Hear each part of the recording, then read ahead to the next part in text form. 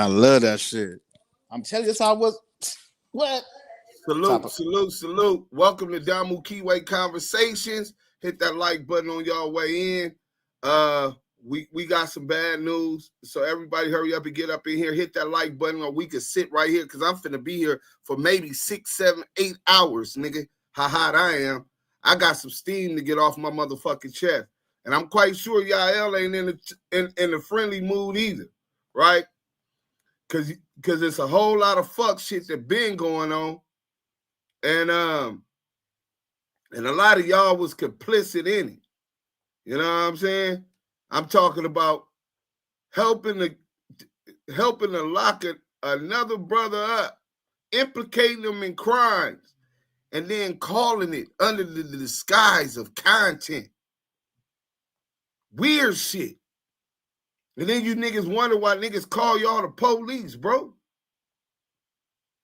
Niggas wonder why niggas call y'all the police.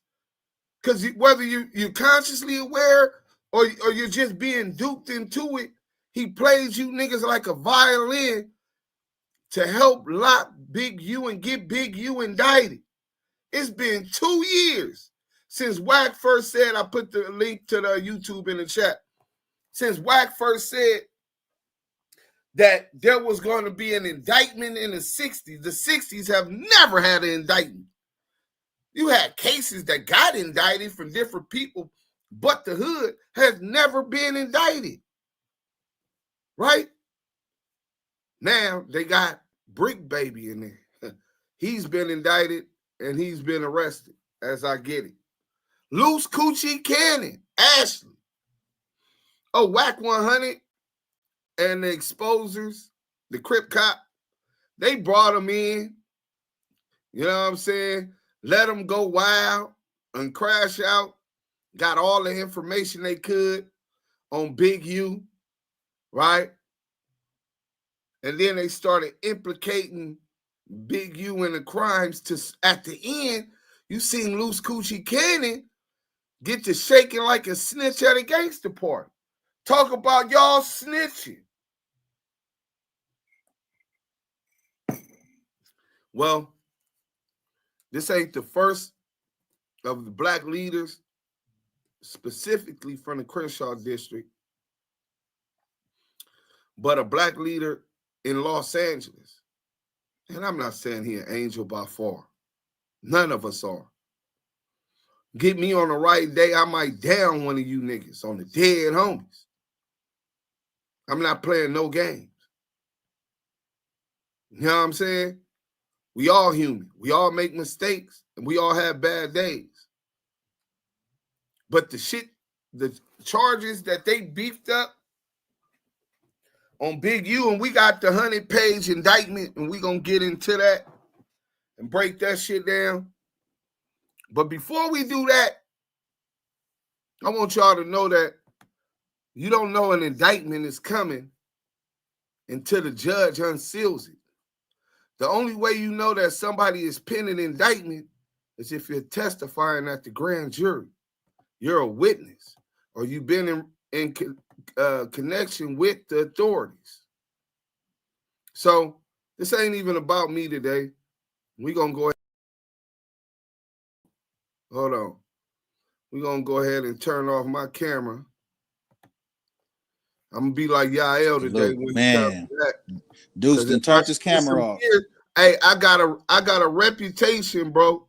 If tears come out my eyes, I don't want y'all to have evidence, my nigga. You know what I'm saying? Steffi Weffy, salute. Dose of Reality TV, salute. This going to be a long time. Hit that like button. Stop just peeking.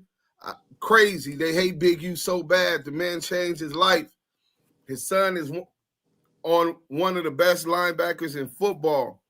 They can't stand to see a former gang member doing better than them on the legal scale. And the feds and the police who was bullied all their life, who were never in the in crowd, they the biggest haters. That's why they reward niggas like CS2 back. I said he was using the same phone from when he was caught on the Main Street wiretap. Yeah. Wack brought down the whole gang and had boys turn into him. He going to Europe or to Africa now. The cat's out the bag. I've been exposed him. But you bitch ass niggas, y'all still was sucking this nigga dick and was trying to get favors and fuck with the nigga. Oh, he just hating. He ain't, you niggas see anything, everything that glitter ain't gold. You niggas see a couple toys and y'all niggas believe that this nigga was not a plant. Y'all believe he was not planted up under the Main Street Mafia Crips and Shaquille O'Neal, like he wasn't planted up under Suge Knight and gave them Poochie, implicating Suge. Him and Veggie wrong. Yo, this shit is wild. It's wild. This shit is our reality, bro. You know what I'm saying? Real G's don't celebrate a man going down. That's a fact. We finna get into this. We finna get into this to this news conference. It's 27 minutes, man. Deuce, before we start, make sure y'all like, comment, and subscribe if you're on YouTube right now. Salute to you, man. Y'all know how the live get, man. The chat is where it's at. Salute to the supporters that's always here. And if you told a friend that told a friend, we appreciate you. Like, comment, and subscribe to the content. If you're on Clubhouse right now, make sure you share the room 3 times. So in the hallway, we can get that shine, man. We appreciate y'all. If you're in the goo, salute to you. Also, salute to the mods on stage, man. Make sure you're on the job. Y'all see the content. Big U, indictment. Our business partner, our brother, our friend. We hate the fact that this happened. And we've been telling you for years. Ducem been telling y'all for years. Hell, TD came on Clubhouse and said it back. You know what I'm saying? But regardless of all that, we got the facts, man. Y'all listening to the hottest podcast on the West Coast, the voice of the culture, Ducem's the Don, and y'all Elder Kiwe, pop star, Damu Kiwe Conversations. The only thing about today that gave me some hope was just like our ancestors that used to have to run and hide in the swamps, fleeing their slave master. Maybe because they caught their slave master raping their mother or their sister or their wife. Maybe because they had the courage and off them like Nat Turner and went on a run hiding in the swamps. The difference is they didn't have cameras on every corner back then in them swamps. The government has tightened up their security until a point where we're all under surveillance constantly. Satellite cameras, Big Brother is always watching. And Los Angeles is one of the worst. But they say he a fugitive right now, Eugene Henley Jr. Hey, Big U, whatever you doing right now, I know they want to buck break you when they get you. I'm hope that you find peace. Salam alaikum to all of the Muslims. I know the brother fasted. You know what I'm saying? But I hope you enjoy this freedom, because there's no doubt that when they catch you, they going to cut your legs off like they did Shaka Zulu, Kunta Kinte, I mean. They going to cut your feet off so you can't run nowhere. They going to whoop you and beat you publicly with the laws of the federal government to buck break you in front of the world for any strong, outstanding citizen within his community that wants to build his community, unify his community, that's not their puppet.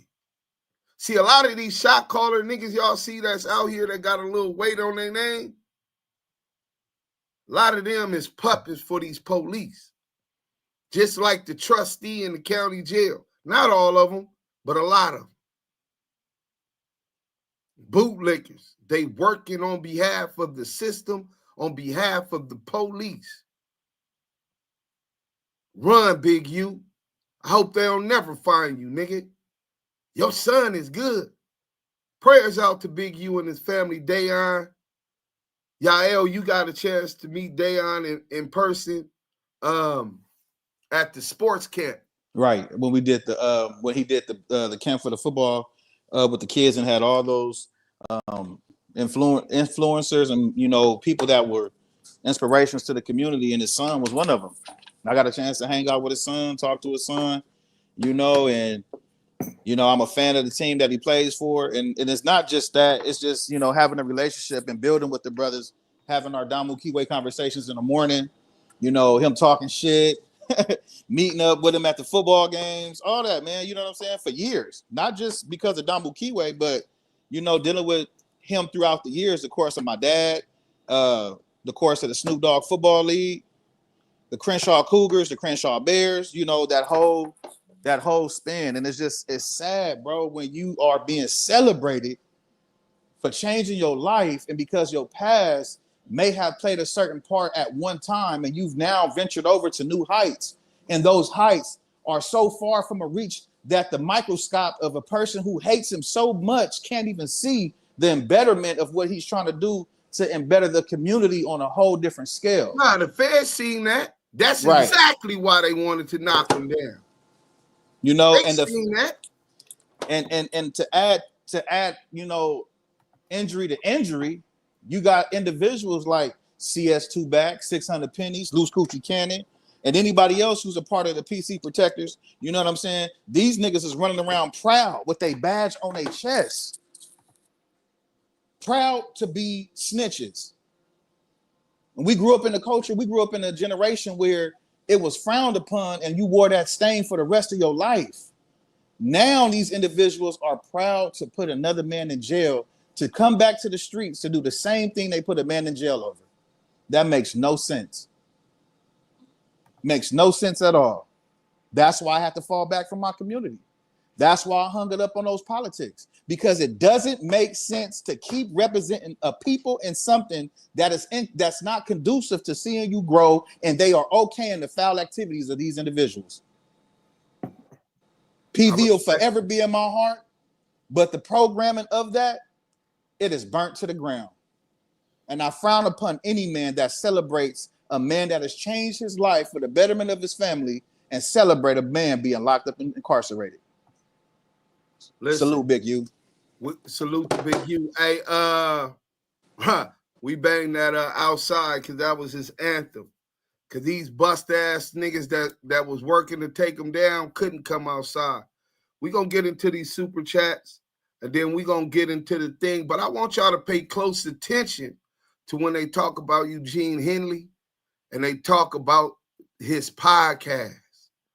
See, I'm quite sure that we've been on investigation. I've been on the federal watch list since I was released from federal penitentiary custody, the Bureau of Prison, FBOP's custody. You know what I'm saying? So I don't do crimes. Trust me, y'all niggas would see me shitting on these niggas in big Audi 88s and all of that, because believe me, I know the plugs, the best plugs for the lowest prices, but I understand the game. Soon as them essays, them Migos get caught up, they done built me up and I done got to it, and they gonna knock my dick in the dirt and give me up to the police. It ain't worth it, bro. I gotta find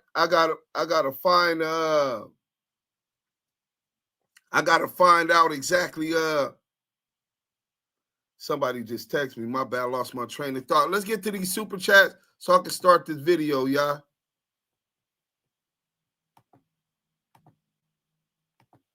We got a $60 super chat. And it might be somebody from Rollin 60s. You know what I'm saying?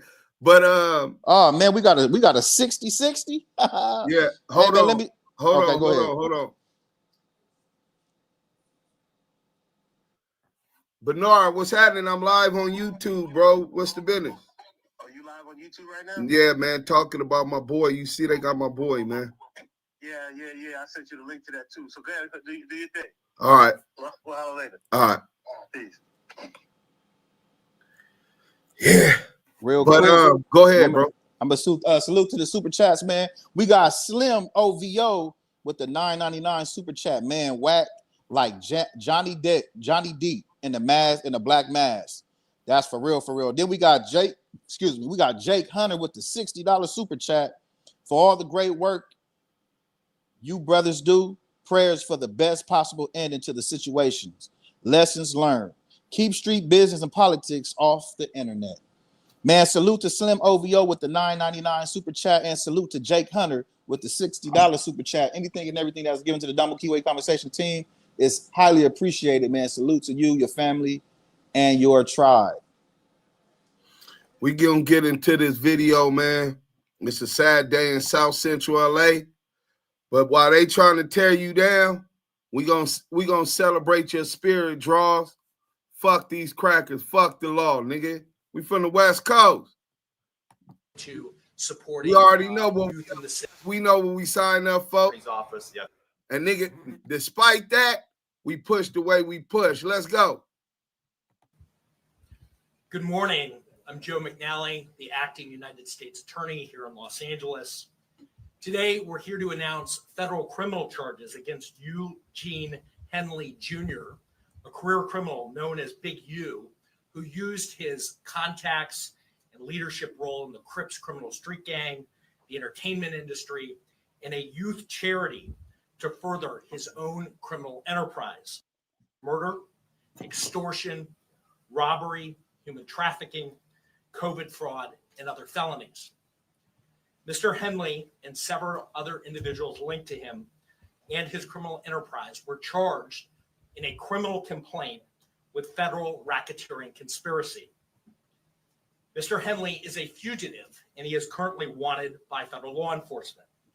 Other individuals linked to his criminal enterprise were arrested today, approximately 10 defendants who are charged in various indictments. Again, Mr. Henley is a fugitive. 4 defendants are in state custody and will be transferred into federal custody, and we are still seeking Mr. Henley and another fugitive. The Department of Justice's top priority is eliminating violent crime caused by criminal street gangs and organized crime. These organizations cause a tremendous amount of harm in our communities.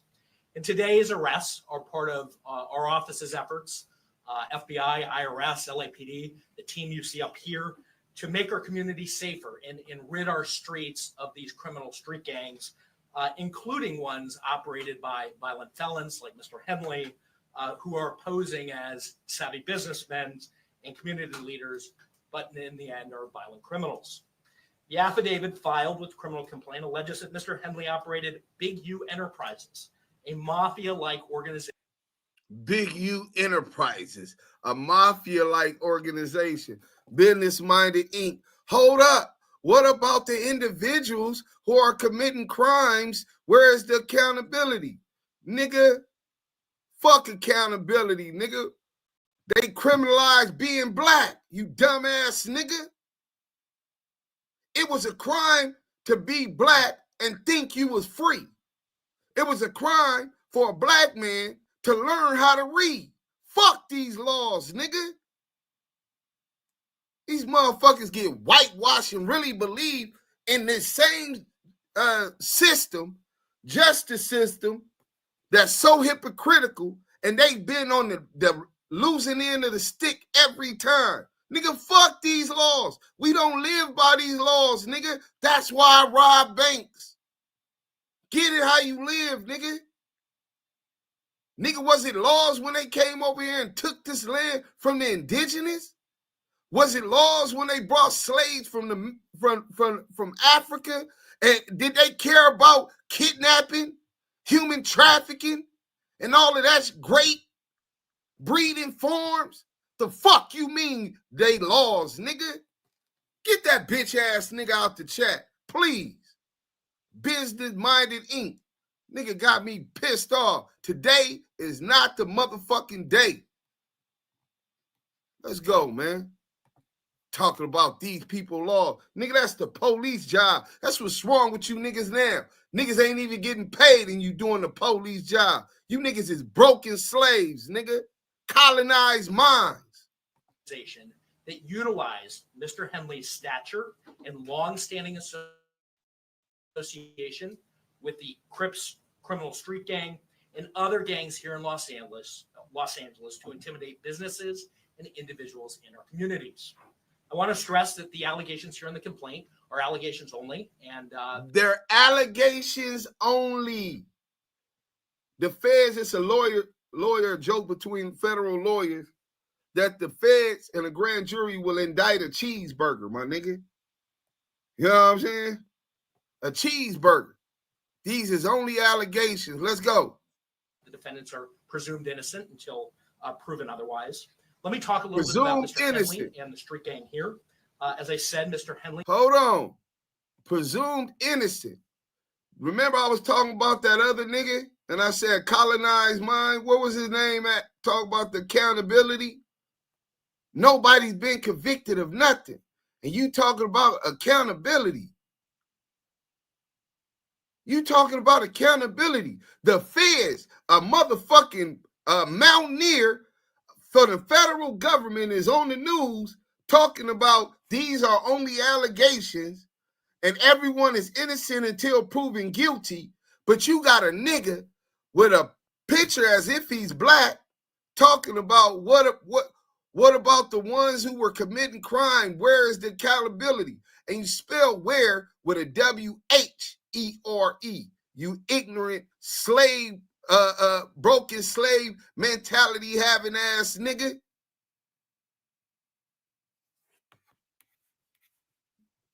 Niggas want to hang a nigga just like CS2 back to Crip Cop 600 pennies and loose coochie. You niggas want to hang a nigga before the motherfucking cracker do, nigga.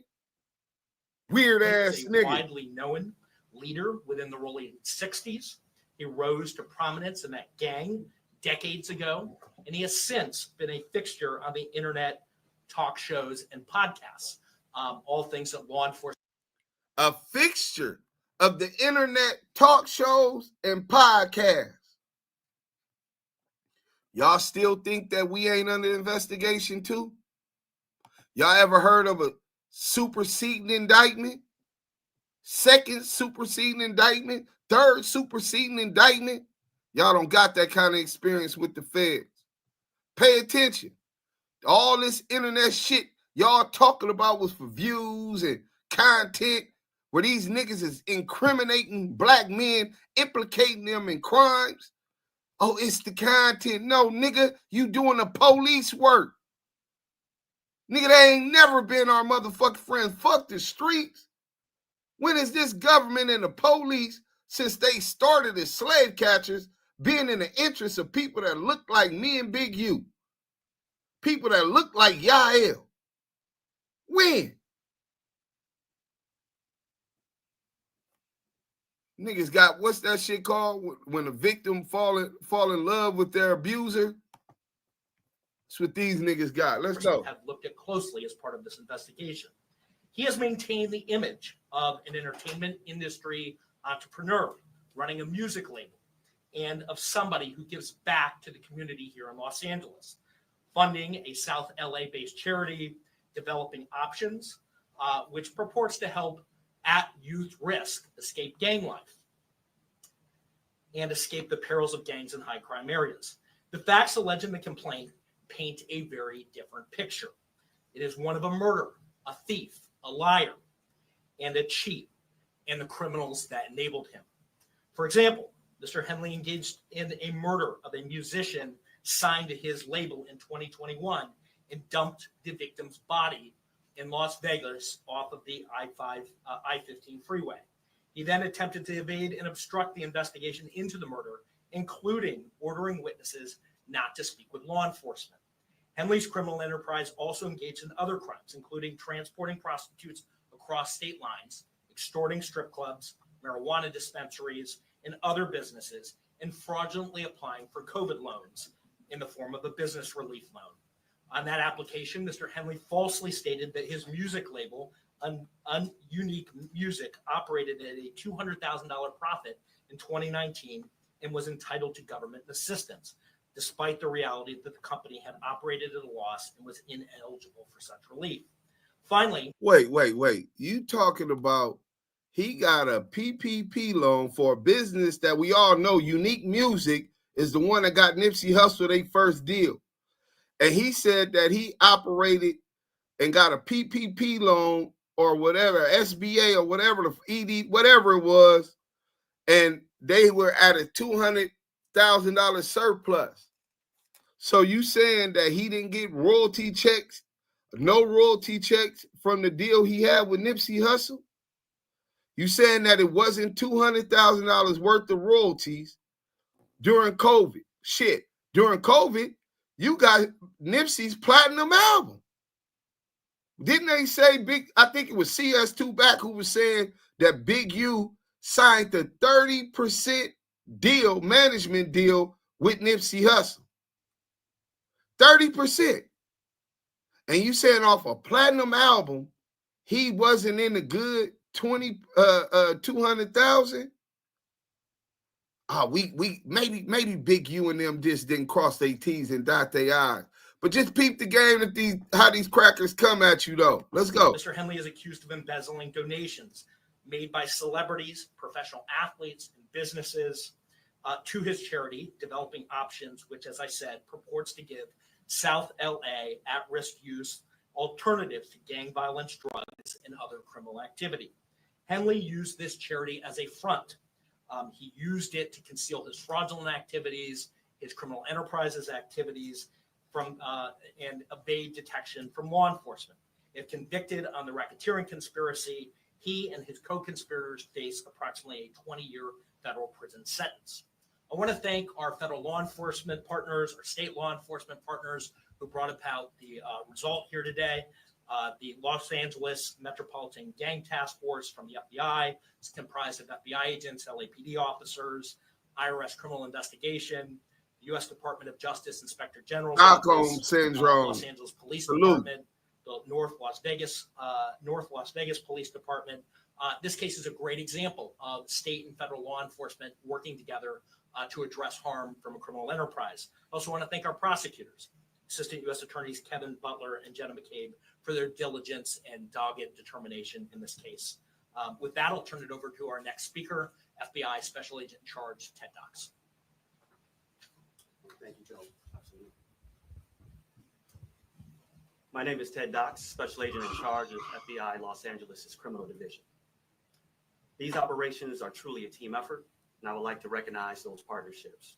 If not for their commitment, dedication, and follow-through, we would not be here today. First, I'd like to thank LAPD, IRS Criminal Investigations, and the U.S. Attorney's Office for working collaboratively for the past 4 years. In this case, with FBI Los Angeles Metropolitan Task Force on violent gangs. I'd also like to thank the U.S. Marshal Service for their assistance today, and many departments in California, Arizona, Nevada, and the North Las Vegas Police Department. Now, this morning, hundreds of agents and officers, including multiple SWAT teams, executed multiple arrest warrants for many of the 19 defendants charged in this case. Search warrants were executed at 6 locations. Those searches continue to be underway. 4 of the 19 defendants were already in custody, and 10 defendants were taken into custody in the last 24 hours.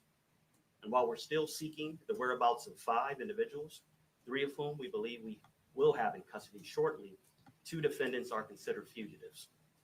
They are Eugene Henley Jr., also known as Big U, and Brian Mejia. We will provide their photographs to the media following this announcement. Anyone with information as to their whereabouts should not take action on their own, but contact the FBI. You can reach us by calling 1-800-CALL-FBI.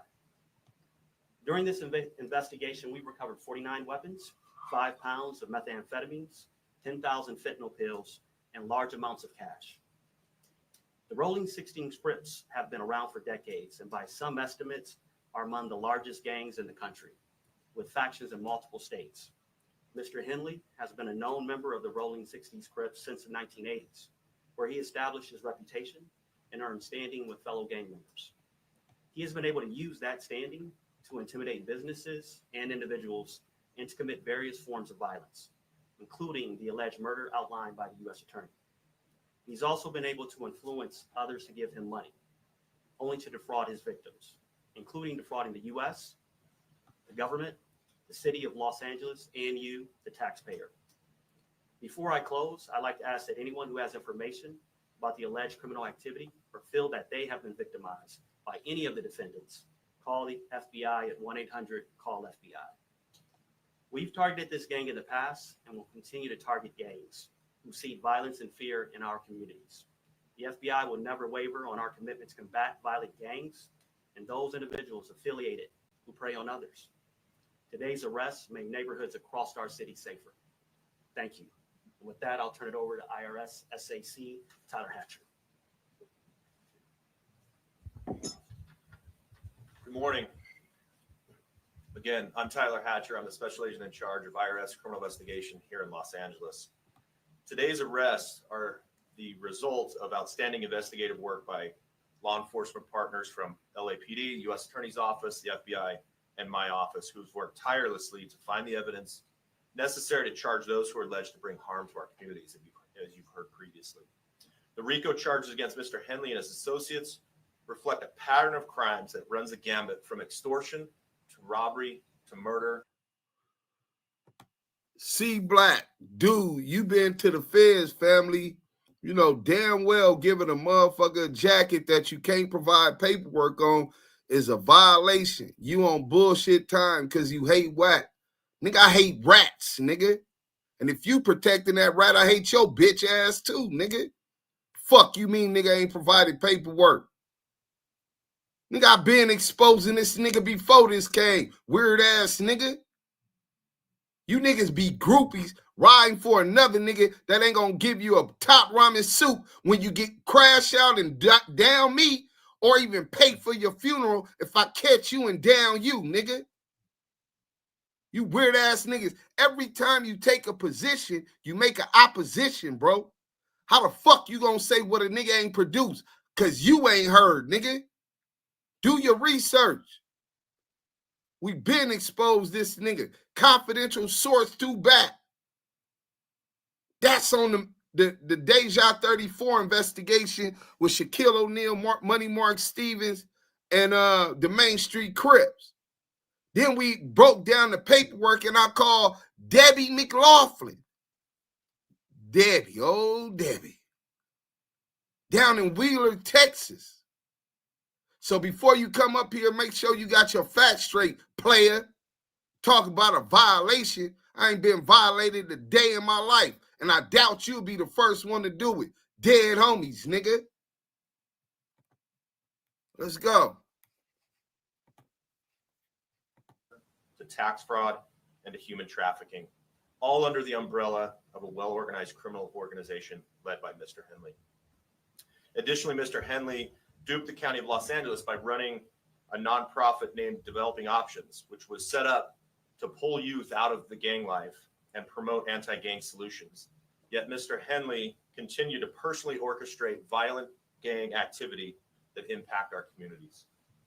Donors trust that their donations will be used in a manner that's consistent with what the charity was set up to do and applied as intended. In this case, it was for the benefit of at-risk youth. Financial transactions leave a trail, and IRS criminal investigation special agents are the best at following that trail. The trails led to allegedly lead to Mr. Henley's personal bank account, and the money trail doesn't lie. Organized crime victimizes our Los Angeles communities far too frequently, but the arrests made today demonstrate our commitment to making Los. Wait a minute. Mike Santana said, so you can't change your life and straighten up and fly right? This is some bullshit. Hey, Mike, this might have been the best comment I've seen so far today, bro. That's the harsh reality of the criminal justice system. They want to judge you on your past, whether it's the 3-strike law, whether it's the career offender law.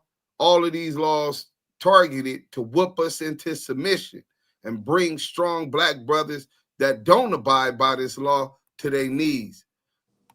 Real quick, Deuce. Yeah. Real quick, man. Salute to the super chat. We have another super chat. We got Crenshaw Grinder with the $20 super chat. Salute to the home team, LA, all day.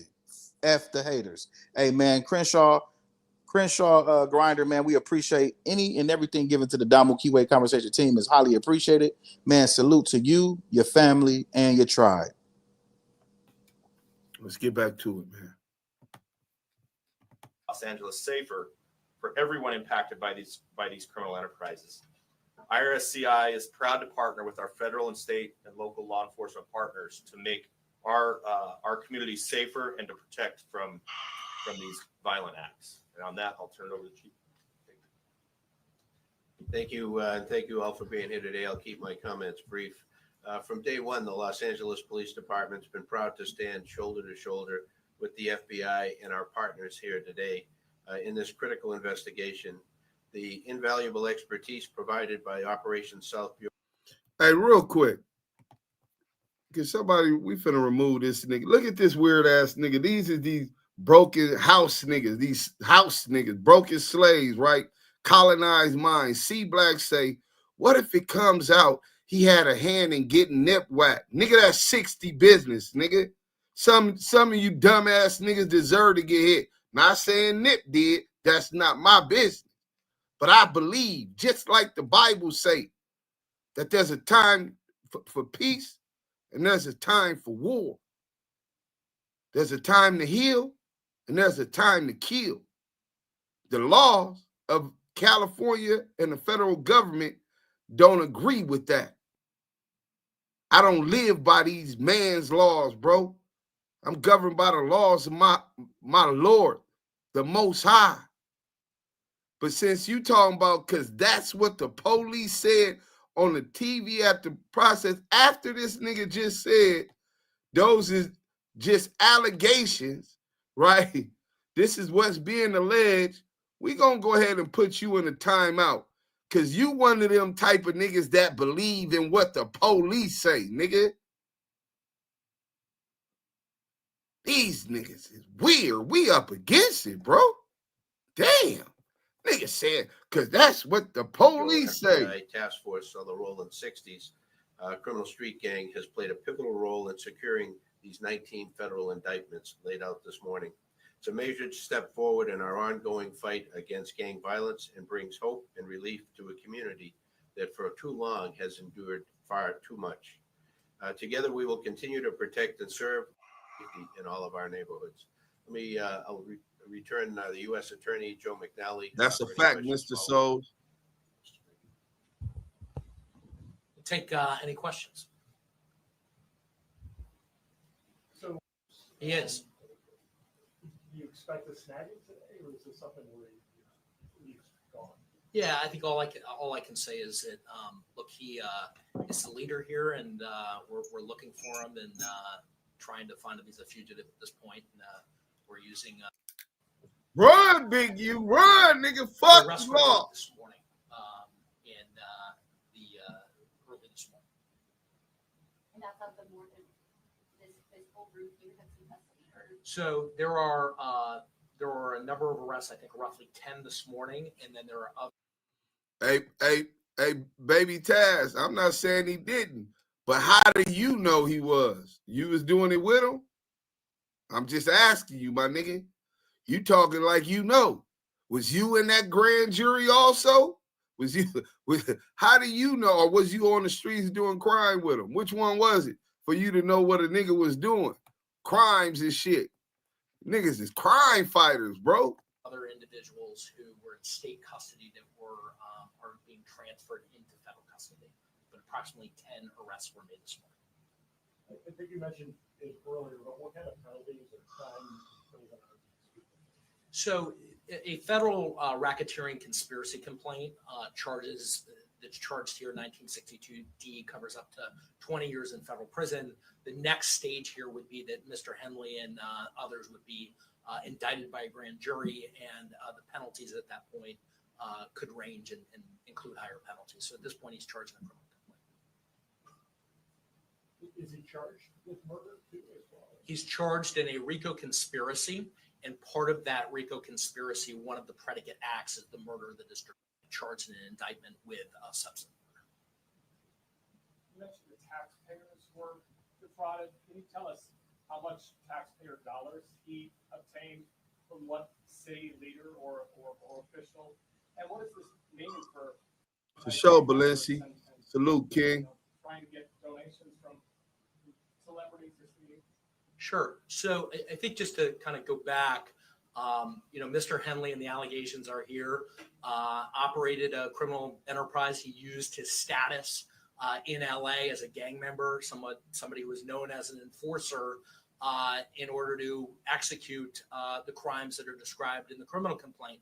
As part of that, and to get to your question, he also had this charity and held himself out there to be somebody who was committed to reducing gang violence, committed to supporting youth in the city.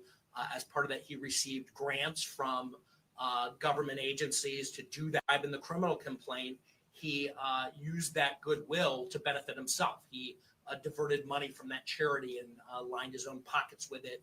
And that money was ultimately traced, and that we can show that he used it for personal purposes. So there was an embezzlement angle to this, to the criminal enterprise, where hundreds of thousands of dollars were siphoned off to charitable purposes, gang reduction, gang intervention. Instead, he used it for his own purposes. In addition to that, there was tax loss. And like many of our cases, we ultimately do a financial investigation, and we see that happens often. There's a parallel tax conduct that is also described in the complaint. That the charity ultimately siphoned off for his purposes. It was a charity that he controlled, and again held himself out there to be, as Chief McDonald said, these communities, it's oftentimes our poorest communities that need the most. He held himself out as somebody who was part of that team trying to improve South Los Angeles. And the facts in the indictment and the wiretap calls that we intercepted as part of the investigation that are described in the complaint, not the indictment, the complaint, describe that contradiction. That on the one hand, he's Mr. Charity, and on the other hand, he's engaging in all this criminal conduct. That's set out in the criminal complaint.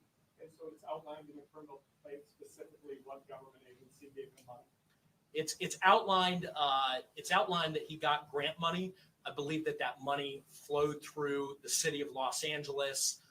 But I don't have the specifics in front of me. What I can tell you is that typically, grants flow through the state and then eventually, are typically issued through the city. And to the tune of hundreds of thousands of dollars? Hundreds of thousands of dollars.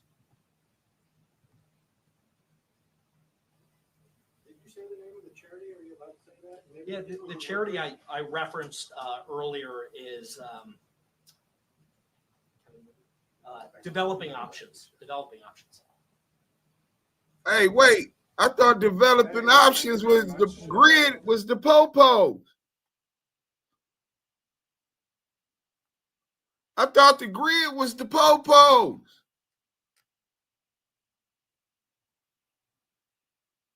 Where all these bitch ass niggas was talking about, if you a grid worker, you the popo. Well, the police don't usually lock up people that's working with them. Usually. Sometimes they still got to do some shit. That's deep, dudes. That's deep. They on one hand, they said, Big U is the police. He's a rat. Ain't producing no paperwork yet. Not even one nigga in the penitentiary to say he in jail because of the grid program, or fuck the grid program for developing options, right? Then on the other hand, they incriminate and implicate them in all kind of felony crimes, murders, extortions, robberies, and all this. Dude, you there? Yeah. Can you hear me? We can't hear you, y'all. Dude. Yeah. Can you hear me? No, it's Rose. It's all of them. They all been working. That's what they got in common. Just remember this. Rico the Rat Rose said 600 ain't for 60s. He don't know him, don't like him. None of them niggas know each other, but they all claiming 60s. But they got one common thing, and that was Big U. Now we knew that Big U was out there every day at Crenshaw High with the kids. He don't carry guns. They wasn't going to get at him on no gangster shit. Nah, that's not their style, right? See, it's only two ways to get at a real nigga, bro. And that's on some gangster shit, on some police shit. It seems the exposers chose the latter a long time ago. Let's go. Last question. I apologize. Just your efforts to find Mr. Henley. Have you had, do you have any idea about his potential whereabouts, or any more that you can tell us on? No, other than he's a fugitive, and he's being sought by law enforcement. And we're obviously looking for him as we would any fugitive who's engaged in the type of conduct that's alleged here. Will he be in Southern California? No idea. We believe that he may be in Southern California, and for that reason, we're providing his picture and encourage anybody to contact the FBI who knows his whereabouts. All right, thank you very much. The press release is out. There's a copy of the complaint and affidavit that's attached to the email that it was sent out if you need it. You know where to reach me. We do. If you want to take these photos, you can go up and take photos if you want. Yeah. There's no digital copies. I will take something with my phone. Oh, yeah, so I guess.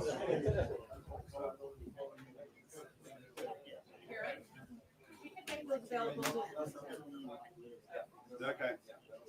We'll put it on Twitter, but if anybody needs the photo, contact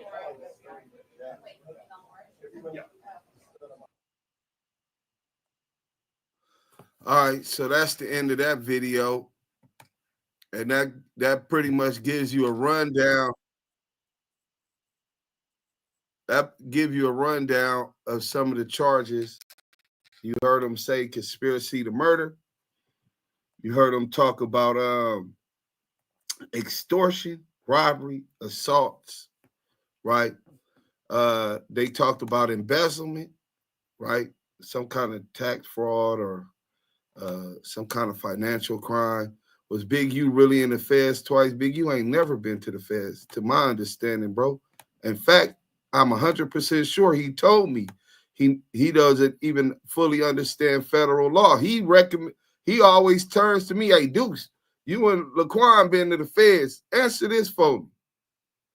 When niggas talk about federal law, anybody still dealing with whacking 600 or rad 2? Yeah, bro, that's how I'm going to treat them. So let's get into this since they said extortion. Because y'all think it's content, right? That's what y'all been yelling for the longest, right? Y'all remember this interview? On what platform was that? Academics, rat ass. Wack linked him with academics for this campaign. Y'all forgot this? Let's get into this. Not yet. The only thing I seen with him was a little funny. He didn't say he was looking for whack, but I saw him driving around the parking lot. It was a little crazy. Listen, he wasn't even really near the studio when he said that. That's what I found out. Somebody showed me like he passed the same light post 10 times. This shit was crazy. Shit was crazy. He was driving in circles. He's a real life sweetheart. Holy shit. See, a lot of these niggas that be acting like they street niggas and stuff be like real busters. And, you know, Big U, he got this perception of being this tough nigga because he had niggas like me and my team behind him. So it's like when he start doing fuck shit, then I'm gonna expose you. And it's not like exposing them like a lot of niggas thinking that I'm saying like he had something to do with killing Nipsey. I'm saying that just Cuz just knew about it. You get what I'm saying? And that's supposed to be your brother or whatever. And implicating that Big U knew ahead of time that Nipsey was finna get down. This is why Wack put him on academics. Wack used him like a whore, like the bitch he is, and then let him crash out and sold him down the road to the slave catchers. Now he at the bottom of the ship, enslaved in chains and shackles, implicating Big U. But this is content to house niggas like academics who first targeted Chicago. Shout out to the rat. See, everything moves from east to west, just like the sun rises in the east and sets in the west. Academics picked up his and focused on a coast that he hates LA. He's been very vocal about how he feels about Los Angeles. But here he got a nobody, Luce Cannon, who ain't from 60s, never got put on 60s, right? Doesn't have one hit single. My music career, I own my masters and got a hit record. Hit your Bremen, nigga. My music career surpasses his. But he's not on there to talk about some merch he got. He's not on here to talk about some business endeavors, academics, hip-hop police. That's why they probably ain't got him on all these cases that just been disappearing, all these weird cases and allegations, right? And he runs them. Got Luce on here, and he gets right to it. A minute and 12 seconds, he done already implicated Big U in a conspiracy to murder as it relates to Nipsey Hussle. It's cap. But even if it's cap, it could start an investigation if one ain't already started. Let's go. Supposed to be your little homie and stuff like that. Why you didn't tell him that the nigga Shitty is coming to kill him? You get what I'm saying? And I that's know where he knew that. I think that's the wild thing. I mean, I ain't no way he knew that. No way he knew that shit. Like, he would have told him.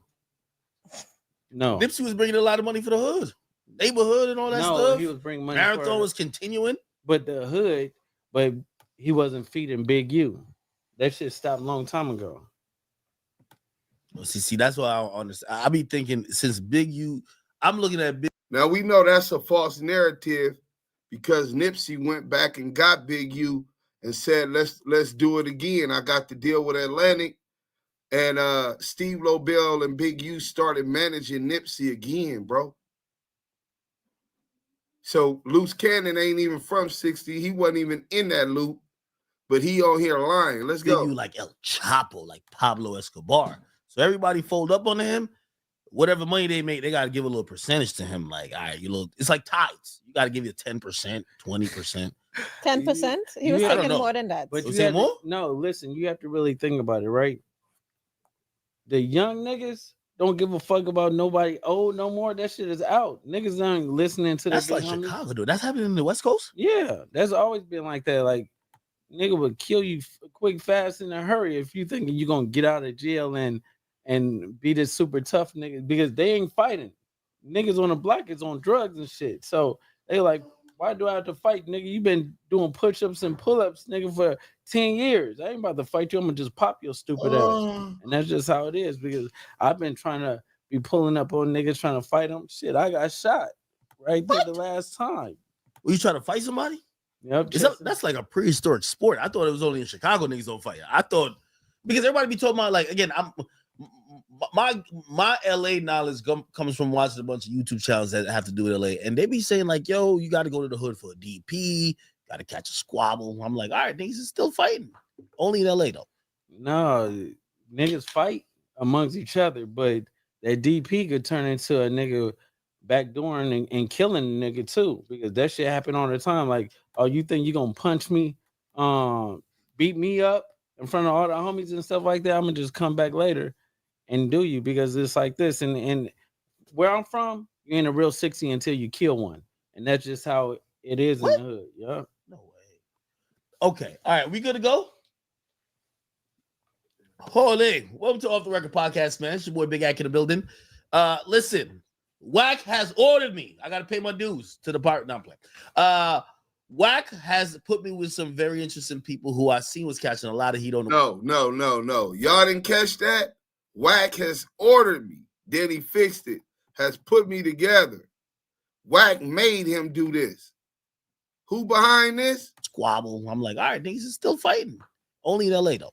No, niggas fight amongst each other, but that DP could turn into a nigga backdooring and killing a nigga too, because that shit happen all the time. Like, oh, you think you gonna punch me, beat me up in front of all the homies and stuff like that? I'm gonna just come back later and do you, because it's like this. And where I'm from, you ain't a real 60 until you kill one, and that's just how it is in the hood. Yeah. No way. Okay. All right. We good to go?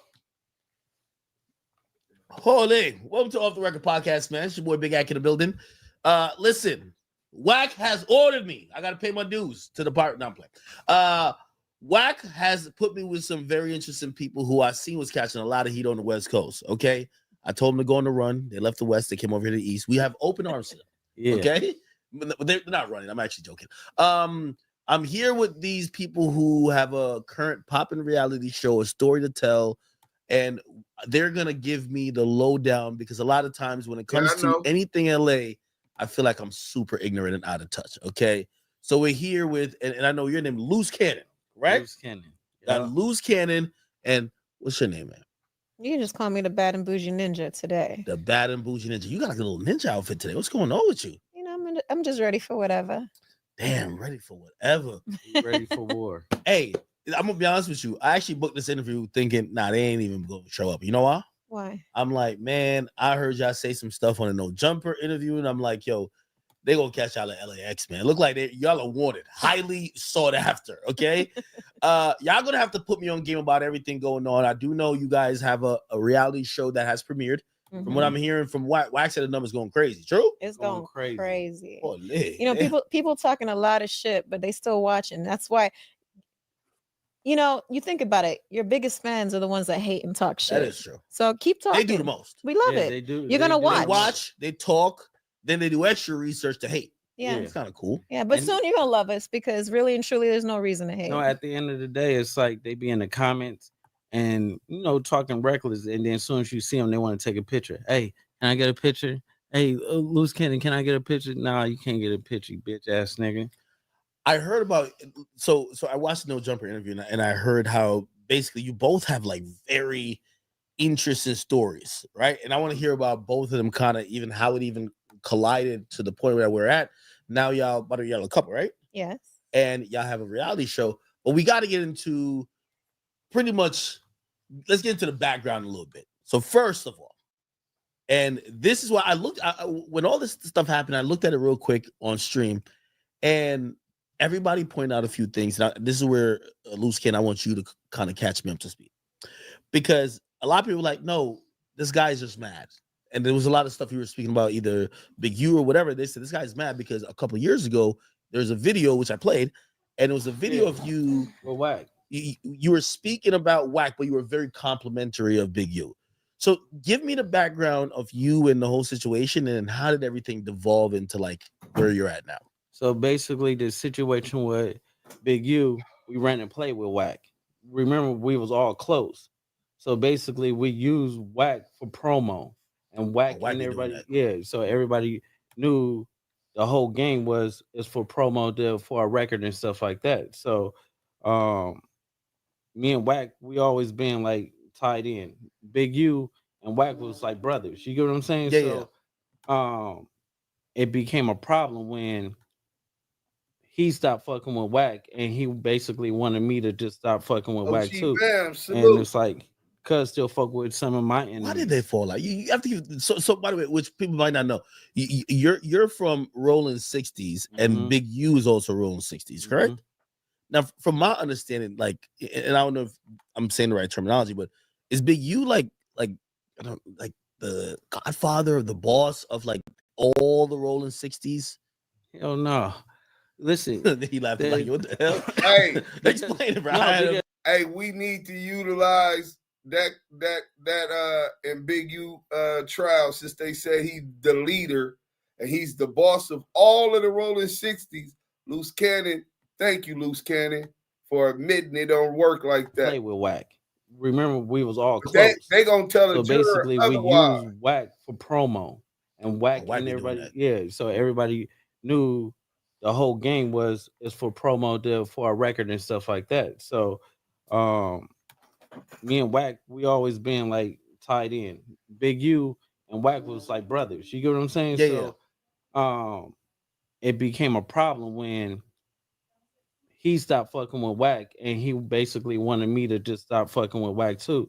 And it's like, cuz still fuck with some of my enemies. Why did they fall out? You have to give, so by the way, which people might not know, you're from Rollin 60s, and Big U is also Rollin 60s, correct? Now, from my understanding, like, and I don't know if I'm saying the right terminology, but is Big U like I don't like the godfather of the boss of like all the Rollin 60s? Hell no. Listen, he laughed like, what the hell? Explain it, bro. No, because at the end of the day, it's like this. People get a perception that one nigga could run 10, 15, 20,000 people. Hell no. Can USA Army be ran by one person? No. You have to have, like, it's different sections in everything that you do. And it's like Big U is just one of many. And then cuz he do so much police shit and be acting like the Big nigga U? is, yeah, he do a lot of police shit. Big U, you a sweetheart, you a bitch, neighborhood crip. Nigga, and I'm telling you, right? You do a lot of police activities, and then when somebody call him out on it, then he be like, oh yeah, don't fuck with him, don't fuck with that, because a nigga will expose him. But then he had like niggas like me protecting him, so it's like Okay, so the point you was using from well, you got to explain the police because like police is okay, so he gets paid by the city to tell on niggas. He's a paid cooperator, like an informant. It's basically you got a program, right? And when you got a program, and the city is paying you, and they paying you for like to keep kids from being on gangs and stuff like that, right? Okay. But then one way you doing something, Part of the pain, and then Snoop. another way you telling, oh, we should go get this person, or we should beat this person up, or we need to DP this person, or like cuz ain't hood or something like that. And my problem is either you're gonna be one way or the other. Either you're gonna help the kids and stay in that same straight path, or you cut all the bullshit out. You can't know about a shooting or a killing and stuff like that, and then when the homies get turned in, your name is on paperwork because developing options gave them a tip to where to find this nigga.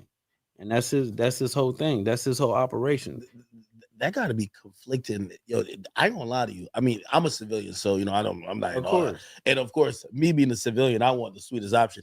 If I could participate in the crimes and tell on the crimes at the same time, that's like lit. Like yo, I could tell them like, yo, y'all go rob this store over here, and then after y'all rob the store and I get mad at you, I tell you. No, after like, he get paid, after he eats off of it, and then he was getting paid, I think like 200,000, right? What? Now he's what contract is this? 700,000 a year. 700,000 a year. He was getting paid that. Yo, that's like a guaranteed NFL contract for like a lineman. No, it is. So I've heard about this before, and at a certain point, I'm like, I feel like he's a little jealous of Big U.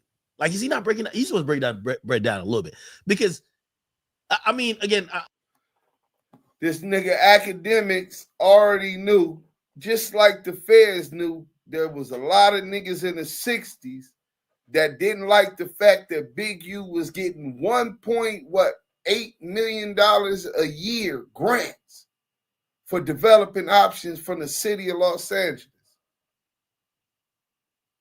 So they got these fuck niggas passing on disinformation, working with the police to get them locked up. Academics ain't from the streets, but he was smart enough to know a nigga getting that kind of money, it's niggas gonna be hating on them if they ain't eating. Pay attention to what's going on. These same bitch ass niggas that's over there claiming they gangsters or hustlers, been working with the police and having these niggas go at Big U, but ain't had the balls to step to a nigga that don't carry guns, that's helping them kids every day. This is nasty work. I know overall you're playing both sides, but let me use the street nigga thing. We're like, nah, maybe he's just spending the police. He's spending them, so he's getting a free check. Yeah, by just we wouldn't have a problem with him spending the police, but when you actually getting niggas prosecuted from the hood, that's something totally different. He didn't do that, did he? Man, this nigga is like LA Times. I mean, cuz couldn't hold water if Jesus told him to. So that's just the type of nigga he is, bro. Like, that's just the type of, like, he'll do like some fuck shit, be like, oh yeah, I gotta play this or whatever like that. Oh, hey, Cannon, get the team. So I get the team ready and stuff like that. We go out, the same niggas we did the shit to, be paying this nigga to get the shit back. And be like, cuz what are you doing? Oh shit. Hey, yeah, you with me, bro? I know you probably at work. You know it, bro. Did you hear that last little part? He's already started. Now he said the same niggas that we do it to, put himself, implicating his dumbass self in a crime, Big U get the money and tell us to give it back because it wasn't authorized. This might help Big U on that extortion. Let's listen to that again. But he's still implicating Big U and profiting off of extortion. But y'all Right. call this content. Let's go. And spending the police, but when you actually get a niggas prosecuted from the hood, that's something totally different. He didn't do that, did he? Man, this nigga is like LA Times. I mean, Real quick, Yogi, that's a lie. They donated because they wanted to. That's what celebrities do. They write it off. Hey, Yogi, thank you for bringing that to us. But that's not how these devils is going word it. They want to undermine his credibility off the top. That's why they do a public announcement of these indictments, because they want to break them down in public and they want to win over the hearts of the people, turn them against them. Let's go. Cuz couldn't hold water if Jesus told him to. So that's just the type of nigga he is, bro. Like, that's just the type of, like, he'll do like some fuck shit, be like, oh yeah, I gotta play out of this or whatever like that. Oh, hey, Kenny, get the team. I get the team ready and stuff like that. We go out, the same niggas we did the shit to, be paying this nigga to get the shit back. And we like, cuz what are you doing? Oh shit. So cuz be on some wild shit. Y'all ever watch Wire? It's like it's like that fat dude from The Wire. He was playing every side. He played like he was cool with the niggas. He was telling the dude shit and the ops. Like he everybody. That's Yeah, y'all remember anybody? Y'all remember that nigga? What's his name? The fat dude. He was fixing clocks. No, that nigga was legendary. Damn. No, that's ill. Hey, listen, I'm gonna be honest with you. When it comes to West Coast stuff, I'm like just like I'm one of the people. I think there's like almost like a fear of like we believe that, you know. I see a lot of people, and no disrespect to dudes in Jersey or even New York that claim a particular gang. Like, they're doing their thing, but like when it comes to like, we almost feel like it's structured in LA, where it's like, hey, listen, all these things happen. There's a lot of respect. If you disrespect, it's a big deal, blah blah. So even when I was shocked to hear what's the name? No. Is great comment. No. It was a and thank you, brother, dude, bro. I'm telling you, everybody in the comment section will know. No. He was a dude. See, one thing I know about the establishment and the powers that be, they don't give a fuck about crime only in as much as it affects their bottom line, right? If Big U was working for them, if he was a puppet for them, he wouldn't be in jail right now. So they will paint a fraudulent picture because they crooked pigs. That man did so much greatness for LA and other parts of the country, but they will always make it worse than it is. Yeah, they beefed up the charges. A lot of that shit seemed like it's going to be beatable off the top, the picture that they want to paint. But we going to be fighting with them on this whole thing. I hope he don't got to fight it. Matter of fact, run, Big U, nigga. Nigga, I don't even want to talk to you no more, nigga. I hope they don't never find you like a Sada Shakur, nigga. How about that? Nigga, fuck these laws. Look, hell of a comment, TH, man. Appreciate that, King. Let's go, man.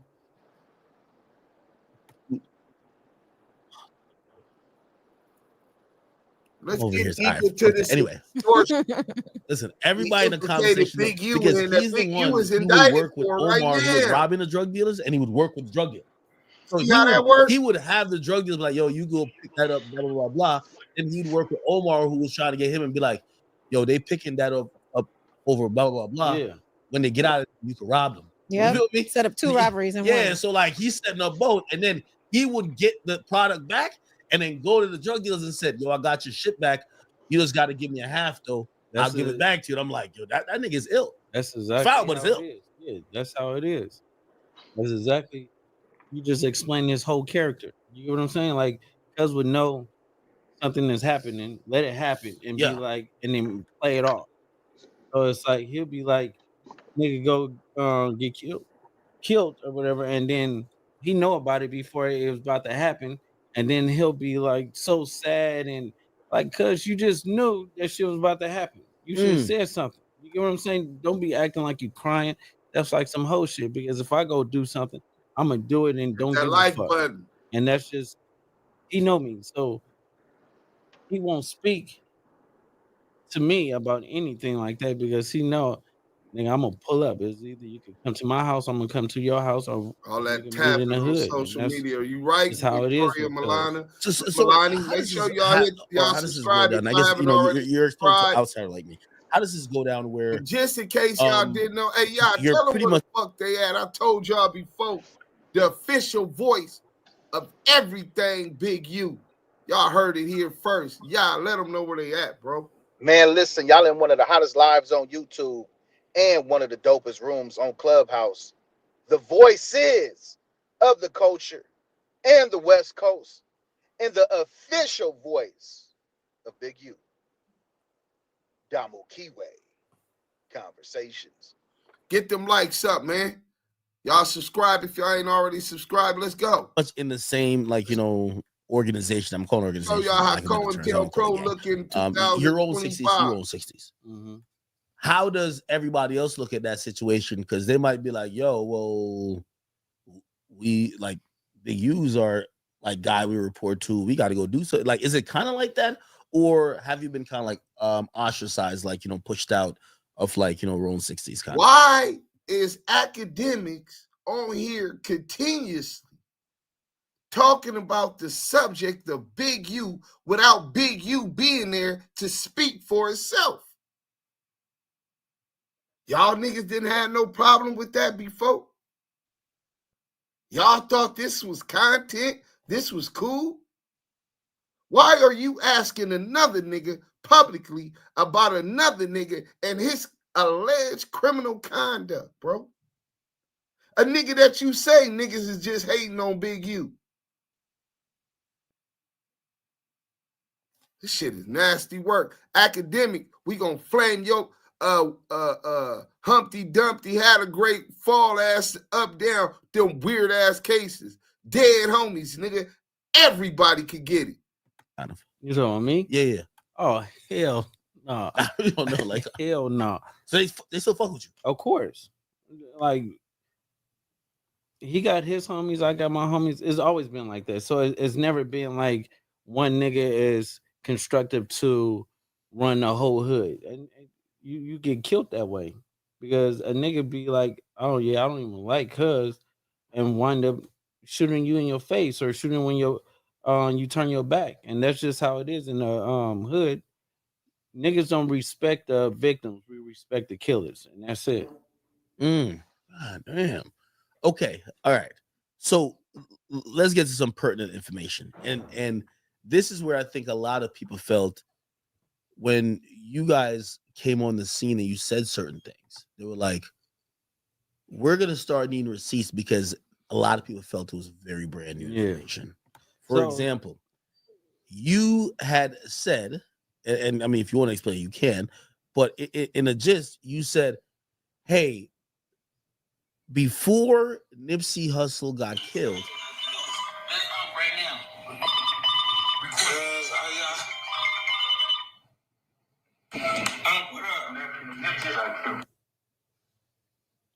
so you have to stay tuned.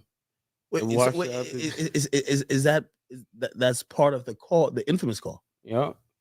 And I just wanted to let niggas know that's a part of it. So y'all gonna keep rewinding that shit back. I got this stamp.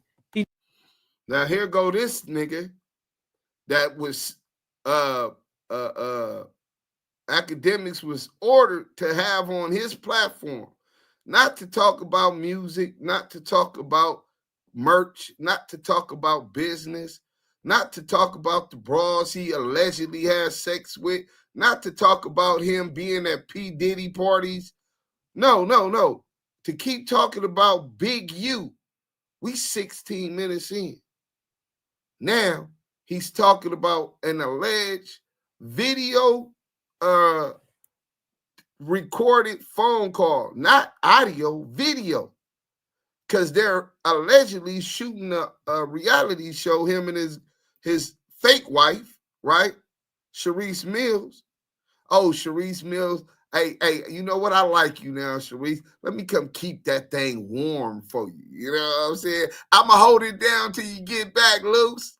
I know your rat ass gonna tell. But anyway, and on this, they shooting a reality show, and Luce alleges that Big U calls 30 minutes before Nipsey was unalive, telling him that Nipsey got shot. Then he claims he talked to Nipsey after that, and Nipsey wasn't dead. And then 30 minutes later, Nipsey was dead. Like, basically, he jumped the gun, implicating him in another murder. But remember, even though 150 police investigated this, they have no evidence of such phone calls, and it's capped, right? If Big U wasn't under investigation, such allegations where the police just admitted that they got a lot of this off of blogs and the internet. This dry snitching is wet snitching. Oh, we didn't know about that. Who is that? Let's start investigating Deuce Sims. Oh, Yael, he's standing on business, punching on rats and niggas that's fucking with the rats. Let's watch him. Good thing me and Yael is too legit to quit. But that don't mean nothing. So was Marcus Garvey. And they found the way to deport him. Let's go. He's put out a cease and desist. A cease and desist to stop us from putting it in the show. So we sicked our attorneys back on them. And if they don't come out with it or whatever, I'm gonna drop the whole thing. And even if they do try to sue, I'm gonna just drop it on. You're just gonna leak that bitch. I'm gonna just leak that bitch. So regardless of the fact it's coming out, sweetheart. Wait, so help me understand. You're not alleging that Big U made a call to get Nipsey killed. No, he never did that. I'm saying that explain. Big U knew he was gonna get killed. I mean, we all did. So at the end of the day, it was either. What do you mean we all did? Yeah, no. So it was either, it's hood politics. So it's either Nipsey had to kill Cuz or Cuz did what he did to Nipsey. So it was. How long did everybody knew that? I thought it just happened like really sporadically in the moment. No, so they got into it. They was beefing, and when they was beefing or whatever, we knew that Shitty is a goer. Cuz gonna go and get his man, because you cannot. Basically, Nipsey put a hit out on Shitty by saying like he's a snitch.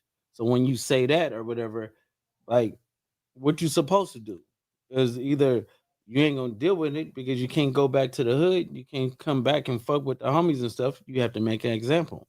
And the nigga that was calling him a snitch, he made him an example. Right. That's just the rules of the streets. We're not mad at Shitty for doing it, but we mad at Shitty for taking away a nigga that was representing the hood the way he was doing it. Like, but in street rules, that's just how it is. Really? I've always wondered, and I've heard certain people kind of give that perspective, saying, hey, listen, the way how, like, just remove the celebrityism and the fan loving a certain person for whatever reason. If someone is referred to as a snitch, or if that's how it's going down, what Shitty did, right? And he's the guy, Eric Holder.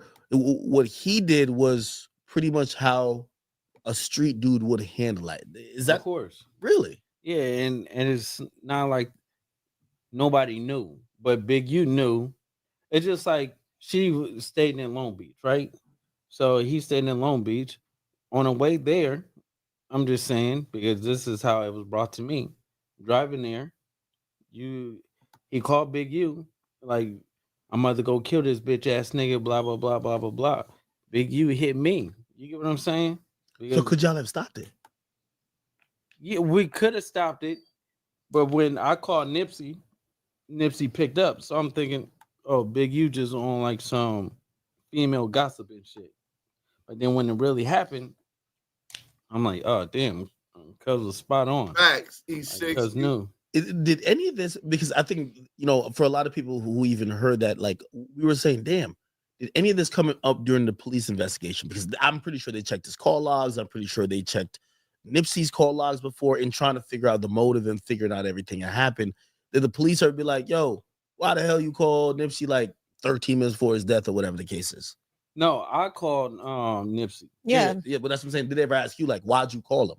No, because shit, I'm not about to deal with it. I'm not even gonna pick up a private call. I ain't gonna pick up because when it's private or it's restricted, that means it's either your probation officer, parole officer, or somebody that you don't need to talk to, and that's like the police.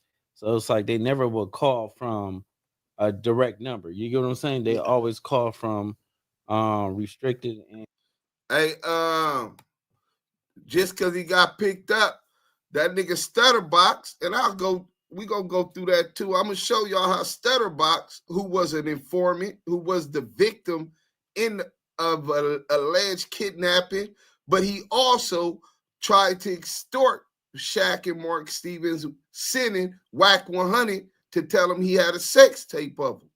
So just because you get picked up, nigga, don't mean you ain't ratting. Nigga, you ain't listening to this shit this nigga Luce on here talking about. Implicating a nigga publicly in criminal behavior. Be official 206. Nigga, you ain't too official if you don't know this nigga ratting, nigga. The fuck is you talking about another nigga business for in the first place, nigga? That's some gay ass shit. You niggas is weird, bro.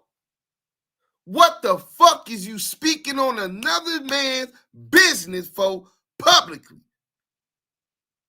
Then you talking about his alleged criminal behavior publicly, nigga. Fuck you mean why he in a police suit? Nigga, these niggas is weird, bro. Dick suckers, you niggas is groupies. Nigga, and I guarantee you, nigga, this nigga Luce finna be victimized up in that motherfucker. Dead homies, nigga. That nigga better PC up. block numbers. So no, I don't even play those games.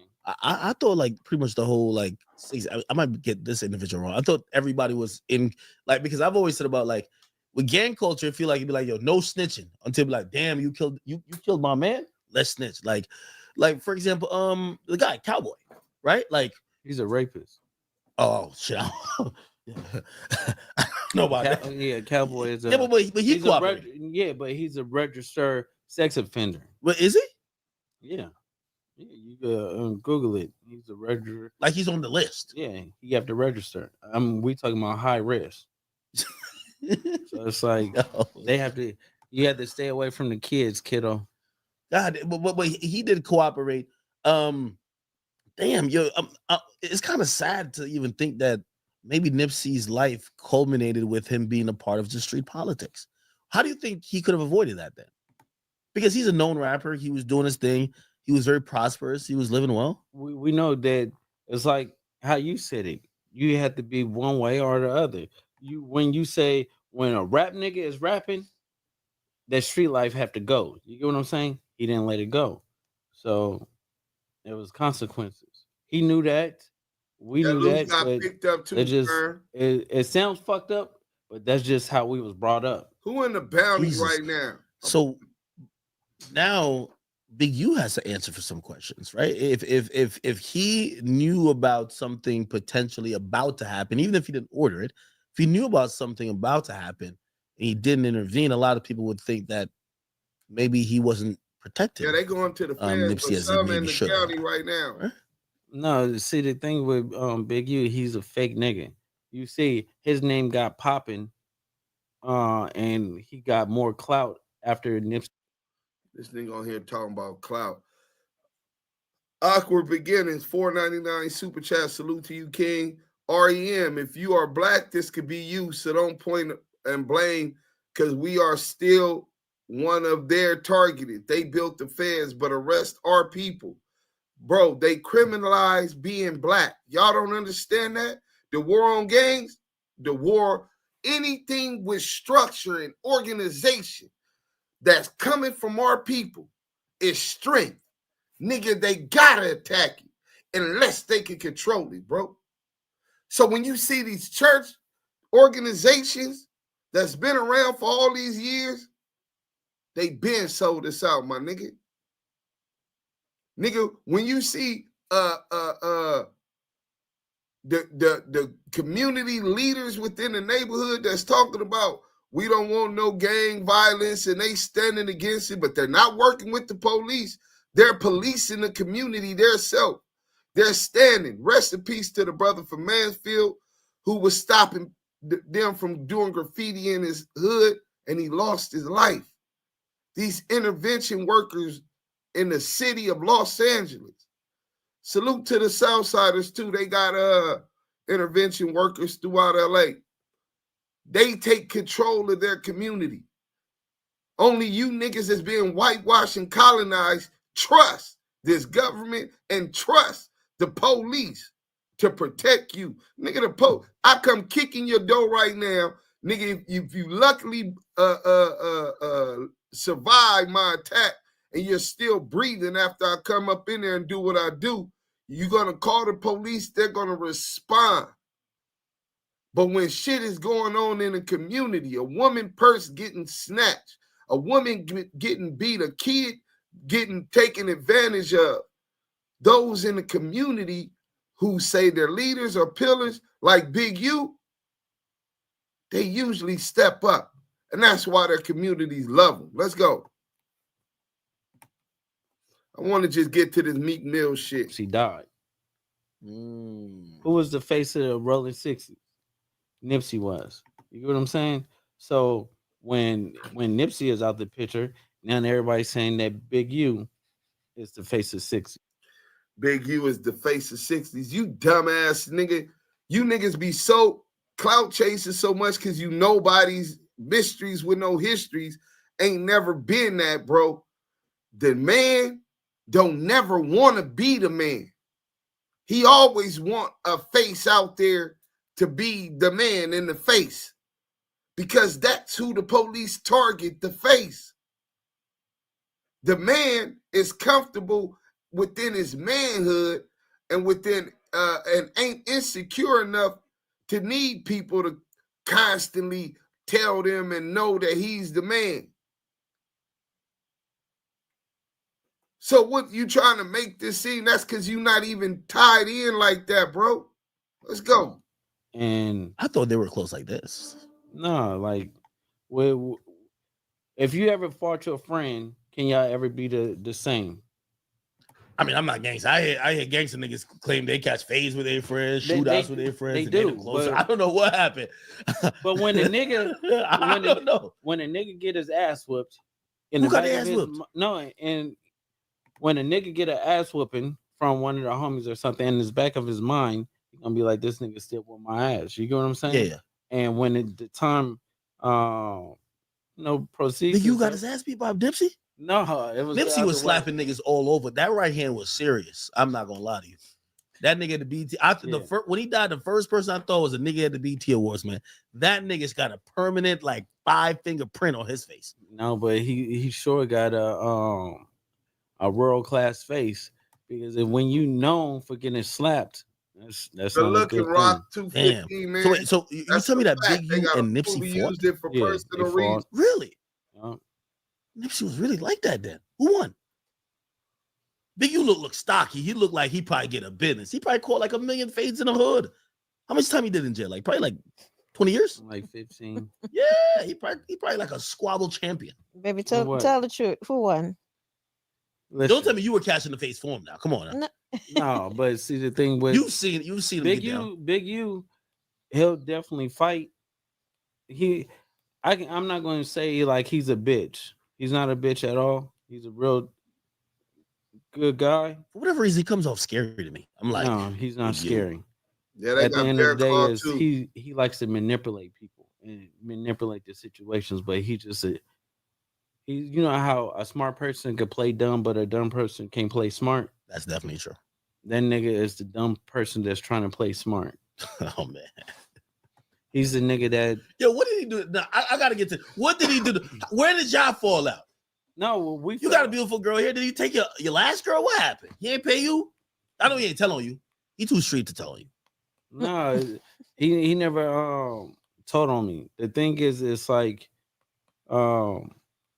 when it comes down to certain situations in the hood and stuff like that, if I don't go what he say, then he have a problem. And then he was doing like slick remarks to other homies and stuff like that. So when I pressed cuz about it, I'm like, what's up, cuz? Like, you got a problem or whatever like that? You fucking with Whack, and Whack deals with the police. I'm like, cuz. So he said Whack was the police.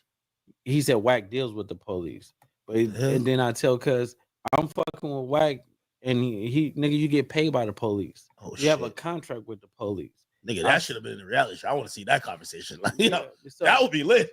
Yo, if that be on next week episode, where's my credit card? Let's go.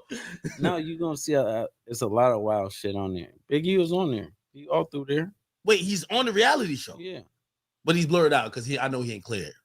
No, he's not blurred out. Oh, y'all kept the gangsters just like, fuck it. He got to sue y'all. Yeah. Damn.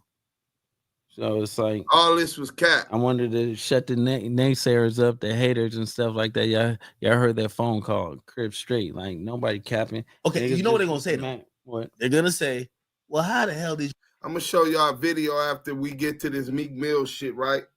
I just want y'all to remember, in hindsight, when you look back and you hear this investigation where all they're talking about, how many minutes in are we? 25 minutes in is Big U and criminal behavior with Big U. That Whack 100 set and forced academic to do this with this nobody, with this mystery with no history. But remember, Real Eyes said Reggie and Whack strike again. Of course, Reggie texted me, I think the night before last, talking about Vlad TV. He think he did too much on Vlad TV, reacting to my interview with Suge Knight, me and Yael. So I was like, yeah. Then he said, Big U, let me read it because I don't want to misquote it. Let me go to my text messages, and I'll put this up in my community. And hold on. Let me go. I put this up in my community so y'all be able to see. He said, this when he sent me his, okay, boom.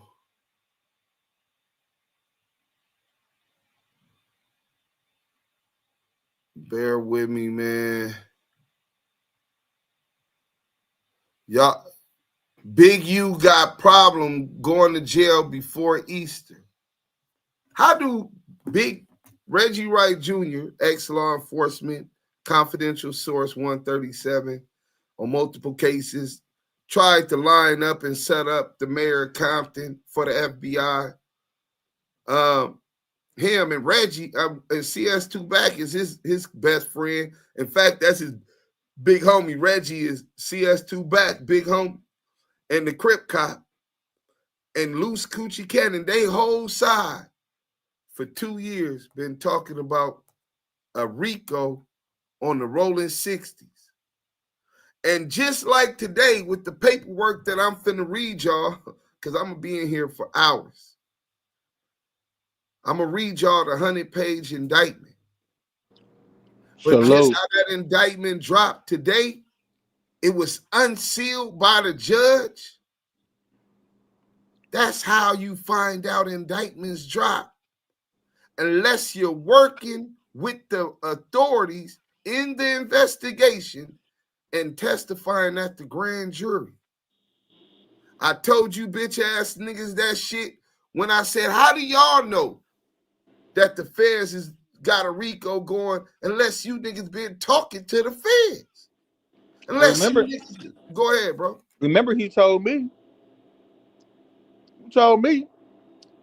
it's an indictment coming on the 60s in Big U. This is Luce. Oh, yeah, to speak on that, I forgot all about that. Right. So around the time he lied and said we was going on tour, that whole spill, he gets on the phone with some dude. I don't even know who this dude With was. Lil Durk, to be exact. With Little Durk. Whoa. Bro. Hey, is it starting to add up now, Deuce?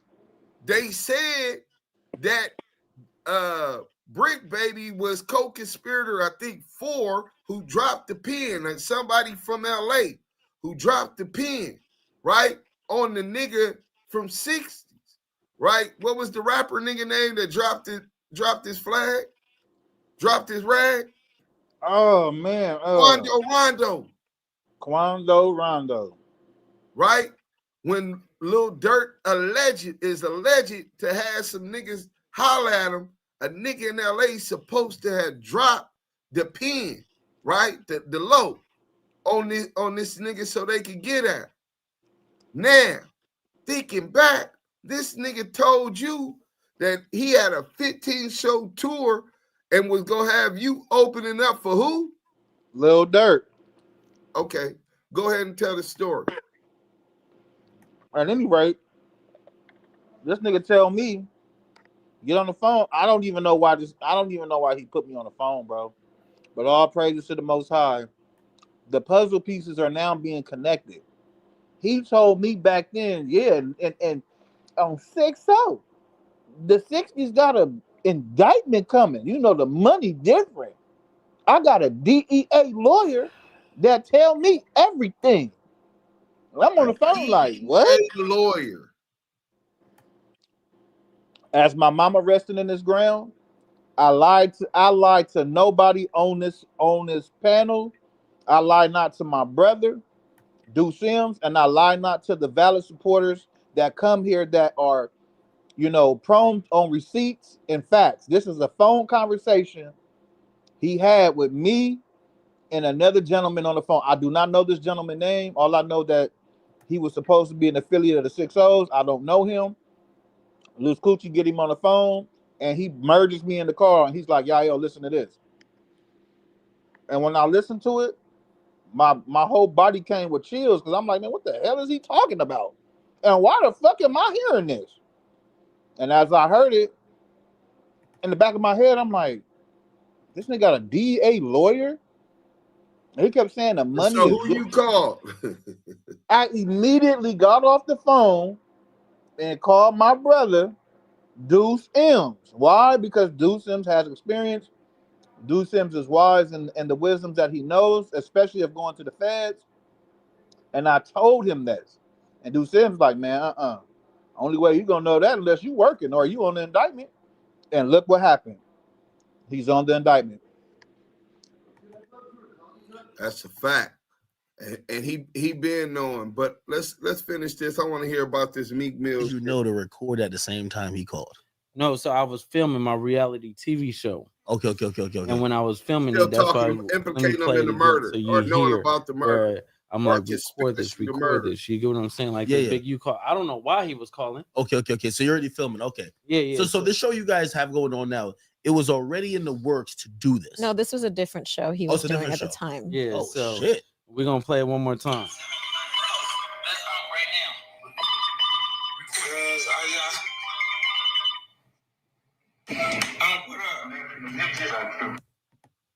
Oh shit! You gotta change the ringtone though, bro. I ain't gonna lie to you. Well, that was old time. Yeah, it was old. You get what I'm saying? Okay, god damn, man. Have they cleared it up? What clear? No, I think Big U responded to something. I ain't gonna lie, he was kind of cryptic. That's what I was fearing for your life. You ain't see it? I'm about to Google it right now. Yo, he had wrote some shit. First, he like put up a clown thingy. Like he talked like Jay Prince low key. I be scared of niggas because when a nigga can't speak about something directly, that it sounds like that nigga already sent the hit. I be just kind of like Adam is working with him too. I believe. Of what? Quite certain. Boy, Big U is waiting to throw rice at a Chinaman's wedding. Cause all the killers know me. So we all get along. You can't act tough with a tough guy. You get what I'm saying? So we it's normal. So like nigga, if I get a tingling feeling that nigga you up to something, I'm gonna just do something to you bad. Yeah. Holy shit. How do you fall into all of this? Because you seem like even though you got your ski masked up, like you seem like his beautiful, sweet girlfriend. Listen, put like this. I ain't no gamer, but I be having some niggas I got issues with. And anytime I'm dealing with a girl, I'm usually be like, I don't want to bring you into none of my bullshit. Do you feel like with all the shit, like my man sitting here with a bulletproof vest, do you feel like you're kind of dragged into some of the things or pretty much inheriting some of the problems that he has? Well, for one, I'm his wife, not his girlfriend. Oh shit! Oh, my bad. Excuse me. So of Bye. course Oh, you riding- I'm riding. I told him to wear that vest because he's not afraid to be shot. He's been shot over 10 times already. What? You're lying. So no. His most recent shooting was, you see that scar on his arm because Yeah. he went to block his face. So you know, Well, you've been shot 10 different times, or at 10 bullet. No, 10 I shot bullets, 10 4 shots different times, but and 10 bullets total. God damn, I brother. got 7 of the bullets still in me. So it's like, But was you good? Like you yeah, damn, like, yeah, Yeah. I'm good. you believe in God, right? Like, Oh, he definitely believes in God. You know, he was like paralyzed on one side. He went through therapy. really? That's why even his speaking, like, you know, he had to go through speech stuff. He couldn't like play Yeah, like I shot in basketball, my all mouth. that. So a lot of people, Really? they talk all this shit, you know, like, you know, about how, oh, he couldn't have been shot. He couldn't have did this, or he sounds this. He sounds like he's lying. No, y'all don't understand what people go through. You don't understand, like, he had to go through speech therapy and all kinds of shit to get right. You know what I mean? But we let them talk and let them keep, they'll see what's up. And if they don't believe him, they don't have to. They don't pay our fucking bills. Okay. So how do you guys first meet? Where's your history and everything? Because I was hearing certain shit. I was like, I was trying to know a little bit more about you, because I was like, I won't lie, I called Cap about on half of it. So really, I just want to hear it that I could call Cap in front of you rather than behind your back. You get what I mean? Because you seemingly were have been around and seen a lot of things. Some might even say, well, that's kind of in line with what happens in the industry. But I'm almost shocked that you have experienced as much, I guess. Well, you know, this industry is a very dirty business. You know, a lot of people do things or have to do things Salute, Jermaine. in exchange for Ah. success. You're not talking about Meek Mill, are you? I hope. You're so funny because, you know, Diddy is a hot topic right now, for sure, for sure. But it is factual. I heard Wack on the interview talking about what I did to Meek Mills. Wait, you did something to Meek Mill? Oh Lord. No, I really don't. I promise I don't know. Yeah. I do not know. No, Meek Mill been beef with me today, like I'm Diddy or something. I don't know. No, but see, the thing is, What you do to Meek Mill? No. Oh no. I did hear in the interview. Yeah. It said y'all was trying to kidnap him. No, that's cap though. No, This is what we finna get into right here. Now, Big U, y'all heard the police, the feds talking about Big U was indicted. One of the charges they're talking about is extortion, right? Mia D, make sure you subscribe to Mia. Deuce, you on point with everything you've been saying. What would you recommend to Big U having to go up against the feds? Fight like your life depend on it. They talking about career criminal, which means that he's going to get, if convicted of any of these crimes, he's going to get an enhancement, right? Kind of like the 2-3 strike law. But fuck that. They ain't got him yet, nigga. Hey, nigga, don't call nobody. Nigga, get to Central or South America. Fuck it, get to Africa, nigga. Get the fuck away from them. You know what I'm saying? Continue fasting, praying to Allah. He is the greatest of planners, the all-knowing, the all-wise. And I learned a long time ago, as great as my plans be, he always got a greater plan. Run, because they want to butt break you. They probably already got it rigged up. You know what I'm saying? But yeah, thank you for the question, Mia D. But let's get into Luce Cannon corroborating evidence. This is kind of like what he's going to be doing on that stand, right? If he don't want to get 20 to 30 years, right? This is what the trial, this is a preview to the Big U federal trial on extortion. Let's go. We already talked about the murders, right? He tried to implicate him in Nipsey murder and knowing about it and some kind of conspiracy. But let's talk about conspiracy to extort, blackmail. Let's go. I'm gonna be honest with you. This is why, Meek, if you here, you better squash your beef for me, man, because I really am sticking up for you. You did not have no Meek is he from Philly? You would tell you Philly niggas don't even get kidnapped. Well, no, he was in LA when it happened. Yeah, but it don't matter. He's still where you from? Where? I mean, what? What is that gonna do? It's just like He from the trenches. Or what? Not in Philadelphia. Fuck that academic. shit don't work. So explain that story. Wait, so how did you even come in contact with it? And I think supposedly there was a big U portion of it. Yeah. So basically, Meek Mills was talking real reckless on Twitter. Apparently, there's a big U portion about the Meek Mill's extortion. We're 31 minutes in. And academics, you talking about don't hate on act. Fuck academics. And anybody else who's working with the authorities to take down black people, especially from my motherfucking community, nigga. Fuck that fat, sloppy body ass nigga. But listen to this testimony. And obviously, he already got the word of what he's finna run on Big U up here from the exposers who's working with the hip hop police. Let's go. And stuff like that. So talking reckless. Doing it now. Yeah, so we caught him at the club where he was performing at. And then we grabbed Cuz. We called. But he has security. Come on, you can't just grab like he's not dolo. You just grabbed him. Security is LA niggas.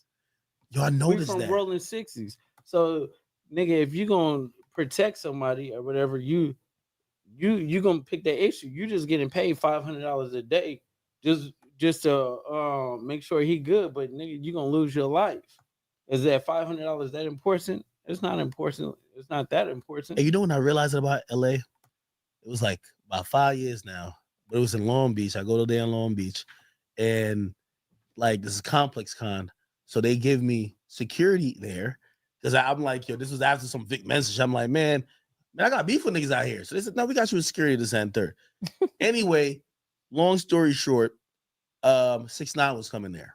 Now, this is at the time everybody in LA. I mean, they probably still hate him, but he was popping out. So like, they were like, oh, they're gonna get security to escort him and walk him. All I knew is that the security themselves was radioing to each other like, yo, that nigga finna come at this entrance, and I'm thinking they're gonna protect him. They had like a bunch of I think the guy he died from Treetop. What's the guy name? Slim. Yeah, Slim Ford. they was out there like an army ready to confront him. So I'm like, how did they know? They were like, nigga, you know the security. The security gave him a tip. They're all with the shit. Yeah, I'm like, so that shit don't work. People be thinking that you could tap. We got a super chat real quick, y'all. It's on the screen. Real quick, we got Iceman Vamp with the $5 super chat. Whack, Luce, 600, and Act, the new COINTELPRO. Hey, you already know, bro. Hey, salute, man. Salute. And then we got Demetrius Miller.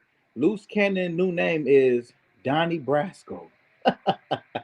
Then we got Awkward Beginnings with y'all think Adam 22 could be giving information to the feds. That's what the 199 super chat.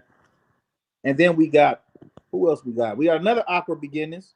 We got Rim, if you are black, this could be you. So don't point and blame because we are still one of the targets. They built the feds, but arrest our people. Hey, man, salute to everyone who's just donated to Demetrius Miller, Iceman Vamp, Awkward Beginnings. We appreciate anything and everything that is given to the Damu Kiwe Conversation team is highly appreciated. Salute to you, your family, and your tribe. Yeah. Hey, Operation Draws Down. Let's finish hearing about this, and then we done with academics for now and Luce Coochie Ashley. Tap in Luce and Lip. just hire private security. No, but the private security is looking at like, oh, this nigga got $100,000 worth of jewelry on. I could get 10,000 or 15,000. Let me call my homies. That's just how it is. Oh, That's why we Vlad come with our getting own framed up security. We too. don't deal with the we got you booked. We got security there. No, I always travel with my security. Good job. I went to goddamn the UK. They was like, they had me with security. Man, it was just the fattest nigga in the group. I'm like, yo, what the hell? That's a good thing. Bullshit. So Meek is in the club. Like, he's up there like, yo, hold on, wait a minute. Y'all thought I was finished and y'all just tapped him on the shoulder. I just want to know. This shit crazy. Cuz didn't even get to that part. He walked in. He can't even get to the intro. No. God damn it. He walked in. As soon as he walked in or whatever, all the security that was with him, they spent around. I grabbed Cuz. Bro, definitely Sure. implicated Get on the himself phone with also. Ross. Honey, all right, that's enough now. Get We're on the not gonna phone tell with all Ross. the details. We gotta hear this one. I said, Oh, get on Lord. the phone with Ross. Now this one gonna go high. Yeah. What? Get on the phone with Ross, neighborhood Crips. So he got on the phone with Ross. I took on the phone with Ross. Wait. So he didn't start like squaring up, trying to swing or nothing like that? And what? You grabbed him by the shoulder, like you put your hands on a grown man. He from the trenches. Like this. They from the trenches. Yeah, I know. A nigga from the trenches, but no, it don't work like that. So he called Rick Ross. Yeah. And Right there in the club. Yeah. And then Ross. Imagine if his cell reception was bad. Yeah. Fuck. You stupid. Listen, the crazy part about it is, So imagine Ross ain't pick up. Like, I don't know. All right, so he called Ross. Why'd you have him call Ross? This is crazy. because we needed that bag, or because was Oh, he owed y'all money. No, he didn't owe no money. We took the money. Oh, this was extortion. Oh shit. It's not extortion. Ken, It ain't all right. See, yeah, we don't want See, I might have to prop. Slow Bus Cannon. Loose Slow Bus Cannon, the fake Luce Cannon at that. He's so dumb and clout chases so much. Not only did he come on here to snitch on Big U, he gets so caught up, happy to be on academics, this lame ass nigga podcast. Nigga, a real nigga don't give a fuck about no podcaster or clout. Nigga got that in the streets. If you know, you know. Nigga, that he implicated himself. Who want to bet that when they talk about these extortions, that Luce Coochie Cannon, that's one of the cases he's going to be charged with? Who want to bet $10,000 that Luce Cannon, one of the charges he's arrested for in jail right now on Operation Draws Down? Hey, ain't that the title that Spider-Lo came up with for the Don't Get Caught with Your Drawers Down? Nasty work. Hey, Spy DeLoke, what was your play? What was your position in all of this? We definitely need to investigate that also. But this nigga implicated, even his dumbass broad is telling him, you doing too much. Clout is a dangerous drug. Let's I would go. bail him out after Listen, this we interview. don't want to get No. We would just say Meek Mill's Snitching and then touchdown. It's snitch fine. on Meek Mill's himself. Look, we don't want to get the extortion part. It was just a business transaction. How much I charge him? 50. That's it. 50,000? Yeah. Now we squabbling in there. What? Yeah. Wait, how many of y'all was there? It was just you? No, it was probably about like 50 of us. 50 of y'all? 1,000 per person, nigga. All right, cool. Yeah, I might get that 50. Then he was hot as hell, right? Wait. So who? I'm pretty sure like Ross hasn't answered to this. Meek neither. They're probably saying this nigga lying. We ain't sending this nigga no money. How did y'all receive the cash? Cash. They gave you cash money. Yeah. No, they ain't gonna say nobody lying. That's why Meek and Nipsey became cool after that situation, because they started using the same PR. So Meek got smart and started hitting Nipsey up, and that's why the Big U feud kept going with Nipsey. Oh, so that's kind of like, yo, if I'm cool with Nipsey, now the homies from Rollin 60s ain't gonna keep tapping me on the shoulder and asking for the bag, because now I'm kind of tapped in. Yeah, and so they kept beefing because it was like Big U looking at it like, Hey, Big Dre, let me ask you something. Is you a street nigga, bro? He said, but hasn't there been tons of other people pointing the finger at Big U for the Nipsey situation years before Luce and 600 started their campaign? People mumbled and grumbled that obviously didn't like Big U, obviously believed that there was some kind of ties with it, but they obviously weren't tapped into the streets, because Nipsey Hussle had numerous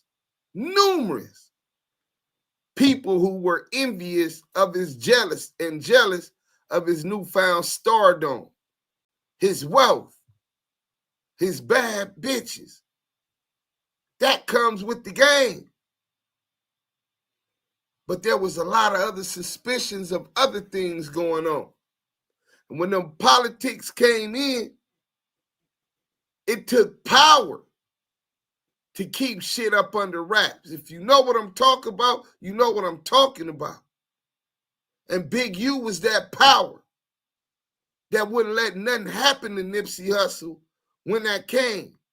That was his little brother. That's how he looked at that situation. So if you knew that Big U, this the golden child.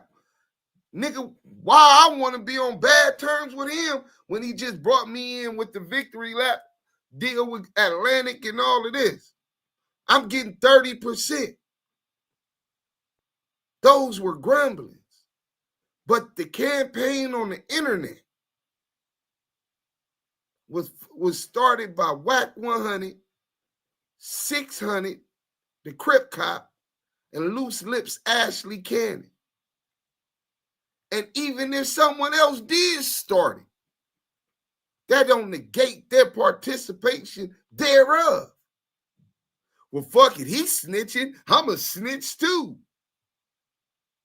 Big Dre, please put in the chat if you're a street brother, because I'm hoping that you ain't a street brother asking that, brother. Let's get back to the content.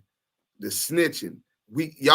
They was calling it content. Let me get back to the testimony at the grand jury here. Nigga, BT coming up, the Oscars coming up. Wait, like, so Big U was with it? Money. He not with it. What? He wouldn't be with y'all jacking up an artist. No, I mean, he be in a parking lot. That's just the type of nigga he is. But he would know about it. No, he knows about everything like that, because if just like you beefing with a nigga and I fuck with you, yeah, automatically off top, I'm beefing with that same nigga, because that's just how the shit is. It's like, I'm not gonna let nobody talk shit about you, and that make me look like a bitch, or it makes me feel weird, because how comfortable can you be talking shit about a nigga that I fuck with to me? You get what I'm saying? True. And the rules of it is like, bro, we're gonna lay you down. We're gonna get you. Why you think at All-Star Weekend everybody get robbed? Why you think all the rappers that go to LA always get killed? You get what I'm saying? Yeah. It's because, nigga, it be backdoor moments. So if Megan had that 50 piece, or Ross was like, yo, you know what I mean? I can't afford it right now. He in the trunk. Yeah, of course. Damn. Like we grabbed a nigga and took him outside and we waited. Wait, for real? Yeah, nah, this is great. Yo, can anybody corroborate this?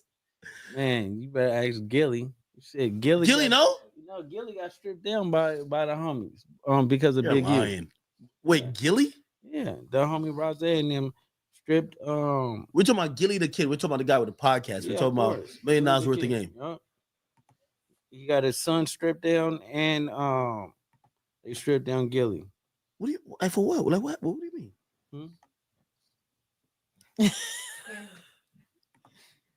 That's just how it goes. Like everybody tells me. That's some real shit? No, real shit. They stripped him down. Stripped him and his son down. And then Gilly is being a hoe ass nigga and letting the shit ride. He said he on Big U comment talking about, oh, they said you robbed me. Ha ha ha. Nigga. The homie that did it telling you he robbed you. And you didn't do nothing about it. Nigga took you and laid down your son, nigga, and you laughing with the nigga that set the play up. Damn, so basically you're saying that if I go to LA, do not check in with Big U. I'm gonna get robbed and stripped. That's Probably. Definitely.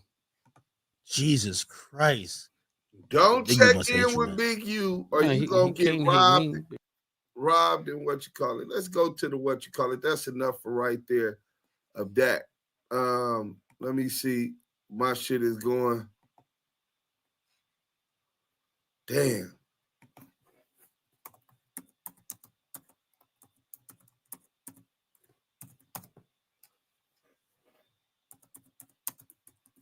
Damn, I just got the word, the homie from the hood, they got him too on that indictment with Big U. Free the homie. You already know what it is. You know what I'm saying? The homie Nate. But they don't like to see Brims and Bloods and Crips unifying up under structure, better in their community. They don't want to see no organization. You know what I'm saying? Oh, we gonna watch that Luce. They took it down, but it's still up. But first, I want to get to this. I want to get to show these faces. Let's get on this real quick. Since these motherfuckers is doing this, man. Active in the chat. Hit that like button. Subscribe. So on here, you got Operation Drawdown. Y'all see this? Yeah, y'all can see, right? These are the people on Operation Drawdown, right? You got Ron, Antone, Britton, Ronnie Mack.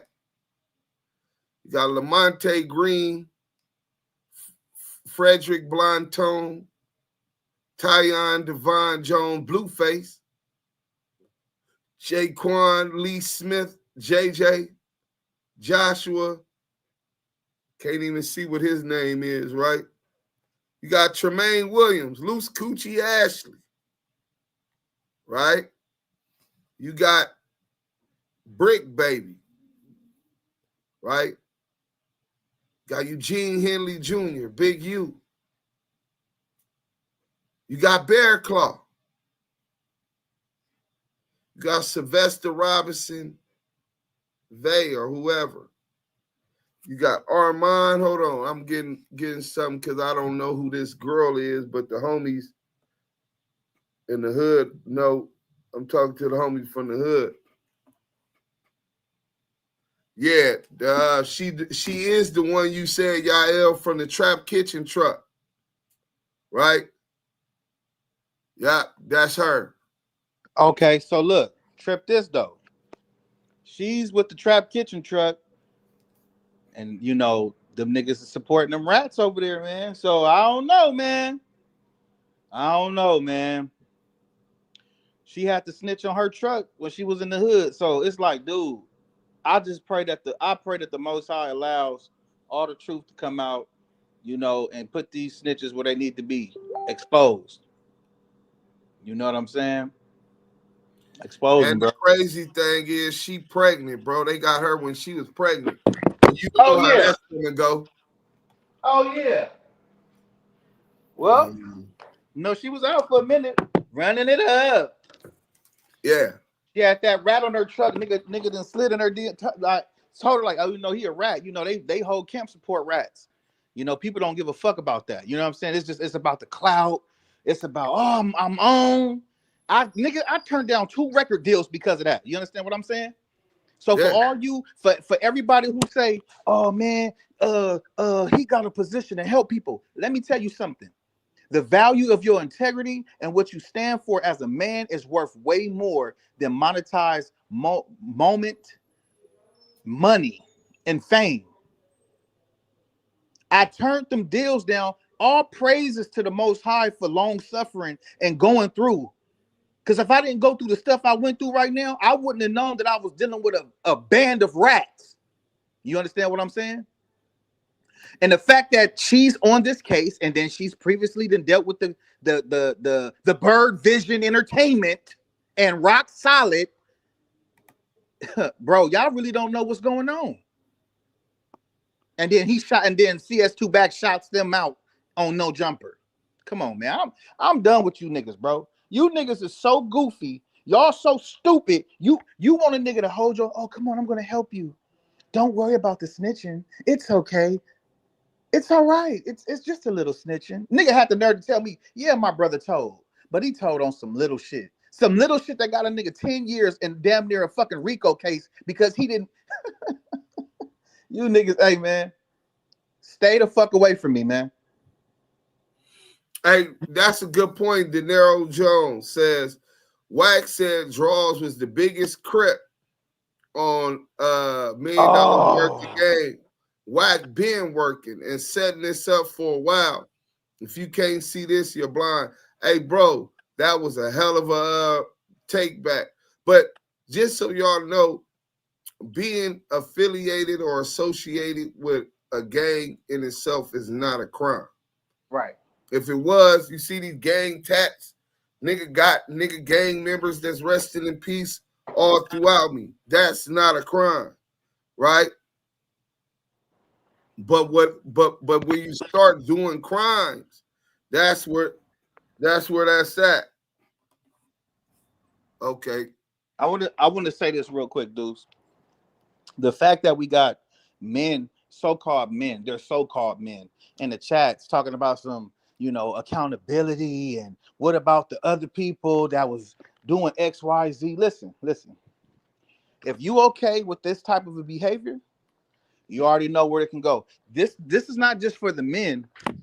This go for the women too. So we got women on our stage who told me on Clubhouse, we should, why we worried about the snitching? Who are we to judge the snitching? Hey, for all you, let me tell you something, goofballs. Right there in the Bible where it says, "Don't judge, lest ye be judged." Let me edify you something. Let me learn you something, nigga. It says right there in John chapter 24, verse 2, it says, "And if a man judgeth, let him judge with righteous judgment." You understand what I'm saying? I can judge you, you fucking rat. And for you who think I can't judge, stay the fuck away from me. You have no seat at the table with the Damu Kiwe Conversations as long as I'm here. Male or female. Don't come over here trying to promote your bullshit, nothing. We don't give a fuck about your perspective or none of that. We are biased when it comes to snitching. I hate fucking snitches. I fucking hate them. You understand what I'm saying? Do you understand me? Let me tell you, I laugh and joke, but I'm gonna promise you this. You stay away from me, you won't got nothing to worry about. I will defend myself with all righteousness. Let me make this clear. I will defend myself with all righteousness. And anybody who cares about what the Damu Kiwe does as far as how we regulate and bring receipts on snitches, get your bitch ass off the stage. If you don't like what we got going on, sit your bitch ass in the goo. That go for nigga and bitches. You understand what I'm saying? And when you ever meet me in person, my energy is on 700. That's why my so-called homies hate me. You understand what I'm saying? So if the shoe fit, nigga, you wear them tight. Wear them like them clown ass shoes you see Ronald McDonald and all them circus idiots. You wear them like that. Because I promise you this, I will fuck you up if you get in my vicinity. You understand what I'm saying? You come at me with any kind of aggression, any kind of goofballishness, listen. Listen to me. I hope the Most High says in biblical text, warning comes before destruction. And he give those that acts of him anything that their hearts desire. I desire that if you come around me, I'm going to defend myself. Don't come around me. Stay away from me. Stay away from me. I don't trust none of you niggas and none of you bitches that think like this. Oh, we shouldn't worry about who's snitching. Stay your bitch ass away from me then. Don't come on the platform. You too close to me on this platform. Get your goofy ass out the room and go listen from another YouTube. Real Damu quick. Kiwe Conversations. So To the Republic said, I think this podcast is compromised if he's the creator of the podcast. So To the Public, he more than likely ain't tied to the street, and he's not the creator. Deuce Sims and Yael created Damu Kiwe Conversations. And there was other founding members, some of them which are no longer here. Shout out to my brother Bomani. What's up? Shout out to Big Messy Marv. Salute to the homie Ghost Man. You know what I'm saying? Salute to Unmessy, right? And anybody else that I might have forgot who's been riding with us since we first founded this. You know what I'm saying? But I guess thinking ain't one of your strong points then, huh, buddy? If you can't differentiate the real from the fake, you lost in the sauce, my nigga, and you in the wrong place. Big draws, hope them draws big enough to cover your ass. Damn, these niggas love niggas going to jail. Hey, get rich trappers conscience up out of here. Get them up out of here. Wow, loose lip. But these are the people that on an Operation Drawdown, at least in the first indictment, I'm expecting a superseding indictment. That's usually how the feds do it.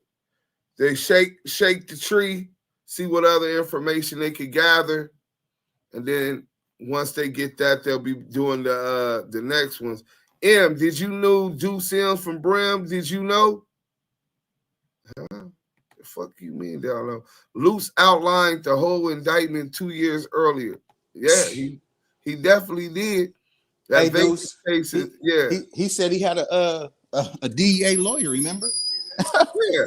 He had a Any DEA so-called lawyer, street dude that talked to academics is extremely weird. Why didn't they restrict Big U's travel when he left the country with Jay Prince? Case got to be weak or they want Jay Prince too.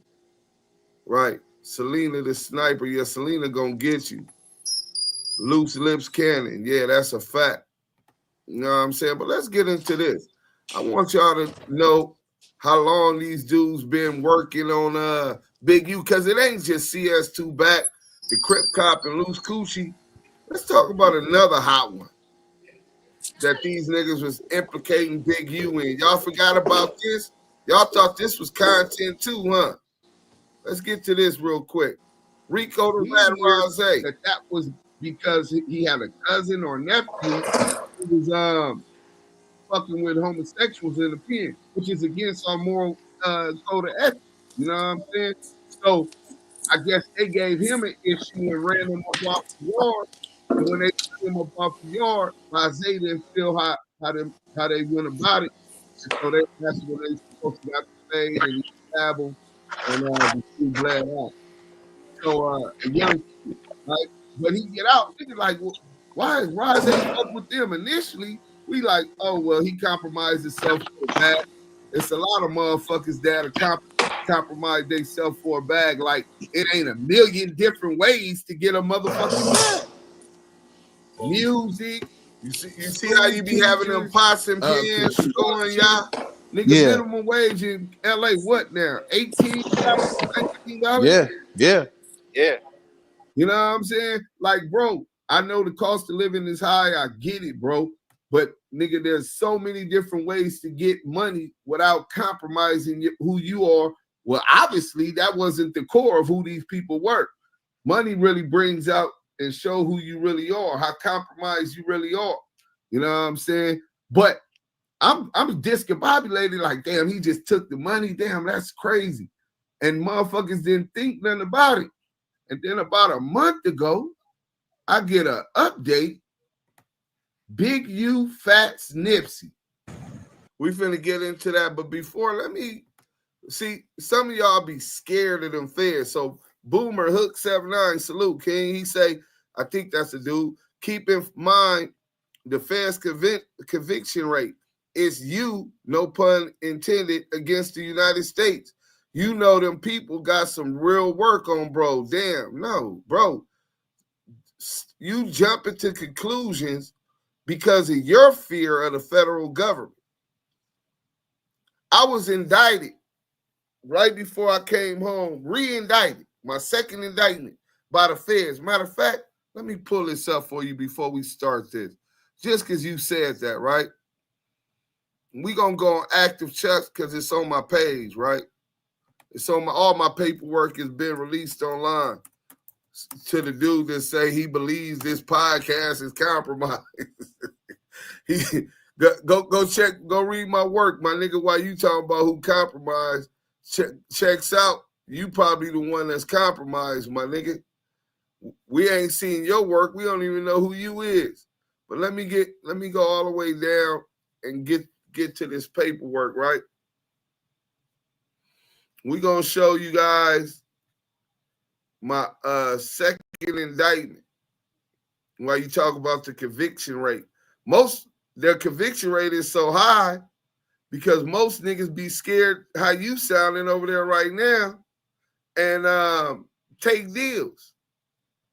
Nigga, And you're right, the feds usually do got you when they come get you.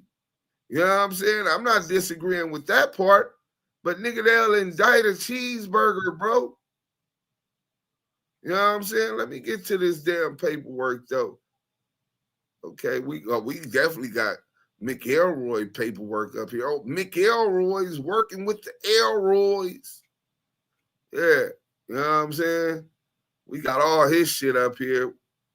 For those that said we need paperwork, even got the nigga telling me that the Fed shit show hit different. You know what I'm saying? What in hindsight, when he said you keep doing your job and be good at it, and I'm sure the feds gonna keep doing their job and be good at it. Remember he texted me that shit, bro? And y'all talking about he ain't the Fed. Why is you bringing up the Fed? You know what I'm saying? But we definitely finna get to this work. You know what I'm saying? Nasty work, bro. Damu Kiwe Conversations. Man, free the homie Nate, man. I heard he got picked up on that shit, man, with Big U. So definitely want to pray for that brother. Well, Big U still running, so he ain't got picked up. Let's clarify that. I don't want nobody to mistake what I'm saying as far as if Big U was arrested. They raided his house and they got him as a fugitive. But I'm quite sure he's going to be arranging to turn himself in. Matter of fact, let me stop sharing this while we right here, right? We gonna go to this real quick because this shit show hit different when you see a nigga working on investigating people. This was a post from Active Chucks. This back channel on Clubhouse with Whack 100. You sat at the table with real lost and real broke individuals. That's street shit. I'm on business shit.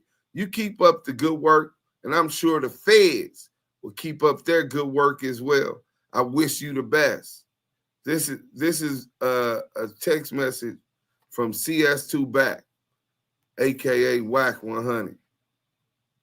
And you got people that still come up on here defending them because they don't know what's going on. A lot of them ain't even got the brain capacity to digest and understand how the feds move and how rats move. You know what I'm saying? So, in any event, don't end up getting victimized, taking a position, defending that nigga or going against what we doing, because I've already made up my mind. I'm standing on business by any means necessary. And if you ain't with us, you against us. And if you against us, I'm going to treat you like you a rat, nigga. You going to get what he looking for. How about that? You going to get treated as if he was right here. How about that? You know what I'm saying? Like, stop giving these niggas passes because they ignorant. Nigga, ignorance is no excuse for not knowing the law. You still could be convicted of crimes because you were ignorant of the law. Nigga, and that's the same in the streets, nigga. Oh, I didn't know that if I disrespected Duke Sim, he'll bust me over the head with a steel pipe. Well, you should have known, nigga.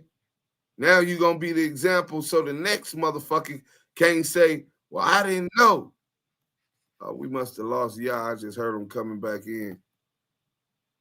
Hold on, I'm trying. Damu Kiwe Conversation. Yeah, I timed out real quick, but yeah, bro, that shit got me passionate, bro. And it's like niggas that be like, oh, niggas that try to have a empathetic, sympathetic for a female, and these people, they'll tell too, but then sit there in your face and be like, oh man, it doesn't matter.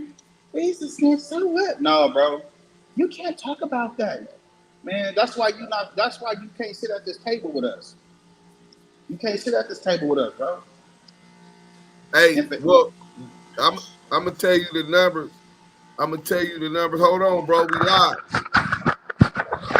I'm gonna tell you the ratio. About 85% of niggas who catch federal indictments are snitches. Then you got about another 10% that just didn't have nothing to snitch on that would get them off of that sentence. So you really only got about 5% of people that go to the feds that don't snitch. So when you get a nigga like me, right, that really been through the fire, not what I would, if this happened to me, I would do this, or no, nigga, I've been through this, right? Look at this shit. Look at this whole campaign. Nigga trying to lie, street TV exposed that shit. Phone call from Big U 30 minutes before Nipsey's death, right? Before Nipsey Hussle was unalive, right? And it's different timestamps from the same picture that he used, which showed that the nigga copy and pasted and implicated a man in knowing about and/or conspiracy to unalive Nipsey Hussle. You know what I'm saying? So it's definitely nasty work. But remember, they was trying to say Big U lined up, saying Big U lined up the boy. I'm steadily getting shit. My phone is going crazy. If y'all watching this and y'all call me, I'm really going to curse you out and might block you. If you see that I'm live and you steadily calling me, asking me what's going on. Nigga, get online. We finna break down 100 pages of paperwork. 100 pages of the indictment. Motherfuckers, y'all don't call me on no money plays. Do not be just calling my motherfucking phone. You know what I'm saying? But we finna get to this indictment. That's what I was looking for. The indictment of Lamonte Deshaun Sims. U.S. versus Sims. This is my second federal indictment, bro. And on that federal indictment, I went to trial, bro. They left me no choice because I was innocent, right? Because I was innocent and they didn't leave me no choice, I had just did almost 9 years on a 10-year sentence. And oh yeah, okay, so here we go. That's my PSI for the bank robbery. Okay, that's me getting caught with a knife. Yeah, that's in the SMOOth program where me and SI murder was Sally's. Okay, here we go right here.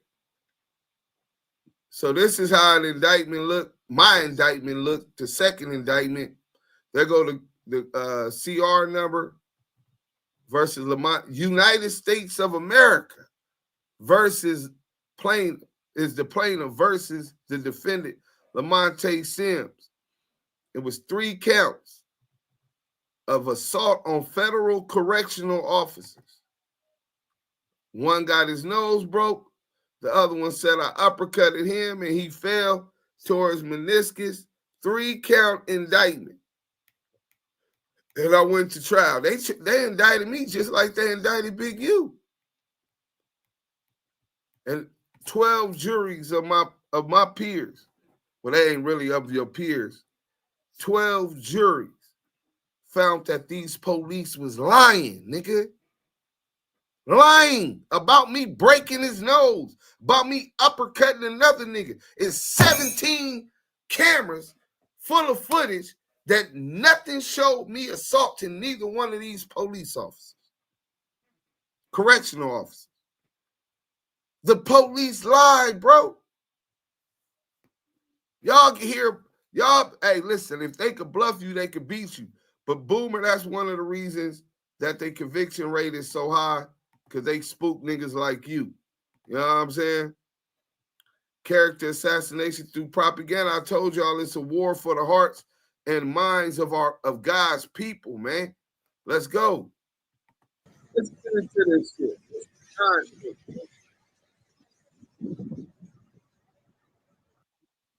So where I did we say, leave off? Oh, I get it. We left off where both the Fats had rolled up into that alley and slammed Big U against that wall.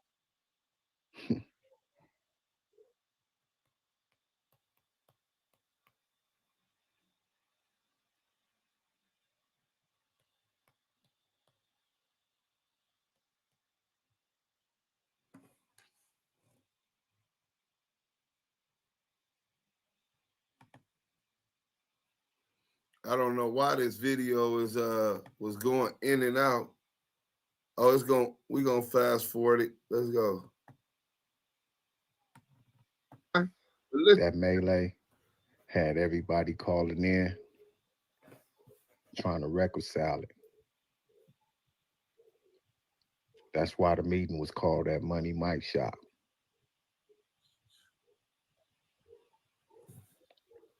But both the Fats was still mad.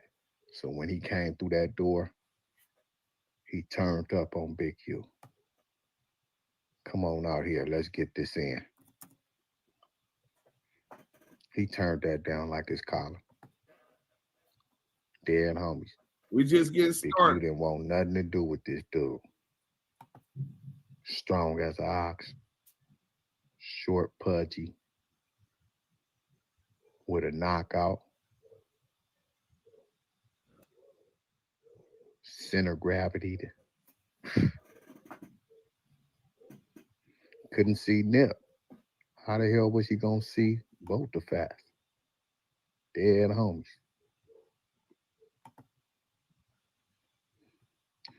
But the situation was something that he never could forgive. We know this. Everything the marathon members did from that point on, it seemed like, or let's say allegedly, they tried to undermine it. Flocking their stuff, small break-ins. Wait. I didn't even catch that the first time. Yayo, did you catch that? Small break-ins and flocking them. Yep.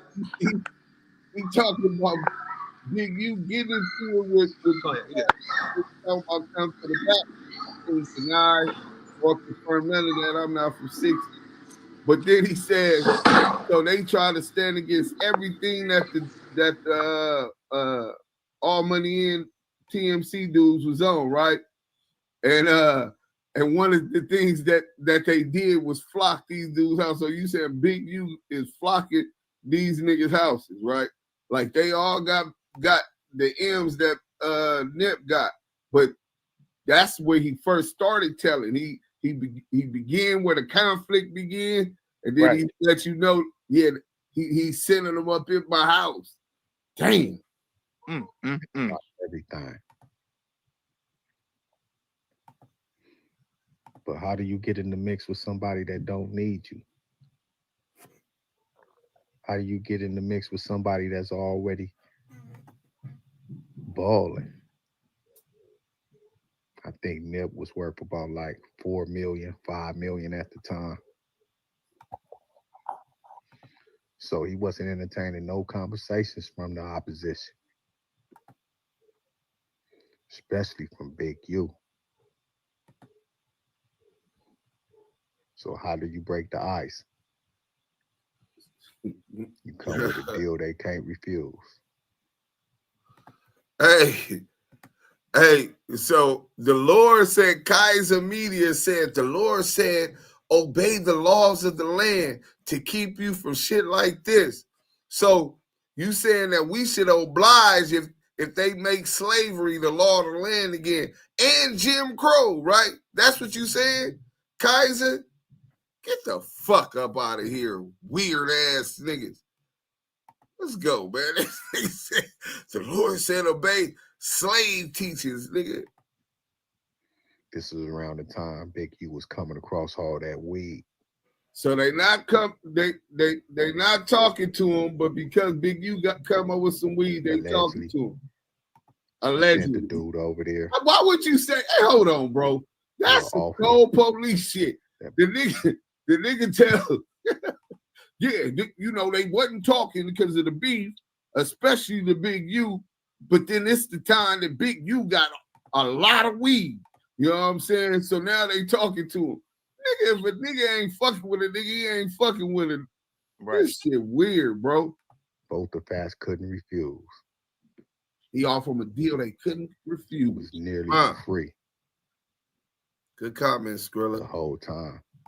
It was just to see the inner workings of what they had going on. To see their weaknesses, their strengths and their weaknesses. You know, like scoping a bank. They had security at the door.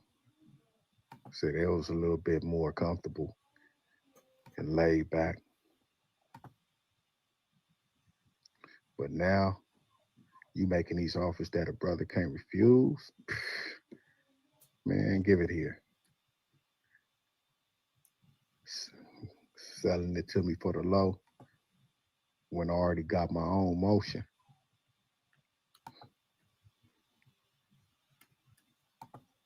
Man, run that. That was the beginning of the end for both the fast. Because now this dude was able to dictate his movement and get up in his face under the guise of business partners of a barter system. Alaikum salam, Kiwe James. So now, they did a let's couple stop of you little right plays. there at it, because I don't want them to take my monetization anyway. Oh, we didn't say Big U on the run, bro. They said the police lied, probably because they want to unalive him, and said that he was a fugitive at this time. This was on the news, right? And what I said, I pray that he had an exit strategy and said, fuck the law, and went on the run. Fuck that. Like Asada Shakur. So we're not reporting at all that Big U is on the run. We saying that's what the police said, and I wish it was true, and that he was up out of this motherfucker in Africa or Central and South America, some motherfucking where, in the Amazon in Brazil, nigga. Go live your life free down there and just start all over instead of being caged up like an animal and a dog while they publicly humiliate you and lie on you, assassinate your character with this farce of a trial. That's what I said. Let's get back to this Rico the Rat Rose. This might be what he was talking about on the stand, implicating him in a murder. Let's go. That they wasn't fucking with Big U. Big U get all of this big weed. So now they want to fuck with Big U just because he giving it to them for the low, dumping the shit or whatever. Weed is legal in California or whatever. But he throws that out there. And then he said, but Big U just utilized that as like it was a conspiracy from the get-go. This nigga is testifying about a conspiracy where it's not a member, bro. And at this point, how Big U was conspiring to get close to them. And then you hear the rest of the story. This nigga wet snitching me. That nigga wet snitching. For the low here and there. Until this one mysterious day, he get a call. I got some more flight, bro. Come outside. Man, they had security, so both the fast in there in flip-flops and shorts. Marathon shirt. He comfy. Like chestnuts roasting over an open fire. He come outside in flip-flops. Looking both ways, looking for this dude. Like, where he at? He said he right here on the corner of West Boulevard and 59th. Dude's still on the phone with him.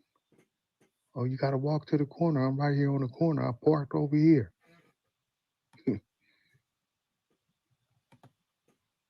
dead homies. By the time he made it to that corner, he was ambushed. And that dude was the last one seen rolling off. Cold implication in a homicide. Rico the Rat Rose. Rico the Rat implicated Big U in the unaliving as being the last one seen at the murder scene of both the facts. This is another exposure. This is somebody else, CS2 back, hired and employed to implicate and paint this picture in the media. Social media is the new media. This is the new COINTELPRO. Oh, we got the Pink Panther and UOD, the resistance. Why would you be saying you're the voice of another man? Well, for those who don't know, he represents our section, and he's not an internet nigga. See, unlike you, who claim you from Great, and we found out you not, claim you from 280, they say they don't know you. They say you the police on the dead homies. Nigga, them New Jersey Grape Street Watts say that this nigga, UOD the resistance, that's asking why would you be saying you're the voice of another man? They saying that you're the police. They don't know you. You're this undiscovered. You're in disguise, nigga. Undercover. A plant. So it kind of fits the reason that you would be here. Hey, allow him to do his investigation down. Put him on timeout. He doesn't have a voice in our politics. He doesn't have a voice even in his own community. So why would we give him one on our platform? Put him on timeout. Allegedly. Ask the trenches, though. Man, the whole city was crying. And the whole city was crying. So they had him narrating in the dark like he was Alfred Hitchcock, nigga. Let's get into some more of this, what you call it. Why would a blood hang around a Crip whack police? Well, nah, bro, it's 2025.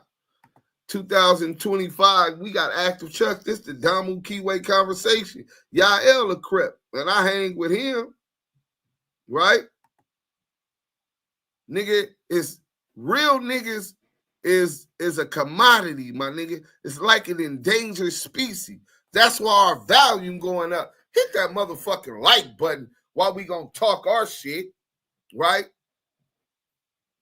Hit that like button. We a rare commodity. We're outnumbered by fuck niggas and weirdos. So we got to stick together because we live by the same code of ethics.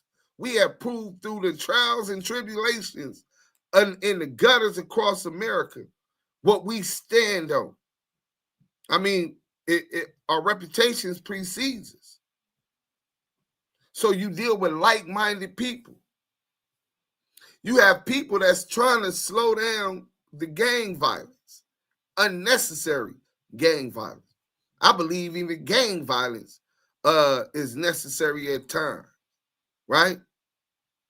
Oh, we got Rico the Rat Rose in the chat. Come on up, Rico the Rat. We was just talking about how you narrate unalivings of both the fact. Why don't you come up here and tell us how long you've been working? Was it when you unalived Cato? Or maybe it was Lil Dominique. How did you, ain't you say that unaliving was on camera? Right there by where the Marathon store was at, right?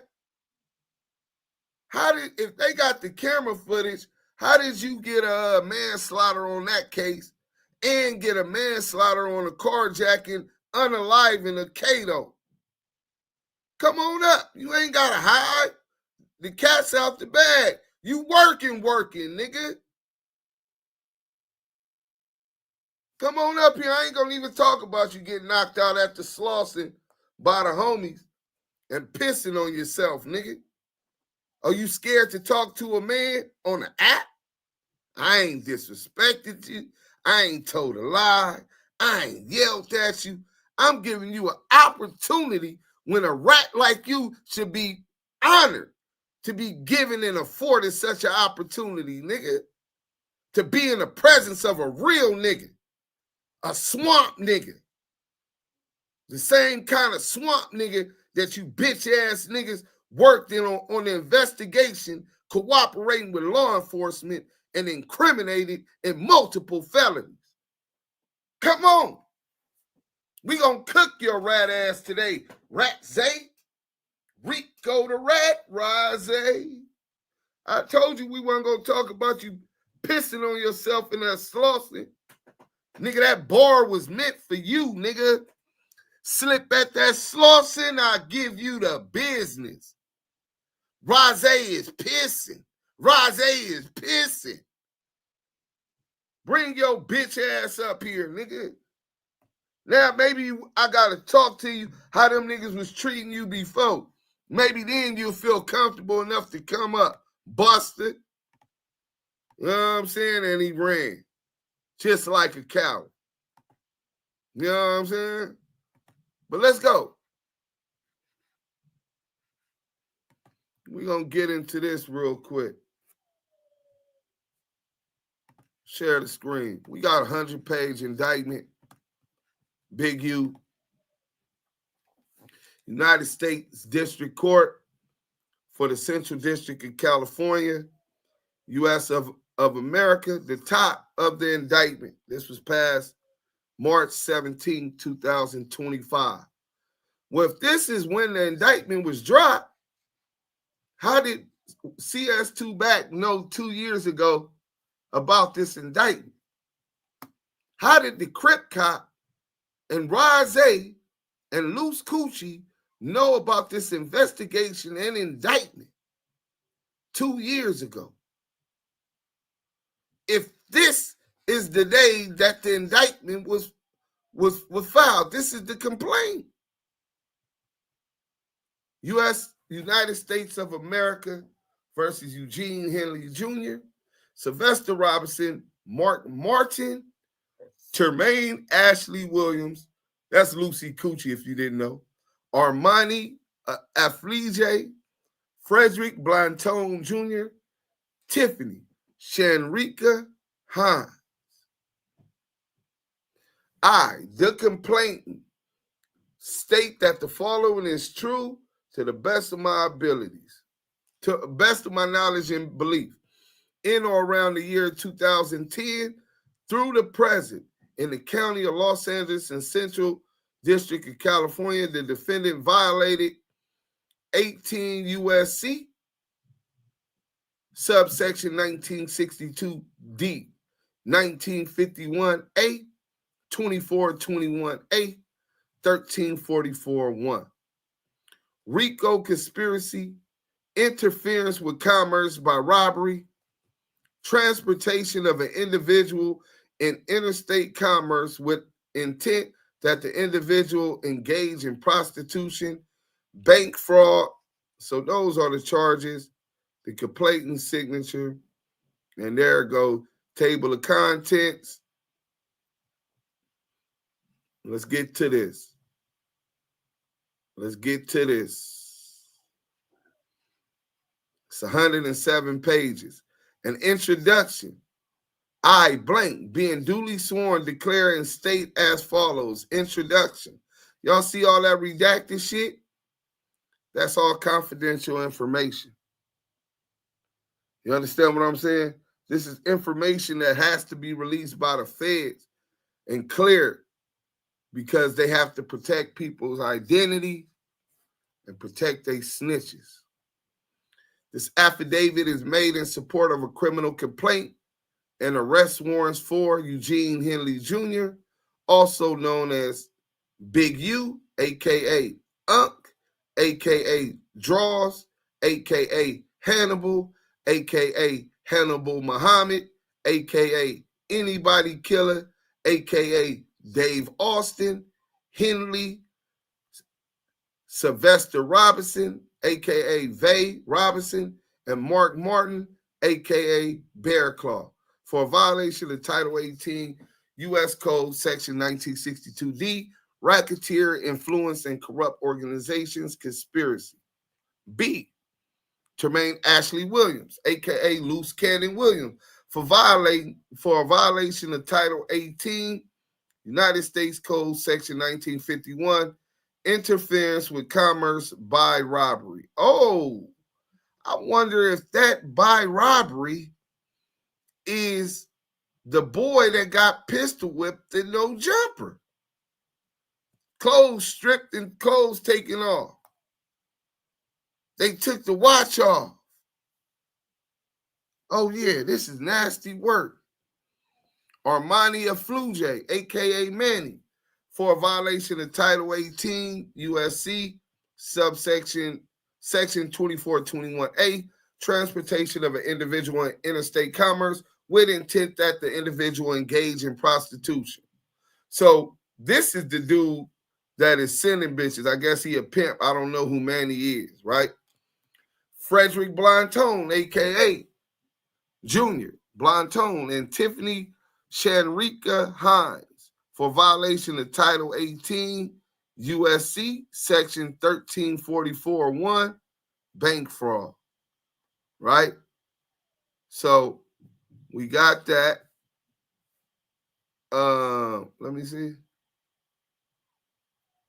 see. I think I got some other documents sent to me.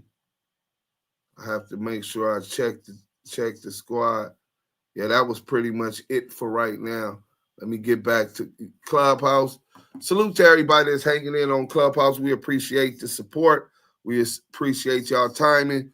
We get through this all the long paperwork, through this harsh thing. But Frederick Blantone and Tiffany Shanrika have bank fraud. The facts set forth in this affidavit are based upon my personal observations, my training and experience, and information obtained from various law enforcement personnel and witnesses, plural. This affidavit is intended to show merely that there is sufficient probable cause for the requested complaint and warrants, and does not purport to set forth all of my knowledge of or investigation into this matter, unless specifically indicated otherwise. All conversations and statements described in this affidavit are related in substance and in part only. All amounts are approximate, and all dates and times are on or about those indicated. Persons, property, and premises to be searched. This is the search warrant. This affidavit is also made in support of warrants to search the following: the person of Henley, as described in attachment A1. B, a black 2021 Mercedes registered to Henley and believed to be used by Henley, bearing California license plate number as described in attachment A2. Henley's residence. They got his residence up there. Henley's residence on Arlington and one on 62nd Street. The person of Robinson as described in attachment A5. And then it got his address. Martin's residence at on Roberson, right? The business of ex-offender fellowship network, doing business as Developing Options, and other names, Developing Options, located on Crenshaw Boulevard. Boom. Items to be seized. The items to be seized from Henley's Mercedes, Henley's 62nd Street premises, and Henley's Arlington premises are evidence, fruits, and instrumentalities of violations of 18 USC subsection 1962D, racketeer, influence, and corrupt organizations, conspiracies. That is the acronym for RICO. Unlawful debt collection, right? conspiracy to interference and attempted interference with commerce by robbery and extortion. So when Luce Cannon is talking about he was robbing and all of that, and Big U would tell him to give the money back, that's really gonna help Big U. Good looking out, Dodo. He done already blew the extortion case already. Use of a firearm in furtherance of a crime of violence, 924C. That's a 7-year mandatory minimum. 5 years. If it was brandish, it goes to 84-month mandatory minimum. Transportation of an individual in interstate commerce when intent that the individual engage in prostitution. Big U ain't pimping on no females, bro. Wire fraud, embezzlement, conversion. Y'all see how they just bulk everybody's charges and try to hold them over everybody to have a higher bail to make it harder for you to convince a magistrate judge that you're not a threat to society and that you could get bail. And intentional misapplication of funds from organization receiving federal funds. Okay, so you saying that he embezzled and conversion, intentionally misapplying funds from an organization receiving federal funds. USC, this the same man that spent $40,000 out of him and his son pocket to make sure the kids got that. Good luck trying to prove that. Bank fraud, I don't know what that one's about. False statement to a financial institution. Okay, he might have miscalculated numbers, but that's what they used in COINTELPRO to get Marcus Garvey deported because he didn't fully understand finances. Okay, it was what you want to fine him? What are you gonna prove? Nigga, sometime a nigga don't remember where all his money was spent. Niggas living a fast life and got a lot of responsibility. Maybe that the feds didn't understand that.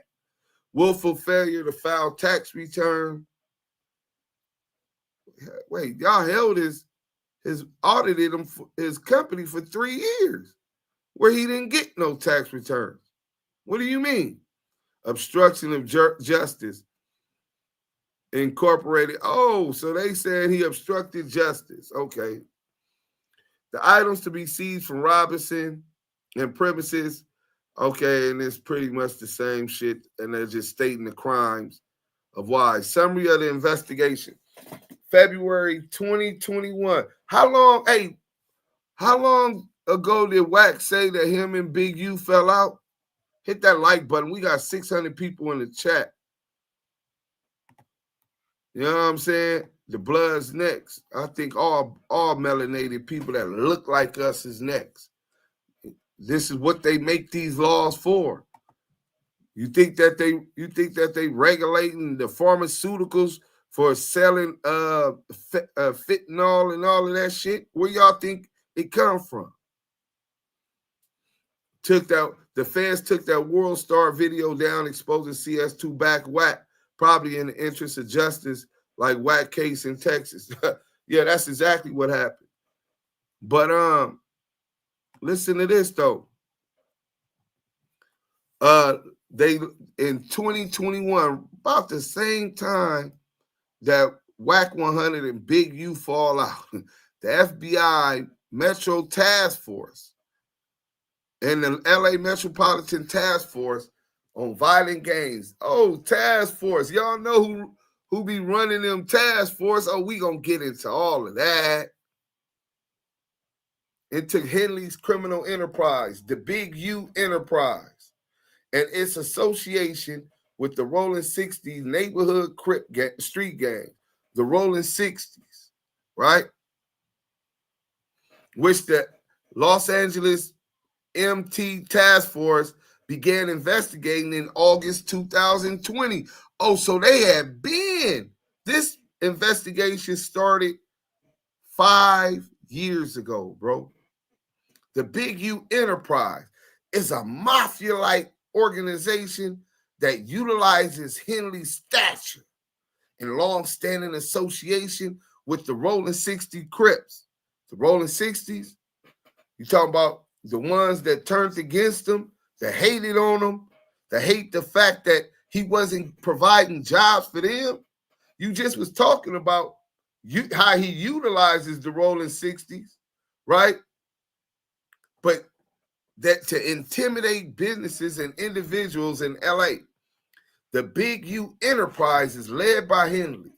Henley is a self-admitted member and original gangster, or OG of the Rollin 60s. Yeah. A violent criminal street gang with associated sets in several other states. Henley is widely regarded as a leader within the Rollin 60s in that community. Not in the Rollin 60s. He's not a gangbanger no more.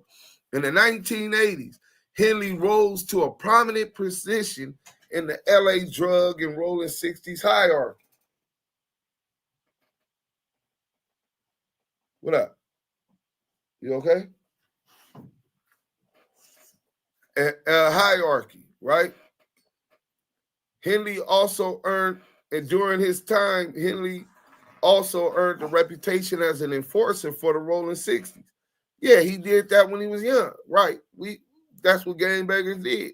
Some members, what does that has to do with the Big U enterprise? Some members of the Big U enterprise are also member of the Rollin 60s. Henley is able to lead the Big U enterprise because of his standing as the face of the Rollin 60s for decades and his reputation for violence, including murder. Where's his reputation for murder? Oh, I forgot. Rico the Rat Rose implicated him in a murder. Oh, I forgot. This nigga Luce Cannon implicated him in knowing about murders. Okay, it's starting to make sense now, right? At times, the Big U enterprise partners with members and associates of the Rollin 60s and other criminal elements for mutual benefit. But the Big U enterprise is a distinct and independent criminal enterprise engaged in criminal activity. Members and associates of the Big U enterprise are engaged. Key idea, being a Rollin 60s in itself isn't enough to get an indictment. Understand that they said engaged in criminal activity, which means you have to actually do crimes, right? Don't mean we ain't under investigation. They're investigating, trying to find crimes, but we don't do nothing. Members and associates of the Big U enterprise are engaged in illegal activities, including extortion, robbery, murder, human trafficking, wire fraud, bank fraud, other financial crimes, obstruction of justice, illegal debt collection, illegal gambling, conspiracy to commit fraud via illegal gambling, and other offenses in furtherance of the Big U enterprise and for the benefits of its members and associates. Big U, nigga, is they trying to say we was gambling when we played Pinochle online all the time, my nigga? These people be putting it on thick, bro. Yeah, that's nasty work. I sat there listening to y'all play Pinochle, laughing, shooting the shit, and is this what they're insinuating? Well, I don't know nothing else about no illegal gambling going on in LA, period. Legal, bro. Hey, hold on. We gonna stop right there. We finna play a video. I gotta take the dogs out, man. So I take the dogs out, man. We gonna stop sharing this, and we gonna go to Scandalous Los Angeles TV. And we got some other videos from Scandalous we gonna play for y'all, but we need to take a quick break as we get into this paperwork. I'm gonna take the dogs to use it. I'm gonna use it, and y'all check this out, man. Let's go. Welcome back to Scandalous Los Angeles TV, where we expose the exposers. Apparently, Big U's home has been raided this morning, and the good old COINTEL Crip cop, Christopher Loves Boys, has proven to be exactly who we said he was this entire time. Hey man, here's a break-in? What happened? Operation?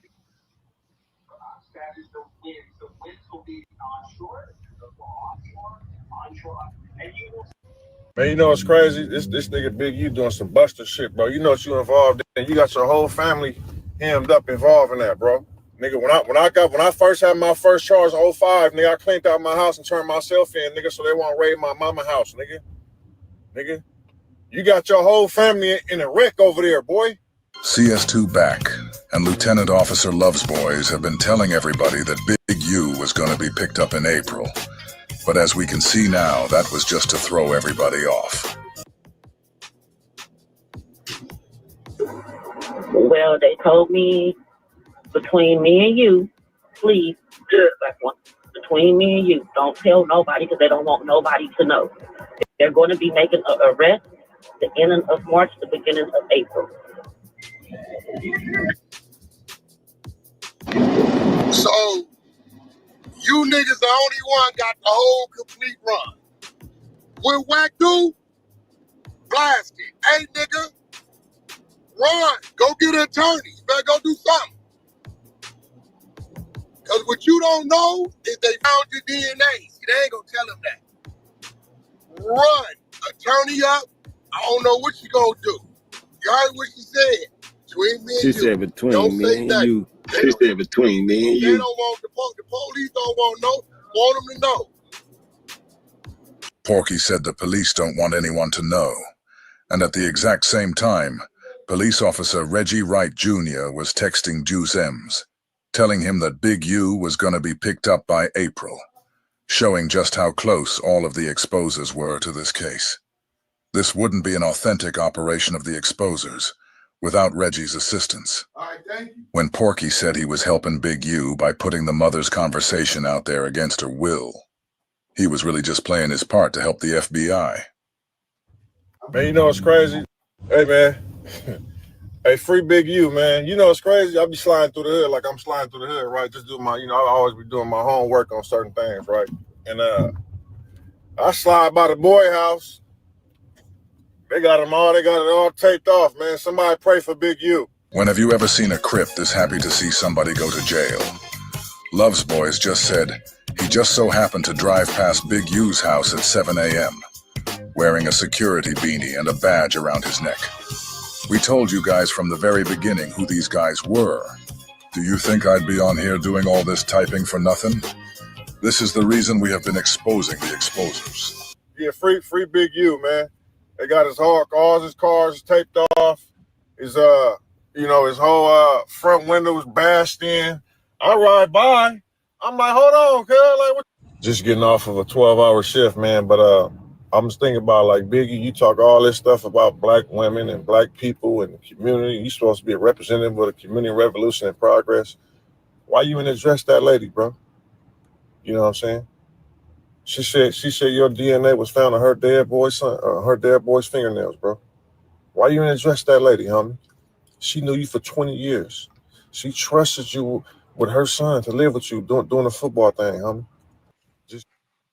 That man is on here arguing on behalf of a woman who might or might not, because we don't even know if he really was actually talking to the mother of the deceased child, right?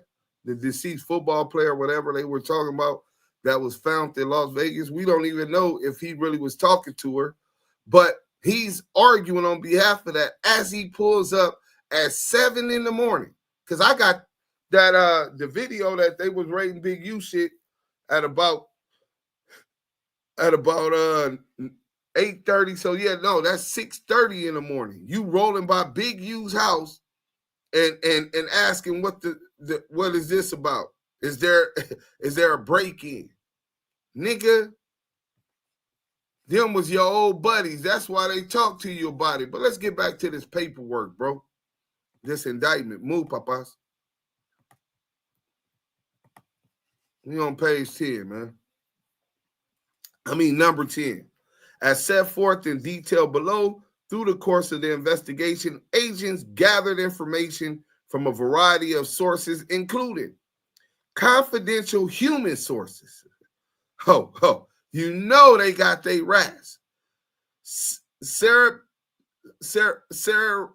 Surreptitious recordings. Okay, so they got human sources. We know about confidential source too bad, but they got human sources.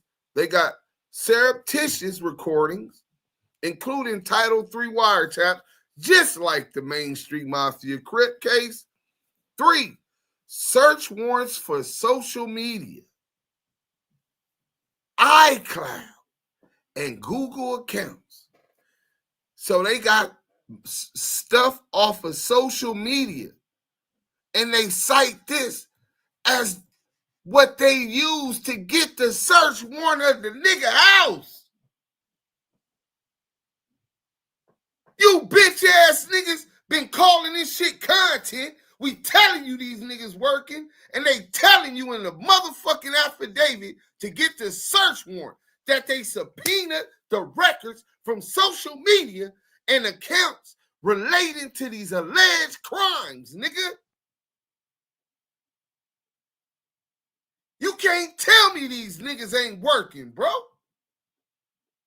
These niggas been working. Lying.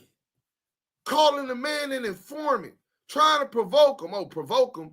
Oh, we gonna get in the SKG ratchet thought body come guzzling ass next. We gonna get into that play too. We gonna show y'all how COINTELPRO looked in 2025. Let's go. Back to the paperwork. Financial records from both individuals and companies or organization, toll records showing communication between conspirators, victims, and Big U Enterprise members and associates. Cell site location information from numerous phones, including Henley's. So they probably got me on the wiretap. And Yael, and we got great conversation. So you guys will probably get the content, because there was a lot of times that I said, hey, you know they're listening to us right now. Well, I know they're bored of us playing pinochle all day, but we had great spiritual conversations that I wish were recorded. Y'all gonna get to understand the human side of Eugene Henley and a lot of the personalities of the team, because we be on the phone all day getting ready for the next content and all of that. All of this is legal. Everything we doing is legal. City of Los Angeles records, public filings, and other publicity available information, and 8 interviews of witnesses and victims. So they got 8 interviews of witnesses and victims. The investigation employed various additional investigation techniques, including surveillance, vehicle tracking, poll cameras, recording devices, interaction with confidential sources. So the confidential sources are the ones that's interacting with Eugene Henley and the accused defendants in this case. And information gleaned through undercover purchases of firearms and narcotics. So they said that people were purchasing guns and narcotics undercover from Big U. Good luck at that. Now, maybe when he had the weed dispensaries, if the feds want to call that, because they don't recognize legal marijuana federally yet, maybe they could talk about the weed dispensaries or something like that. Shit, we coming with the Damu Kiwe conversation strand of kush. So, nigga, that's legal in California, and in any other state that's legal, you have action at that. Nigga, shrooms is legal in LA. Nigga, so maybe you talking about some legal shit like that. Bam. United States District Court for the Central District of California authorized multiple Title III wire and electronic interception orders for telephones being used by certain subjects of the investigation, including Henley, Robinson, Martin, and Zaire Mitchell, a.k.a. Bricc Baby. So Bricc Baby shit was hit. Damn, my phones was hit too. Hey, so all you niggas that was hating the Damu Kiwe saying we couldn't be the voice of the culture because we recorded Bricc Baby without permission. Well, if his phone was tapped, y'all gonna hear me and John Jeezy call him to get him on No Jumper for his new video shoot. And then Bricc tell me that Wack was called him waving a white flag. And I tell him, oh, you should have recorded that. Oh, we can still record. And then I hang up, get a YouTuber, because I don't know how to record, and call them back. So anyway, closed circuit television, nonverbal conduct via closed circuit television through the installation of video and audio bugs in a location. So they're bugging the TVs, my guy. I hope y'all see how your enemies is coming. They're bugging the closed circuit TVs. They're bugging television. Since the inception of this investigation, FBI, IRS, Criminal Investigations, U.S. Attorney's Office for the Central District of California, North Las Vegas Police Department, Los Angeles Police Department, and other local agencies have interviewed more than 50 individuals, including subjects of the investigation, who agreed to voluntarily provide information. So some of these dudes that's indicted already agreed to voluntarily provide information. Niggas already working, as discussed further below. Based on information learned from these individuals and other sources, FBI special agents, IRS, CI special agents, North Las Vegas Police Department detectives, and LAPD detectives requested and obtained additional search warrants and subpoenas. Thus, below, I summarized the information and evidence obtained thus far from these various investigative tools, where Mitchell is the subject of a separate sealed indictment pending in the case number. Okay. In certain points below, I summarized wire and electronic communications that investigators intercepted. Okay, but anyway, back to what our tools were relevant to the requested complaint and warrants. The investigation remains ongoing. Summary of probable cause. Henley, Robinson, and Martin, and others known and unknown, are members of the Big U Enterprise criminal organization whose members and associates engage in, among other things, murder. Will prove that. Kidnapping. Prove that. Robbery. Prove that. Extortion. Prove that. Interstate transportation for the purposes of prostitution. Prove that. Bank fraud. Prove that. Wire fraud. Embezzlement and obstruction of justice. The Big U Enterprise operates within the Central District of California and elsewhere. The Big U Enterprises includes its leaders, members, and associates constituted in enterprises defined by Title 18 U.S.C. Section 1961-4. That is, a group of individuals associated, in fact, that engaged in and activities of which affected interstate and foreign commerce. The Big U Enterprise constituted an ongoing organization whose members and associates function as a continuing unit for a common purpose of achieving the purpose of the Big U Enterprise.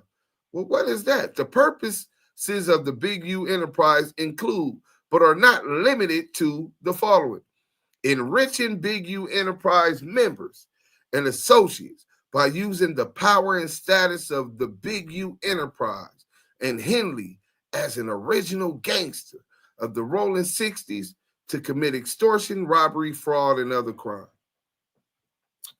B, promoting, protecting, and expanding the power, reputation, and profits of the Big U Enterprise and its members and associates through the use of intimidation, fear, violence, threats of violence, assaults, extortion, and murder.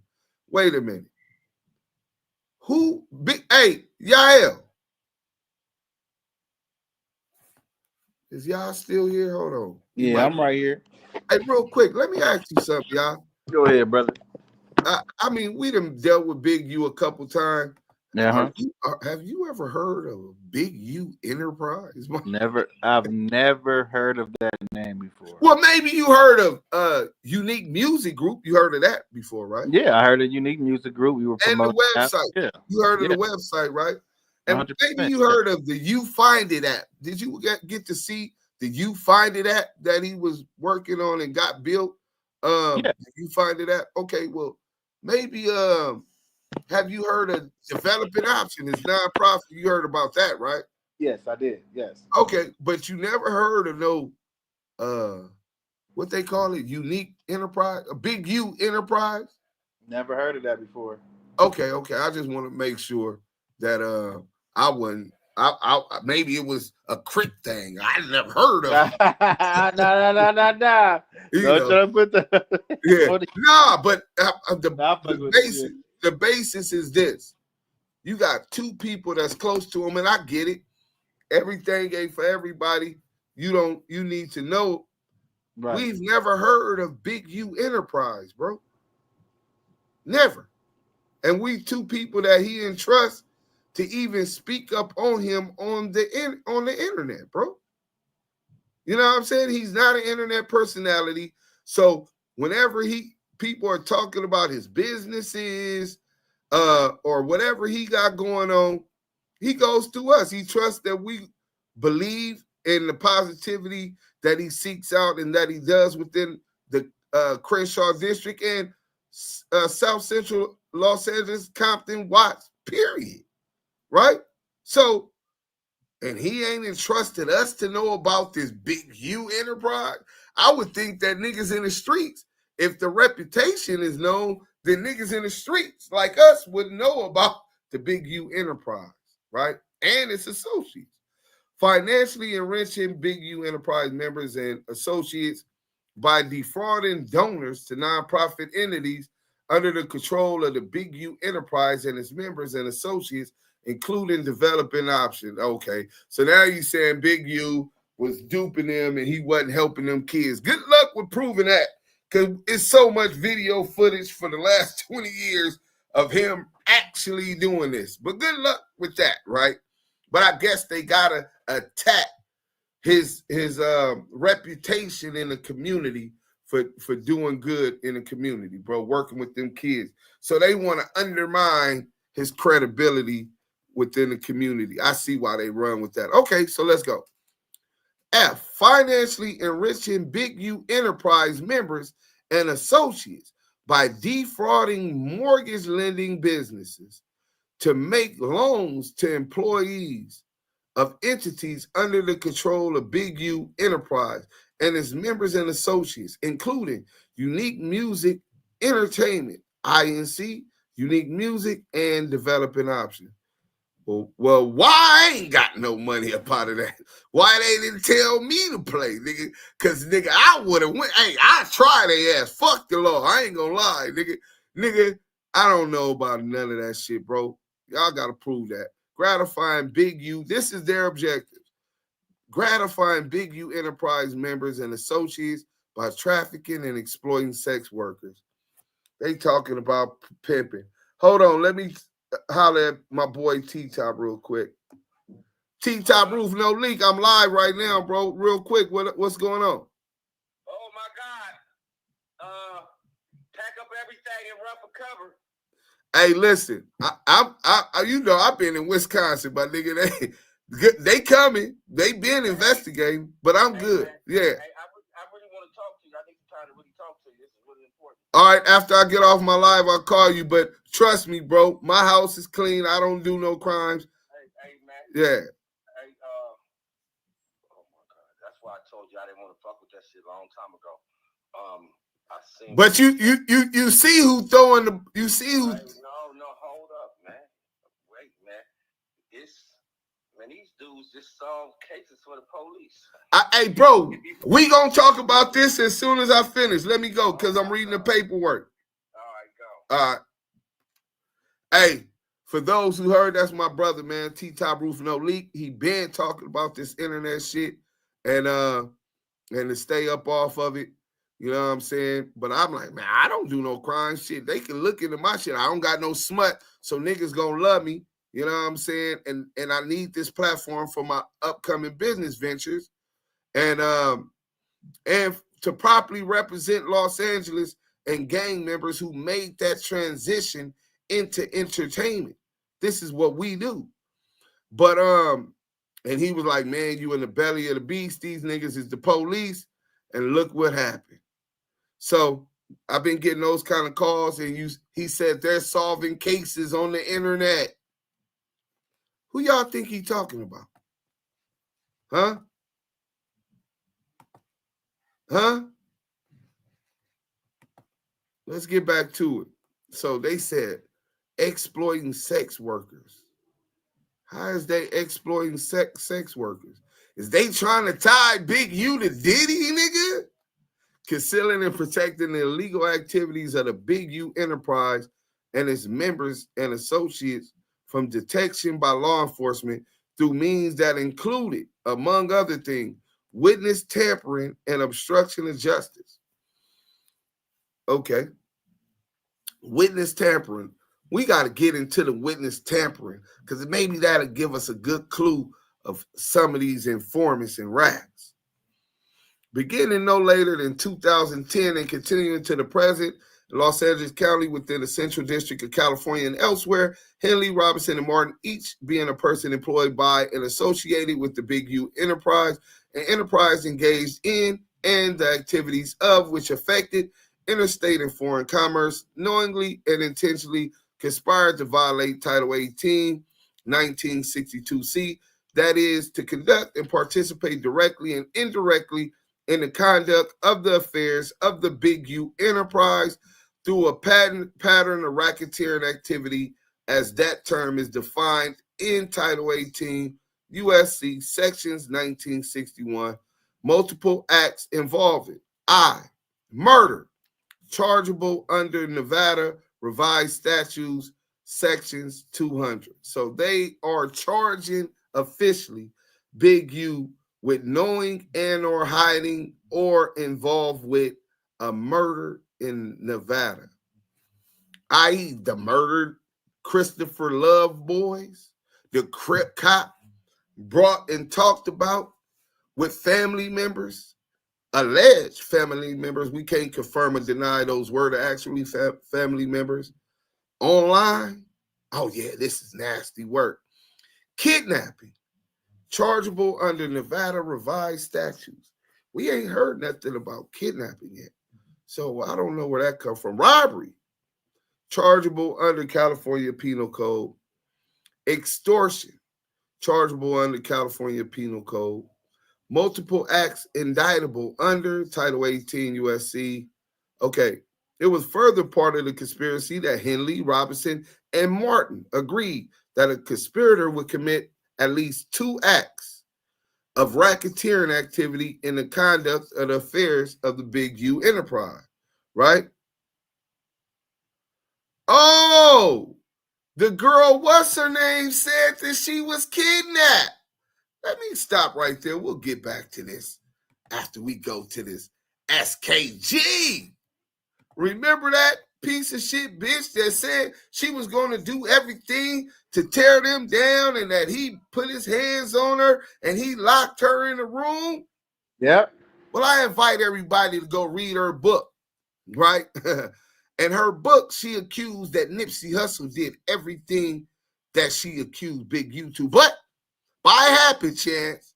Now, this really might hurt your case, Mr. U.S. Attorney, Assistant U.S. Attorney. I know you're looking for a promotion and a big conviction, but SKG said that Nipsey Hussle did that and put his hands on her and all of that in the spot or the studio, wherever they were supposed to have been, right, in her book. So that kind of defeats your case and allegation if that is the kidnapping you're talking about, because if you also remember, she has a reason. It's documented. She has a reason to want Big U, not just couch chasing, because her career went nowhere. I don't even know if it really ever started. She had a song with Pac. I know all Pac songs. Name a Pac song that was famous. Only God Can Judge Me. Perhaps I was blind to the facts, stabbed it. I can name almost all of Pac's 800 songs and spit verses and choruses, but don't know the one with her, right? But anyway, so that means it went nowhere. Her career went nowhere, right? She tried to clout chase Nipsey. Rest in peace. The marathon continues, right? And now he's gone. She clout chases and accuses Big U of being the one that did it, as opposed to Nipsey Hussle, who she clout chased from the beginning. But if this investigation happens to deal with kidnapping and it relates to SKG's kidnapping, it's crazy that Whack 100 was FaceTiming her, streaming live from Clubhouse, telling her what to do, telling her to assault Eugene Hilly, trying to provoke him into doing violence. Oh, this is nasty work. So at the discretion of a federal confidential source, CS2 back, they trying to run a kidnapping case. It's nasty work. Reggie rubbing his handicapped hands together. So he possibly going to be in there with Keefe D. Who knows? I think it's a federal, so this indictment is out of he's going to MDCLA or one of the Los Angeles, hold and take, San Bernardino County. They hold federal inmates there. You know what I'm saying? Deuce, I'm from Philly, and Damu and Kiwe been saying for the last couple years, CS2 back been working. All us street niggas been seen it coming. Hey, listen, shout out to Philly. Shout out to the Bricc Concrete in Philly, man. I'm glad y'all brothers been tapped in. I hope everybody been getting the information we've been providing about how the feds is moving and that these niggas was working to take Big U down. They were working to take Big U down. You know what I'm saying? Shout out to everybody on YouTube. Share, like, man. The news didn't even read all of this damn paperwork. So y'all getting it exclusively. Hold on, let me get back into the paperwork, man. I got the work. Yeah, you probably all through the work, nigga. So, associates of Big U Enterprise participated in I was supposed to show the SKG shit. Damn, my bad. That's why I took the work off. Let me see. Let me see where this SKG shit is. We're going to take y'all back. I think CS2 back just was bragging about streaming live when Big U said, yeah, call the police, because the bitch was talking about calling the police, right? Oh, and the Big Dirt case. A little Dirt case. Oh, it's a whole lot. They all through this. This got they name written all over it. They expose his name is shit in these streets. Let me try to find this real quick, man. Let me try to find. As a matter of fact, it's on our page.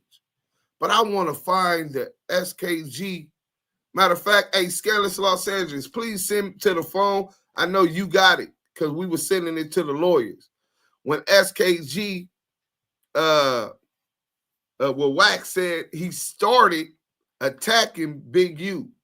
And matter of fact, we're going to put together that content for y'all. Go subscribe to Scandalous Los Angeles TV. Y'all get it from there. We'll explain that. It's too much to explain just going through that. But maybe that was the, y'all said this SKG was a street bitch, right?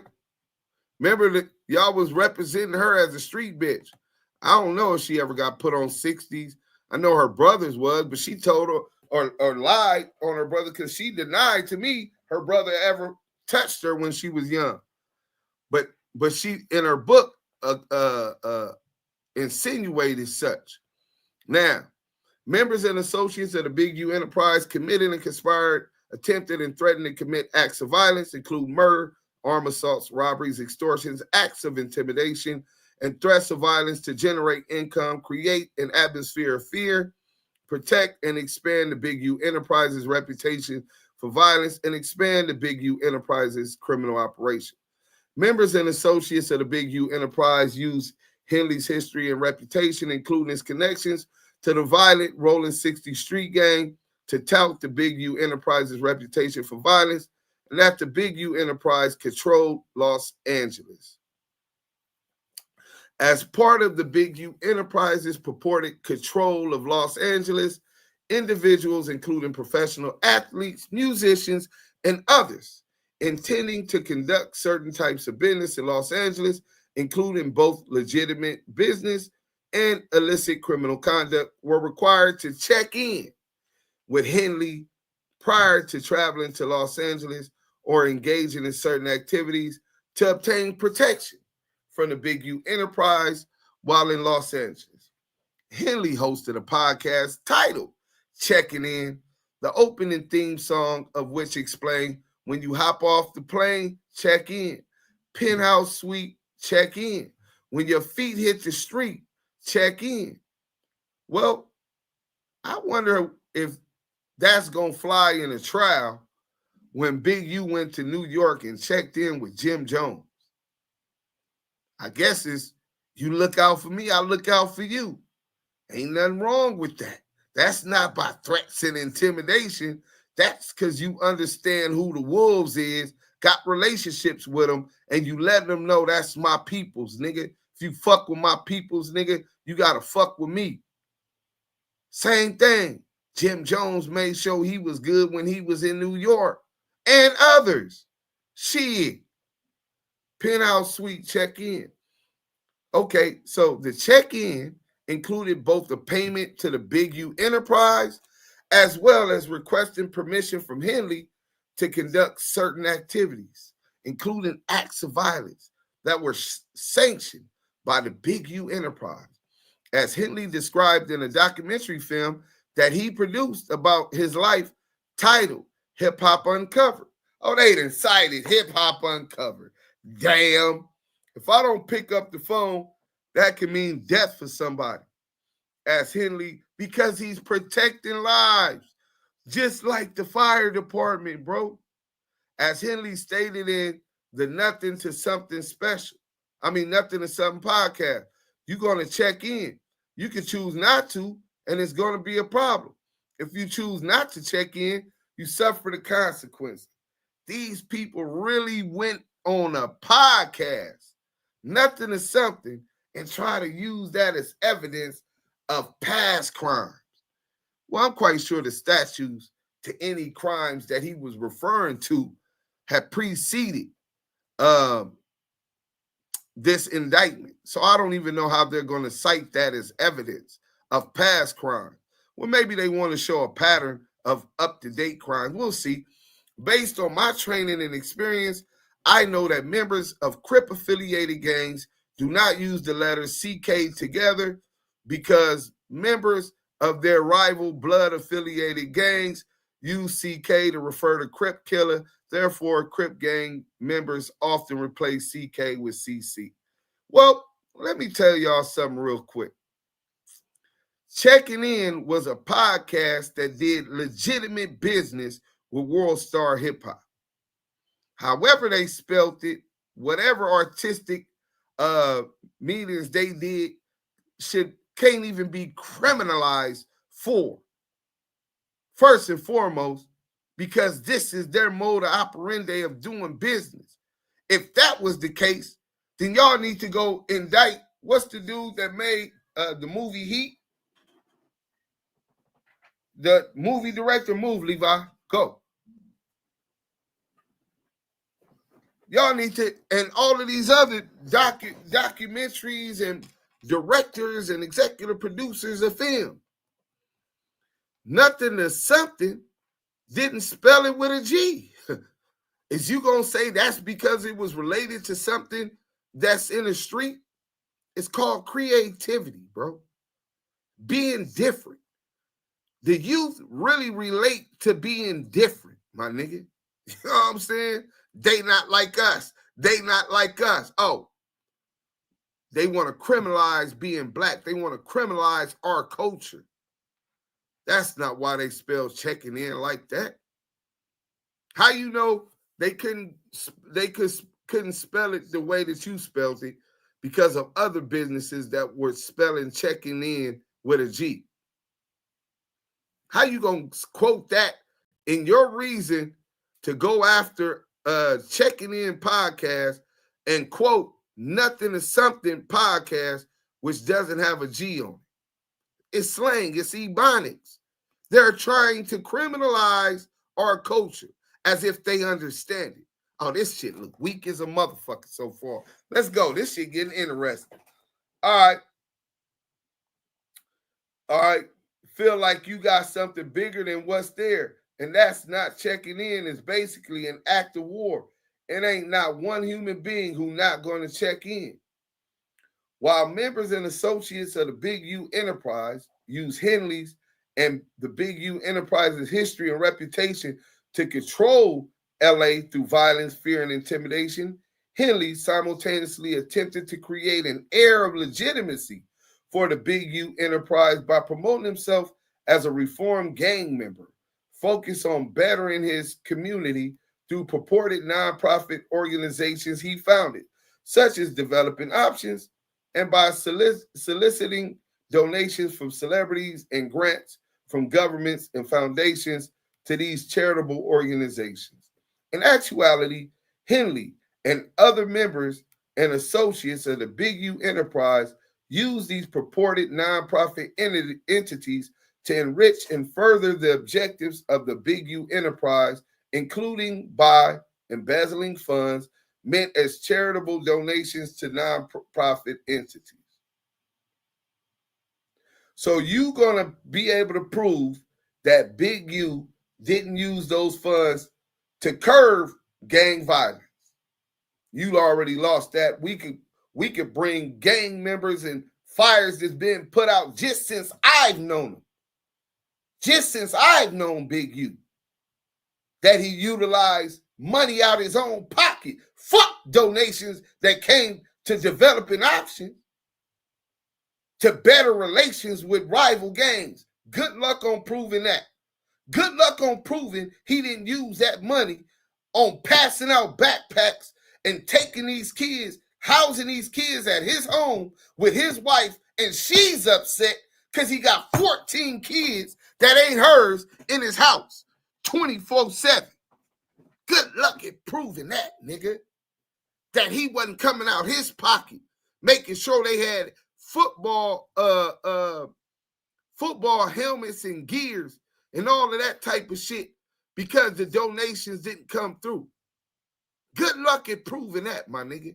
Because I got a lot of evidence since I've known that he was coming out his pocket. Nigga, to make sure that these kids got everything that they needed, bro. Good luck. Using the nonprofit entities to fraudulently apply for government assistance and loans. Okay, so show us, you got to prove what loans he uses nonprofit as a fraud to apply for. If he can establish that his mission statement to help these kids and do all of this was legitimate, how are you going to say it was a fraud to apply for government assistance and loans? You got to prove that, brother. Good luck at trying to undermine his credibility also, because I ain't buying what you're selling, nigga. Using the nonprofit entities to falsify employment and financial records to personally benefit members and associates of the Big U Enterprise. You got to prove that. Members and associates of the Big U Enterprise would discipline other members and associates who acted in ways seen as detrimental to the Big U Enterprise or other individuals who were seen as disrespecting the Big U Enterprise or its members, including through threats and acts of violence such as assault, kidnapping, and murder. Now, I don't know about no Big U Enterprise, but I run Active Chucks Entertainment. I run Damu Kiwe Conversations, right? And if somebody is doing something that I'm seeing as disrespecting what we represented, the brand that we building, we're going to try to terminate them. If I'm too upset because of what they said, I might have a personal issue and beat his ass. If a nigga came out of the Damu Kiwe and was acting like he was cool with Blue the Snitchy, right? Promoting Blue the Snitchy, right? Which when we done ran the paperwork and built the brand on standing against rats, now we interviewed Stutterbox, who was a rat.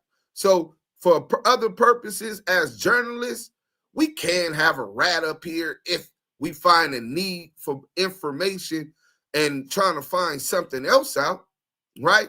We're journalists.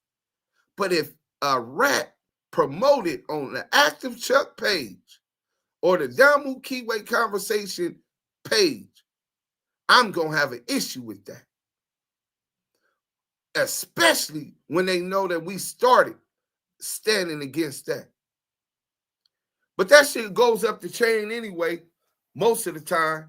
But when people do that, we'll cut them off, might have an issue with them, depending on if they did it knowingly and intently to try to destroy our brand. I might want to beat a nigga ass later. But that don't mean that it was done for the Big U enterprise, nigga. For all that discipline a DP could be because, nigga, you disrespected me. That don't mean it's a DP sanction. Nigga, I'm going to beat your ass. That's a personal problem. But anyway, including through threats, violence, acts, or kidnapping and murder.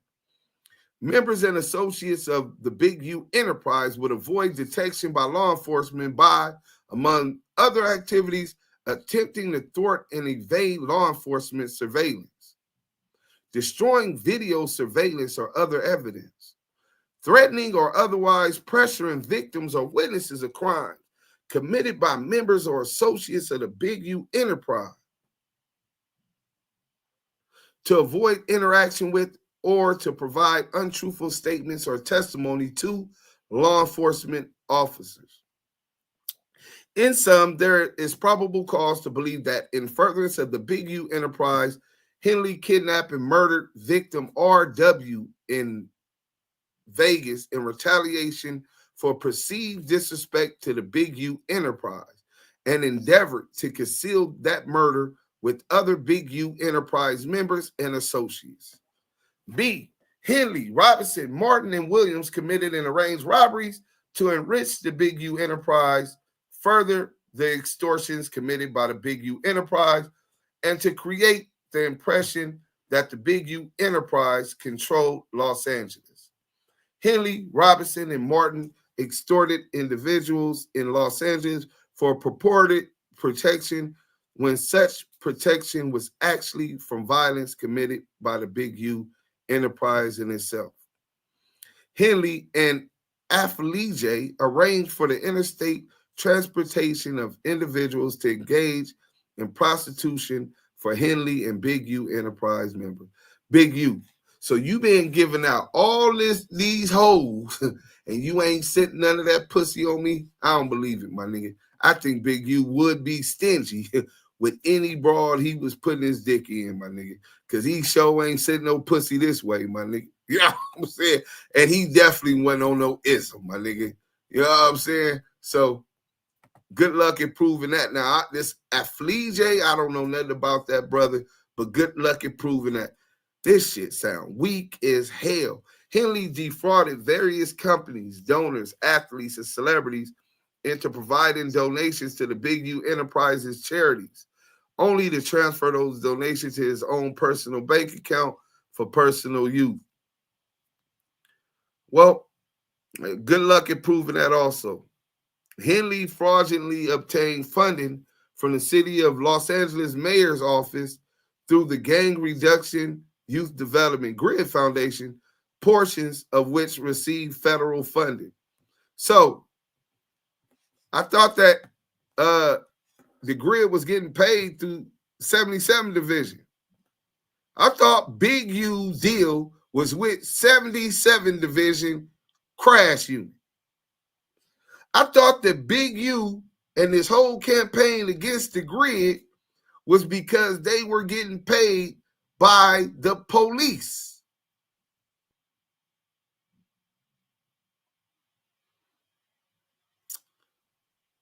Disinformation campaign. to undermine the credibility of black leaders. COINTELPRO. That's how they been working, bro.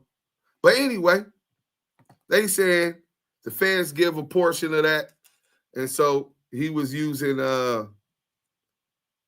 fraudulently obtaining grid funding. Good luck with proving that. Henley defrauded and attempted to defraud the SBA for loans that benefited the Big U enterprise. How you know they didn't benefit unique music? How you know they didn't benefit developing options? How do you know that they didn't benefit the unique app, which is almost finished being built, if not finished? And you find it at? Good luck in proving that. To Rich Blanton, a Big U Enterprise associate who purported to work for the Big U Enterprises charitable organization, Henley, Martin, Blanton, and Hines committed bank fraud by submitting a fraudulent mortgage application. And Henley, Robinson, and Martin, and other members and associates of the Big U Enterprise attempted to obstruct investigations into and conceal the above referenced crimes committed on behalf of the Big U Enterprise. I wonder if that's that dirty lawyer that was working for WAC trying to put that off on Big U. What was that nigga name? Oh, you don't know, y'all. I talked to him before. This motherfucker was working with WAC the whole time. Big U get on his head because he was supposed to trademark I think it was unique checking in. He was supposed to trademark checking in Big U's name, and Big U had paid the nigga like $8,500 for each one he was supposed to trademark. And I'm telling him, like, bro, don't you got a trademark? Like, all these niggas that's doing defamation of character, we can utilize them. We can make them take all that them lies and shit down because of your trademark. Come to find out, this nigga took the money and didn't trademark the shit. Right? So maybe they getting this information from this nigga. Maybe they believe this dirty lawyer. But anyway, we get the lawsuit ready to file for the defamation of character. We had one lawyer draw it up. This dude's supposed to file it. And then he tells us it's a conflict of interest because I've been working with Cash Jones. Why you tell us you was going to file it and why you didn't tell us about this conflict? You know what I'm saying? So you got this dirty motherfucker. Maybe he's lying to him, telling him this, trying to get rid of him because this nigga done ran off with Big U money and ain't did what he was supposed to do. Unless otherwise noted below, my knowledge of the facts summarized herein is based on my training and experience, my discussion with other investigators, and my review of the law enforcement reports, search warrant and subpoena returns, Title 3 wiretap interceptions, public domain interviews to include YouTube and podcast interviews, and docuseries.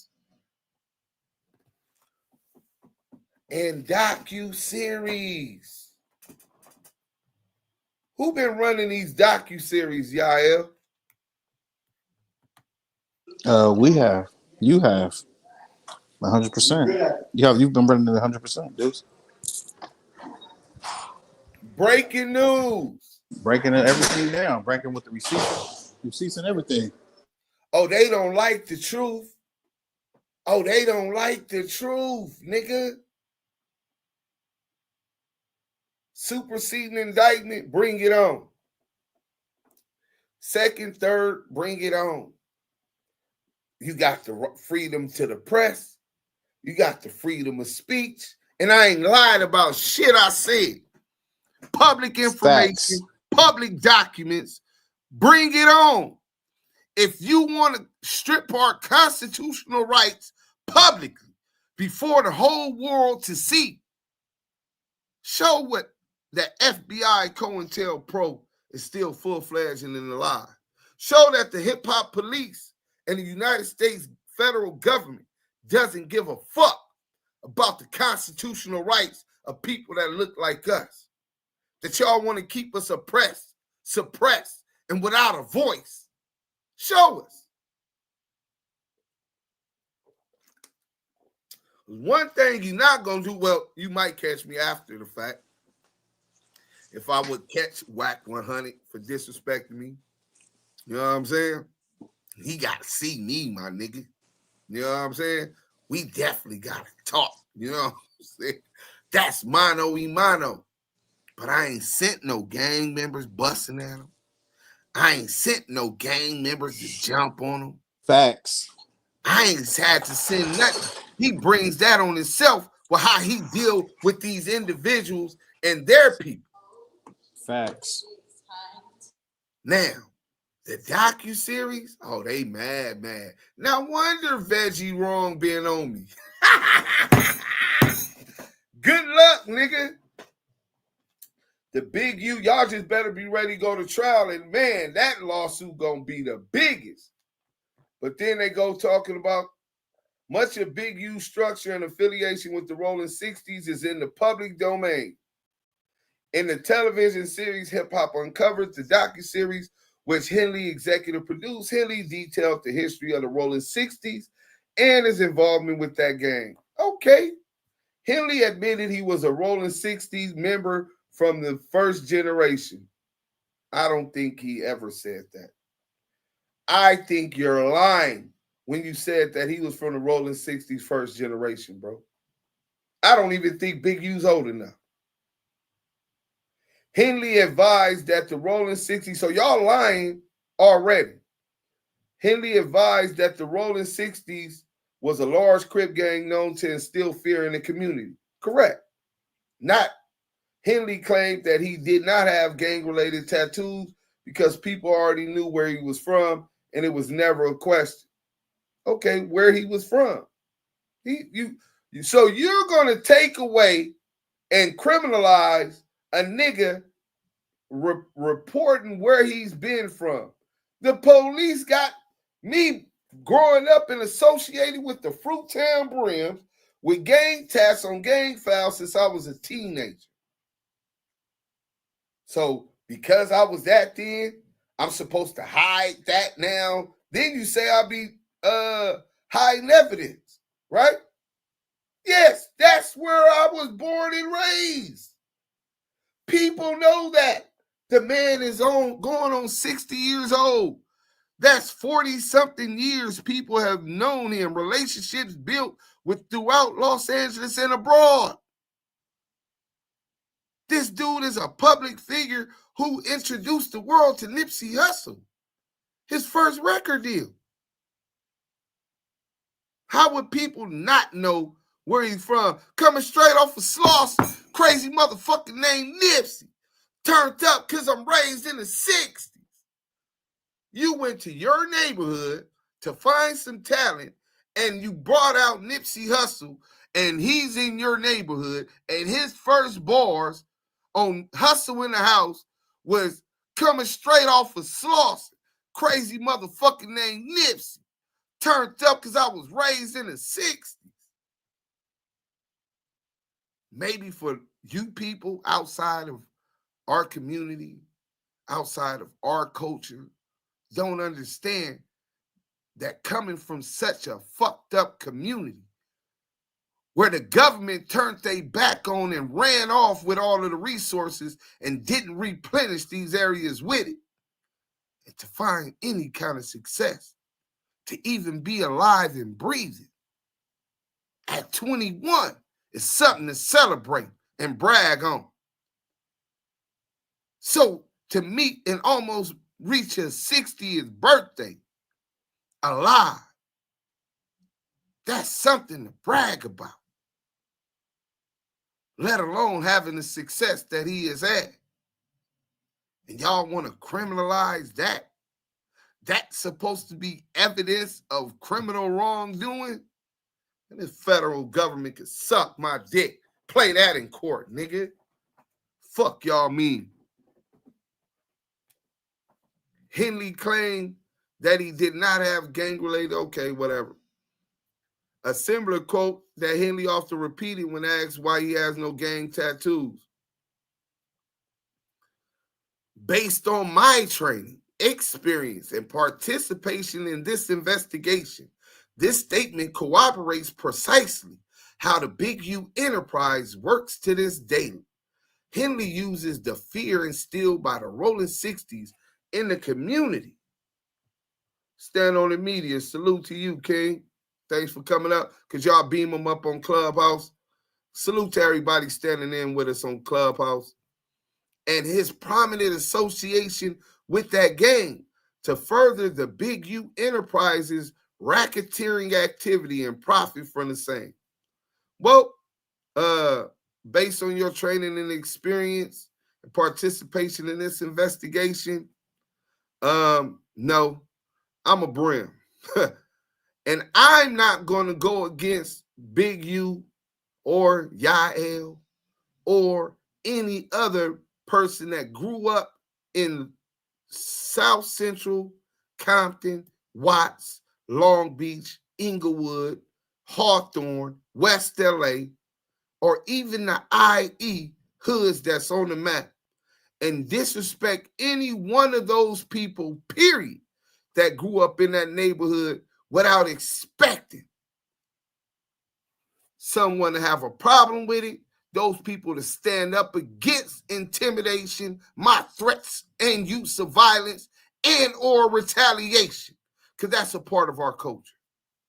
So, yeah, trust and believe. Unless I'm looking for those type of problems, you're not going to get me disrespecting or trying to start issues with anyone. So, after encountering legal trouble as a juvenile, Henley moved to California to Chicago. Henley admitted elsewhere to being on the run and conducting illegal drug activities in Chicago. Okay, what that mean, nigga? The statute of limitations is gone.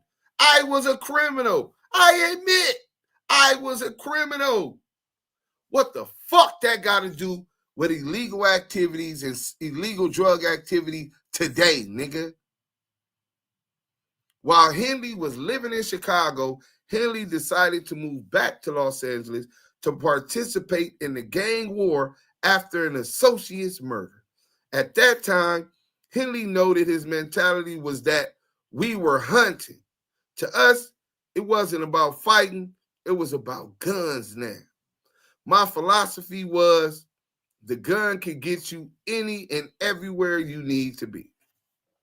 Okay, that was his mentality back then. You do understand this was the 1980s. In fact, back then, that era was what they called the bloody 80s, the drive-bys, right? Did he get caught on a drive-by? Do y'all got evidence of victims that he participated in did that?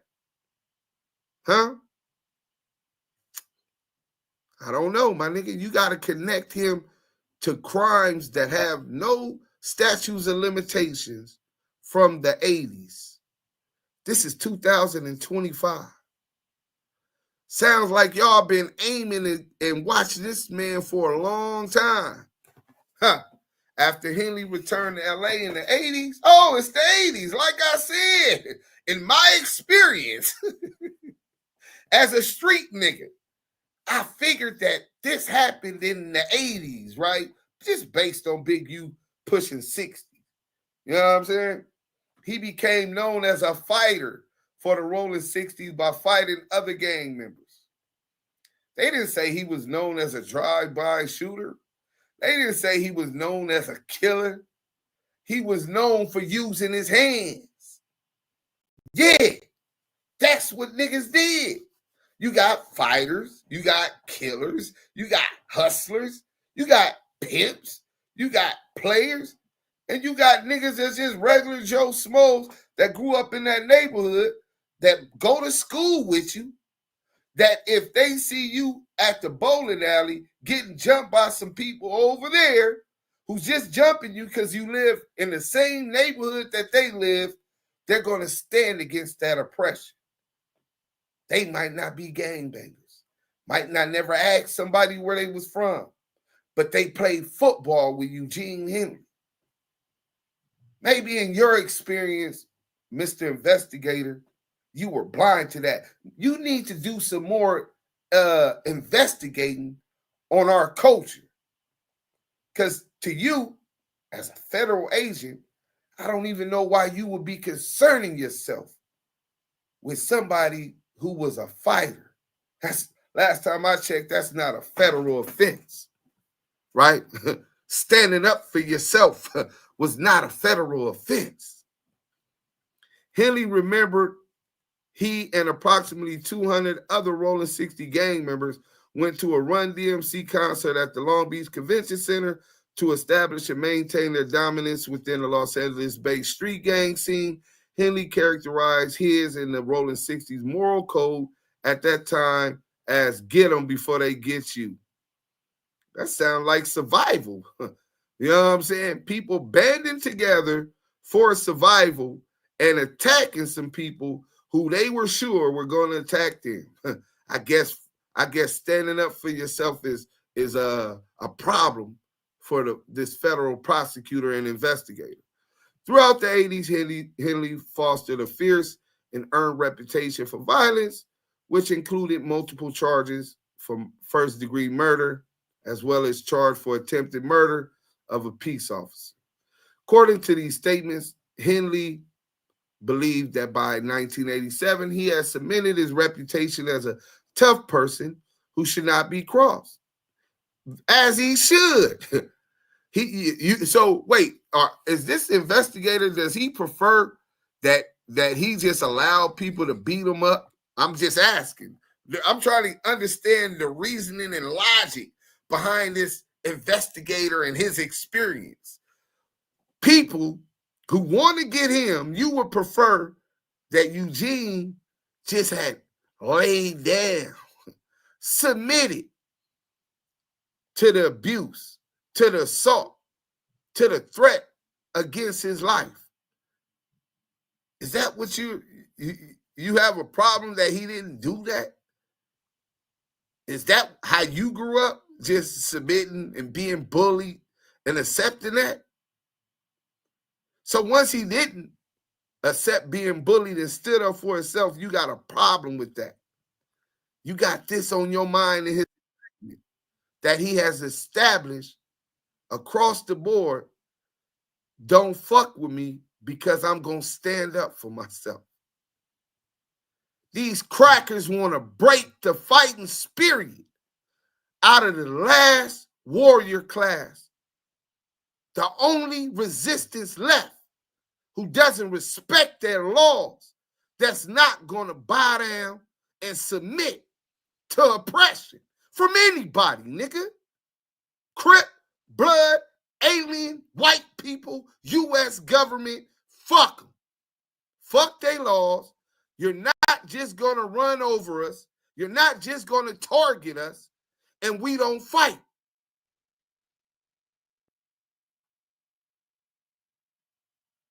They got a problem with that, bro. Didn't just submit and work with the government and help lock other people up. See, if you're not a puppet for them and an instrument used for them, and you look like us, especially a big 6'3", 6'4", 260-pound gorilla, right? Intimidating. And you ain't working for them, you don't submit to them, they got a problem for that. You not they puppet. They gonna come dethrone you like they do the rest of these governments in Venezuela, in Iraq, Nicaragua, any place that is not subservient to them, not their puppet, not going by their program, they gonna fund the overthrowing of you. What we watching right now is the decimation of the last warrior class and resistance in this struggle. This shit is deep. It's all within their fucking indictment. It's all within their affidavit. Shit is nasty work. Y'all don't even know what the hell is going on. Let's go ahead and do that. They done already Instagram then already ended. Hope everybody else in here hit that like button.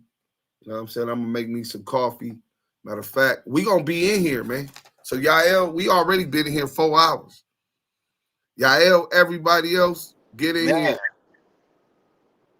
Been in here for a cool minute. They already let you know, man, this shit is nasty work, bro. Like, literally nasty work. You know, I got people texting my phone like, damn, man, Karma's a bitch when it comes to Luce Cannon and, you know, people that are associated with him. And I'm like, yeah, bro, but you got to understand something. He's working. So he's working to get himself up out of jail. If he was willing to go on No Jumper and all these other platforms, you know, Whackademics and, you know, Adam 16 and all these other individuals, bro, he's willing to do and say exactly what his teacher, his master splinter / master spinner would do. He's going to give up the information, bro. He's going to come home and say whatever it is. He's already done it. It's already in this shit is right in your eyes. You went out, yeah. Yeah, you got to go out and come back in. Damn, I wanted to get Maria to cook me some taquitos. I'm going to be smacking and do that. Let me get another video for y'all to watch while Yael having problems with that. We could get back into the paperwork after. But this going to be the longest live we ever did. And we finna get into, oh, here, go right here. How long was this video? Oh, this one only 2 minutes, but we'll get into it real quick while Yael getting shit together. Man, hit that like button, man. We're going to be going through the chat. Let me run, man. This is a lot. You know what I'm saying? And I'm emotionally attached. I got a lot of love and respect for Big U. And I don't believe that he was an angel. Never did. I'm not an angel. I could fuck minds and get a life sentence tomorrow. You know what I'm saying? Beat a nigga with my hands and black out and get a life sentence tomorrow. You know what I'm saying? I deal with mental health issues. I'm not trying to be holier than thou, but I'm a man of principle, a man of moral, right? Old-fashioned morals within my community, passed on from my grandfather. He wasn't a gang member. In fact, he served this country in World War II, right? But yeah, I can hear you now. Hear your thing. Can you hear me? He still can't hear me. Let's get into Loose Coochie, since they say Loose Coochie ain't no rat. Let's get into this real quick. We were doing a TV show like a while back, right? And I'm on a phone. He FaceTimed me.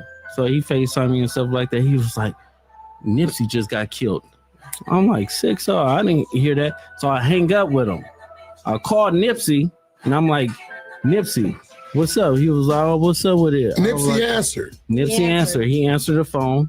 And I was like, I love you, cuz, or whatever like that. Did you tell him the call you just got? Or you didn't even mention it? I didn't mention it. And that's what fucked me up, because my cousin is Nipsey baby mama. You get what I'm saying? So it was like, I could have probably stopped it, or it had it. Stop what? Fuck you mean? That fuck you talking about? No, because listen. So after I talked to Nipsey and I was like, yeah, I love you, cuz, or whatever like that. I'll see you later or whatever. So I hung up the phone. I thought Big U gave wrong information. 30 minutes later, the homies blowing me up like they just killed Nipsey. And so I'm like, wait. You get a call from Big U telling you Nipsey just got killed. Yeah.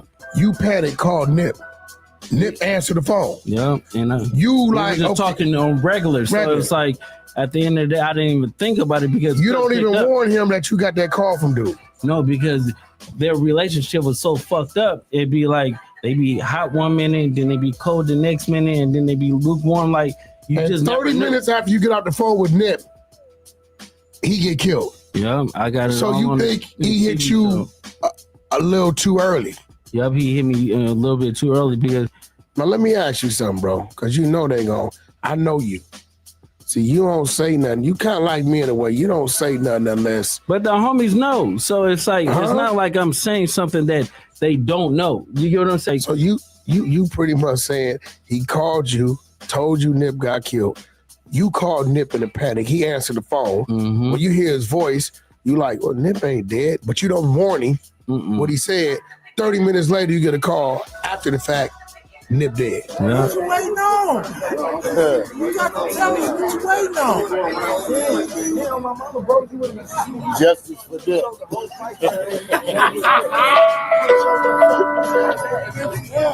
But your boy would have been there like, yeah, we got it. You did.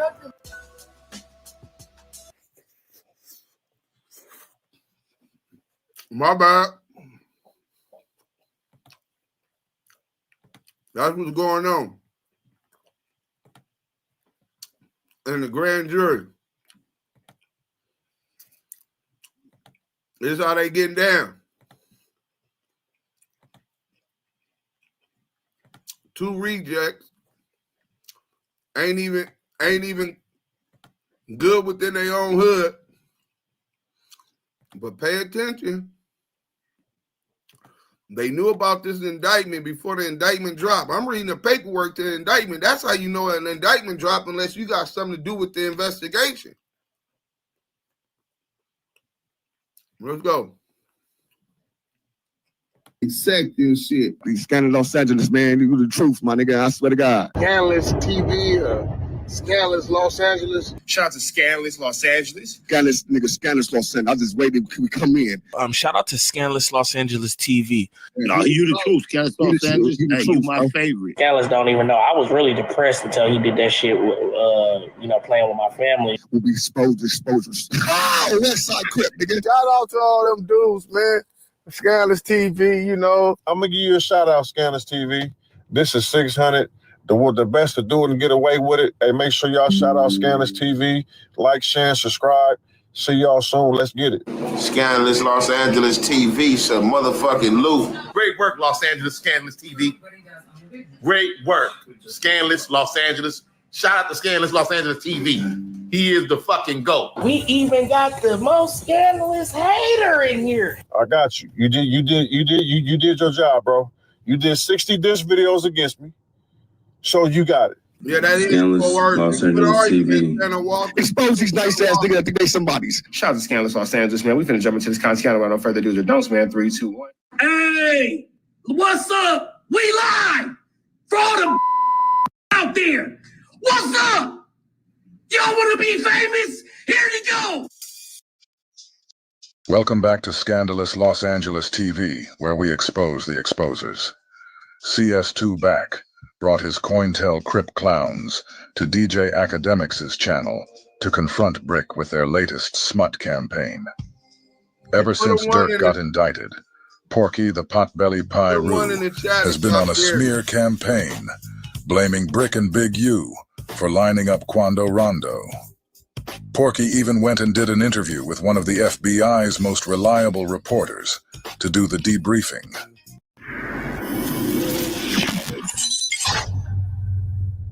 So 5 other OTF members were arrested. Kevon London Grant, DeAndre Dontrell Wilson, Keith Jones, David Brian Lindsay, and Asa Houston. Yeah. They're charged with conspiracy to commit murder for hire, committing murder for hire resulting in death, use of, carry, and discharge of firearms, and a machine gun in the furtherance of a crime of violence resulting in death. Probably a switch. Yeah, exactly. Yeah. Extremely serious charges that might actually carry the death penalty. And of course, what they're saying is this is retaliation for the killing of King Von by Quando Rondo's right-hand man, Lil Tim. Slow down. The killing that happened at the Beverly Center is retaliation. What killing at the Beverly Center? That's where the last murder happened. Of this who? murder happened at the Beverly Center across the street. Oh, Lil Pop. Yeah. Now, I understand that, but the Lil Pop murder, which was supposed to be the Quando Rondo murder, was a retaliation to King Von getting killed. For that. Okay. Yeah, that's what I'm saying. Yeah, who's the first one to get mentioned today? What do you mean? One of your guests. We all thought that was a bad drug deal, weed deal. You know that. Porky just said we all thought it was a bad drug deal. This shows you that when Porky goes on Clubhouse running his mouth like he has some inside information, it's all lies. When Quando's homeboy got killed, CS2 back was on Clubhouse acting like he knew exactly what happened and why. Now he's sitting in front of the camera with bright lights in his face, admitting that he didn't know what he was talking about. Not to mention the fact that this is an open murder investigation. So why is CS2 back sitting on this show, letting the feds know that they can look up a Bricc video where he might have said something incriminating? This is Porky, the potbelly pit poodle Pyru. The world thought that that shooting was a bad weed deal between some Armenians or Persians. That's what the world thought. Huh. Okay. And it wasn't until February of 2023 that Bricc Baby goes on the internet with Flacco and says, out of nowhere, the world is oblivious to this. We've tied this to a bad drug deal. Remember the story that an arm reached over Quando and shot him? That was the story, right? Bricc Baby goes on the show and says, I guess they can't say OTF didn't slide for King Von anymore. It should be clear to all of you guys that Porky is working. He is sitting on a platform that has helped the feds in many different cases. Vlad himself has even taken credit for helping to solve Tupac's murder after Keefe D was arrested. Porky is trying to help the feds nail Dirk's coffin shut. And Flacco says, well, what are you talking about? He said, yeah, the shooting. They slid for King Von. OTF. OTF. Yeah. Now, that's February. March, the feds get on Bricc. We don't know this. Jump to June 2023. You guys, how in the hell does Porky remember all these dates like this? It's like he's been writing all this stuff down and studying it. How come Porky won't go on Vlad's show and talk about his CS2 back paperwork? How come Vlad won't ask him about that? Feds come to Bricc Baby's house. We get the report. I'm screaming, Bricc Baby just got picked up by the feds. What's happening? When your court date? Right? We're under the presumption that it's an AK-47 case. But what really happened was they came there to get his cell phone. In the process of him doing the search, they come across the AK-47.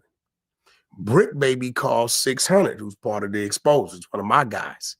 Say, man, the feds just picked me up. I got an AK case, but they on the other fella. We're going to refrain from his name because I know that's your friend, right? He's giving us all this information. He said the feds been on me since March, right? So he gives this thing identifying OTF in February, first one in the world. And then when they come in this house in June, they let them know they've been on him since March. So Bricc Baby is talking to Luce Cannon. If y'all don't remember, Bricc Baby said the only two people that knew was 600 and was calling 600 the police there. But you talking to him, which I just told Bricc, you got to bring your paperwork. What did you say to the feds, bro? If the task force hit you, the feds hit you, and they're telling you they're watching 60s Hood every day, they get a tour because they watch Love Boy shit. They're talking to you about another person, bro. And then you saying that they said they on Big U. Wack saying that he knew that they was on Big U already. So Wack knew even before Bricc that they supposed to been investigating Big U. How? This indictment ain't dropped. They picked this nigga up too. But pay attention. But we think it's an AK-47 case, right? Come to find out, when we applied pressure last night on Act Show, he wakes up this morning in a panic. He goes on there and starts running his mouth. Yeah, the feds came in. They took my cell phone, still haven't given it back, right? If you go in there and look at that report, number 4 is a local guy that was dropping Quando's locations. Oh. Slow down. Number 4 is a local guy that was dropping Quando's locations. Now, after the murder, when Quando went back to Georgia, what did he immediately do? Dropped his flag? There it goes. What was he claiming? Roll 60 script. Where Bricc Baby from? Roll 60 script. What you think the police told Quando? That the Roll 60 set him up? Who you think he checked in with? Who you think he checked in with? Who you think he checked in with? Roll 60. Did y'all just hear but that? They on the other fella.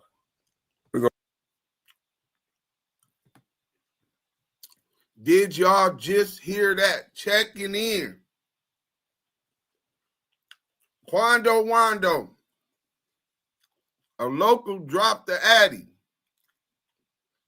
This is nasty work. The nigga Wack is doing the police work. Crime fighter. CS2 back, the crime fighter, man. Hit them like buttons, man. We got 1,000 people in the chat. Hit the mother like button. Did he lie about being in Soledad? Nigga, we been exposed. He lied. We got his whole shit. He never was in Soledad. But shout out Scandalous Los Angeles TV, man. We finna play that part again. Listen to him solving the case on Vlad. Hot ass Vlad. Crime solvers. I'm gonna refrain from his name because I know that's your friend, right? He's giving us all this information. He said the Fed's been on me since March, right? So he gives this thing identifying OTF in February, first one in the world. And then when they come in this house in June, they let them know they've been on them since March, but we think it's an AK-47 case, right? Come to find out, when we applied pressure last night on Act Show, he wakes up this morning in a panic. He goes on there and starts running his mouth. Yeah, the feds came in. They took my cell phone, still haven't given it back, right? If you go in there and look at that report, number 4 is a local guy that was dropping Quando's locations. Oh. Slow down. Number 4 is a local guy that was dropping Quando's locations. Now, after the murder, when Quando went back to Georgia, what did he immediately do? Dropped his flag? There it goes. What was he claiming? Roll 60 script. Where Bricc Baby from? Roll 60 script. What you think the police told Quando? That the Roll 60 set him up? Who you think he checked in with? Who you think he checked in with? Who you think he checked in with? Roll 60s? With who? With who? With who? Okay, I see where you're going with this. I see where you're going with this. I see where you're going with this. I'm not going to say listen. it. Yeah. Listen. I'm not going to say it. No. So now, Porky Potbelly is sitting in front of Vlad attempting to drag Big U into this case.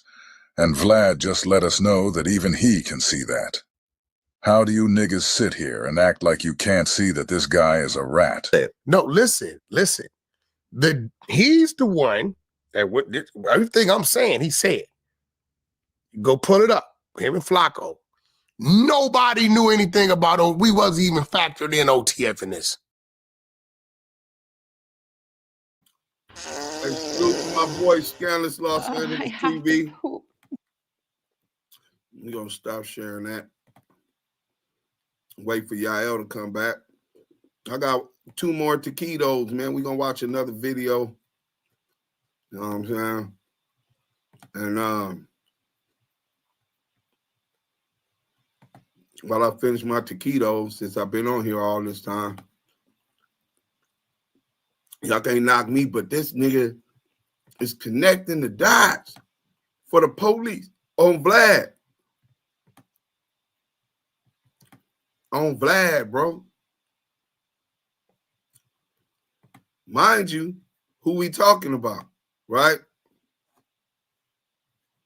Let me see, cut this shit off because I'm getting texts everywhere. You know what I'm saying? Let me see what we doing. Hit that like button, please.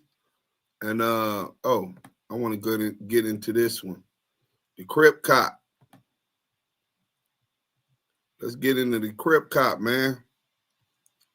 Y'all underestimate the Crip cop. When people show you who they is, you're supposed to believe them the first time. You know what I'm saying?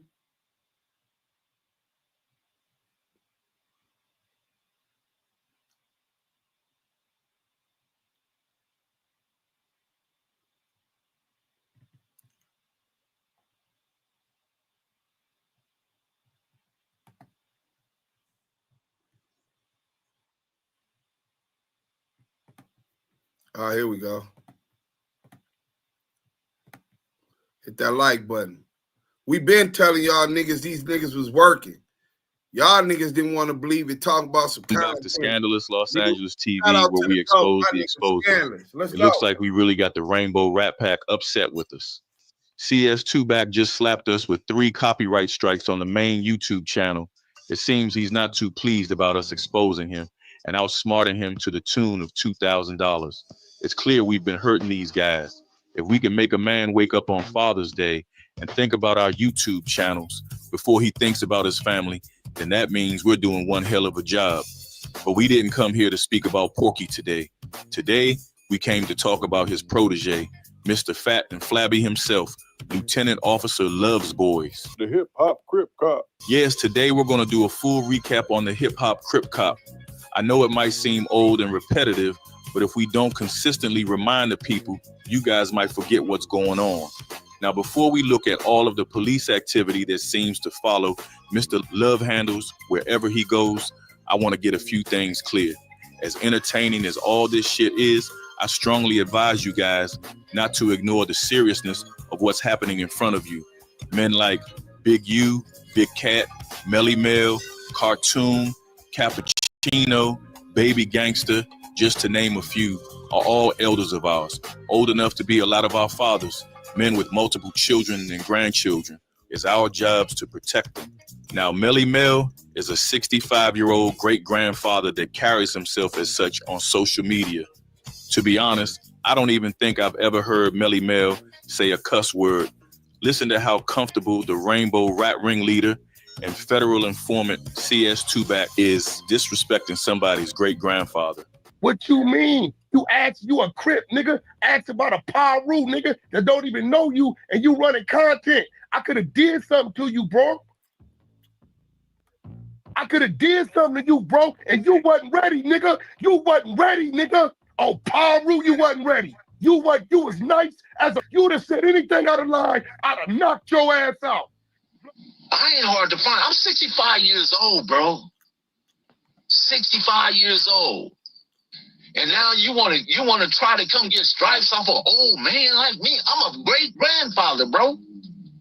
Then we got lying-ass Lucy Coochie the Goofy. This clown claims to be 6 years younger than Little Bow Wow and a year younger than Soulja Boy, but some kind of way he managed to bring all the Crips to Suge Knight and Death Row Records back in 1991. This is why Scandalous calls him the Lion King. So back in May, the Lion King thought it would be a good idea to call Big Cartoon and secretly record their phone conversation. Cartoon is also in his 60s and is also a grandfather, another man who we've never heard utter a cuss word on his platform. On that phone call, Lucifer took that opportunity to disrespect Cartoon in the worst way. I'm gonna speak on anything I said about 600. That's what I'm gonna speak on. Anything else, cause I'm not gonna speak on it. Yeah, okay, well, just make sure Cartoon, from this point, you don't speak on 600 because that's not your business. Okay, if 600 stay out my set, I won't never speak on it. All right, you know what I'm saying? Once 600 come to our hood, then it becomes my business. Like I said, I spoke to 600. He called me. I didn't call him. He called me. So tell him, don't, if that's the case, if that's the feelings and emotions you have on it, tell us, don't get on the phone and tell me don't talk about 600, because I'm going to talk about whoever I want to talk about. But I didn't call him. Trent, nigga. Neighborhood Crip, nigga. Fuck Trent, nigga. You want to go there, nigga? Crip Street, nigga. There you Who go. the fuck you think you talking to, nigga? There you go. Buster ass nigga. You way in Alabama, nigga. There you go. It's 10 of y'all niggas that's still out in the park, nigga. Let's not forget about Big Cat. Big Cat is a 65-year-old father and grandfather. One morning, while walking into a donut shop in his neighborhood, Cat was confronted by a scared, nervous, fat, flabby, and fidgety Officer Loves Boys clutching his registered weapon. So somebody hit the Mega Millions. What's happening? What's happening? What's happening? What's happening? What's happening? What's happening? Coming in the donut shop. Oh, what's happening, nigga? Yo. 6 nigga, what? What's happening? What is you talking about? Play with me, nigga. So when did shit like this start being acceptable? I've never seen anything more cowardly in all my life. Since when did 40-year-old men start pulling guns on unarmed 65-year-olds? Since when did 40-year-old men threaten to knock out someone's great-grandfather? If you're in your 40s watching this, seeing these guys make the disrespect of elders a common thing, you should be pissed the fuck off. If you're in your 40s and this doesn't piss you off, then don't complain when you hit your 60s and the same shit is happening to you. If we allow these rats to advertise, commercialize, monetize, and normalize the disrespect of our elders like this, then we're headed down an even darker road than we've already traveled. Ask yourself this: when was the last time you saw a Samoan go on camera pulling a weapon out on an unarmed 65-year-old Samoan man going into a donut shop? When was the last time you saw a Tongan go on social media and threaten to break somebody's 65-year-old Tongan great-grandfather's jaw? What about a Korean, Somalian, Persian, or Arab? Can you guys show me one example on social media of such disrespect towards elders from any one of the people groups I just stated? I'm sure there are cases when it has happened, but good luck trying to find them broadcasting it online. At this point, I think we can all see the agenda of CS Tubac and his Rainbow Rat Pack COINTELPRO Crip gang. So now let's dive into the guy that the police follow in real life and on social media. The 350-pound lump of live lard, Lieutenant Officer Loves Boys. Loves Boys went out of his own mouth and said that he and Big U used to have a father-son relationship. So he thought it was bullshit going on with me. So he like, nigga, come on. Man, I'm not about to fight you, nigga. For what? What you talking about? Nigga, what do? I said, bro, listen, cuz this is what it is, my nigga. What do? It wasn't none of that. Like I told you, it was little brother, big brother, father-son type shit relationship at that time. So Loves Boys just said that he and Big U had a father-son type of relationship. Is it just me, or isn't there some level of respect that you give to someone who was like a father to you? Well, listen to the respect that Loves Boys shows to Big U, a 57-year-old man who Loves Boys said was like a father to him. What's up, y'all? I just thought about something. I'm getting a nice dinner with some Wagyu. Listen, I thought about giving out free promo. So everybody who can read, I want you to read the Big U paperwork, send me the video, and say Big U's a snitch. You say that, you send me the video, tag me, I'm going to repost it at you, and you can promote whatever you want. I'm posting on my real page. I'm not going to do the story, all that stuff. I'm going to post you saying Big U's a snitch on my main page. This is how Loves Boys repays someone who played a father-type role in his life. He repays him by inviting the entire world to call him a snitch. Furthermore, Loves Boys thinks that somebody really cares about getting free promotion on a YouTube channel that's controlled by the federal informant CS Tubac. We've all heard Buster Thuglis say Big U is a rat over 2,000 times. We've also heard him say he doesn't mess with rats or rat lovers. So if Lard Ass doesn't mess with rats and he truly believes that Big U is a rat, then why would he send a message to Big U saying this right here? And I'm gonna be real with you. I don't know if I said this on record yet. 6 months ago, in the midst of all this, Draws was going to one of my homies' spot in the hood, my big homie. He said, "Hey, where you at?" I said, "I'm right around the corner. What's up?" He said, "Hey, Draws about to come up here, bro. You on deck?" I said, "I'm right around the corner. What's up? What we doing?" He said, "I'm gonna call you when you get up here." I said, "Bro, before I hang out," I said, "Bro, let cuz know we more powerful together than anything. We more powerful together than anything. We more powerful together than anything." Yeah, exactly. So we can squash it right now. It ain't got to go no further. So he didn't want to squash it. For those of you who don't see my point, I'll explain again. The Crip cop said he doesn't mess with rats and he doesn't harbor rats. If he truly believed that Big U was a rat, then why is he admitting to all of us that he sent a message to Big U telling him that they were stronger together than anything? So if Big U is a rat, then why is Love's Boys reaching out to him trying to join forces with him? This shows you that Officer Love's Boys knows that Big U isn't a rat, and it also shows that Love's Boys is doing all this because Big U ain't fucking with him. Now, all of you guys just heard Love's Boys say that he reached out to Big U through his homeboy, telling him they're more powerful together than anything. So yesterday, when Love's Boys went live, I asked him about that, and of course he lied about it. Reach out? I never reached out to that dude. I never reached out to that dude. Why not reach out to him? I got his number. He got the same number from years ago, bro. Why not reach out to him? You gotta get your facts straight, bro. Do you see the way he lies? He just like Porky and Lucy, a group of lying ass niggas. So right here, you're looking at clueless Christie in his younger years, throwing up neighborhood during his time at the police academy. As you can see, Love's Boys has shaved off all of his facial hair, which is consistent with one who joined the police academy. You know, just going through the academy, you learn to keep a clean cut, you know, so we shave our facials off and stuff like that. And this is how far back his plans of infiltration goes. We've been advised by a certain someone to leave Love's Boys alone because Love's Boys was good friends with former Los Angeles Sheriff Lee Barker. This is the reason why Love's Boys feel so comfortable taking pictures on police motorcycles.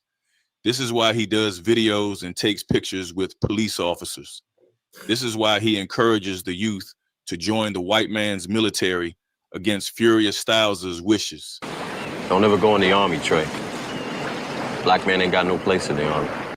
This is why Thuglis encourages the youth to pursue a career in law enforcement.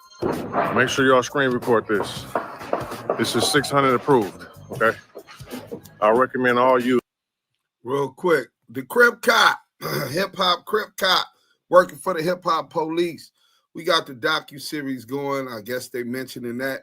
But Miss Lisa, super chat, $10. Thank you, Miss Lisa. Proud of you too.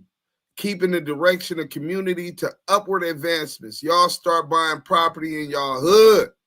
Miss Lisa is in real estate, and she be sending it to my phone too. She always talking about buying some property. Hey, Miss Lisa, I'm gonna listen to you, and thank you for the contribution. Anything contributed to the Damu Kiwe conversation is appreciated.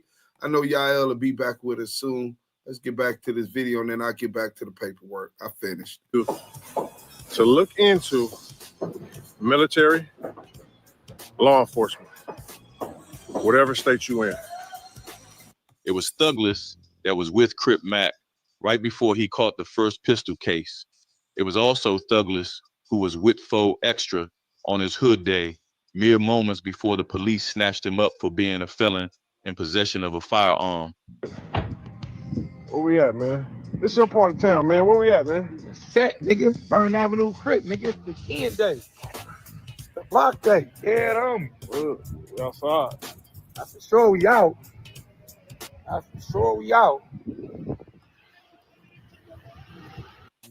It was also Thuglis that went online and lied to all of us about Expo signing a deal with him and Cash Money West. Well, I got a check last night. Well, I got a wire, not an actual paper check. make some money. We got the deal done with X4, Cash Money West. We got the deal done with X4, Cash Money West. You know what I'm saying? Look out for X4. Got a new hot song coming out. Well, it's already out. He pumping up and running right now. Shout out Wack and Birdman, we got it done. Shout out Wack and Birdman, we got it done. Shout out Wack and Birdman, we got it done. 2 weeks later. What's up with it? So now a lot of people asking. Hold on, what did he say? Devontae Gibbs. I don't know why y'all condone a kid dying. Shit's crazy. This world messed up. A kid dying. First and foremost, I know a kid that got his head blew off at 12 years old. Rest in peace to Charlie, time bomb. This dude that they're talking about, as I heard it, was 24 or 25 years old, if I'm not mistaken. Still a sad situation. Condolences to him and his family. But one thing for sure, two things for certain. I believe in justifiable murder. Believe that. Let's go. I don't know about that case. I don't know the circumstances, but I'm definitely not an advocate for total peace. Violence and even murder should be the last option. Let's go. Did we or did X4 sign the Cash Money West? No. We didn't make that official yet. Shortly after Porky and Baby Back began saying X4's name, he ended up in jail. We can't forget about the Bricc incident because this is where Baby Back Barker blew his cover. Baby Back pulled up in his hood accompanied by Bricc Baby. When Love's Boys hopped out, he was brandishing his legally registered firearm.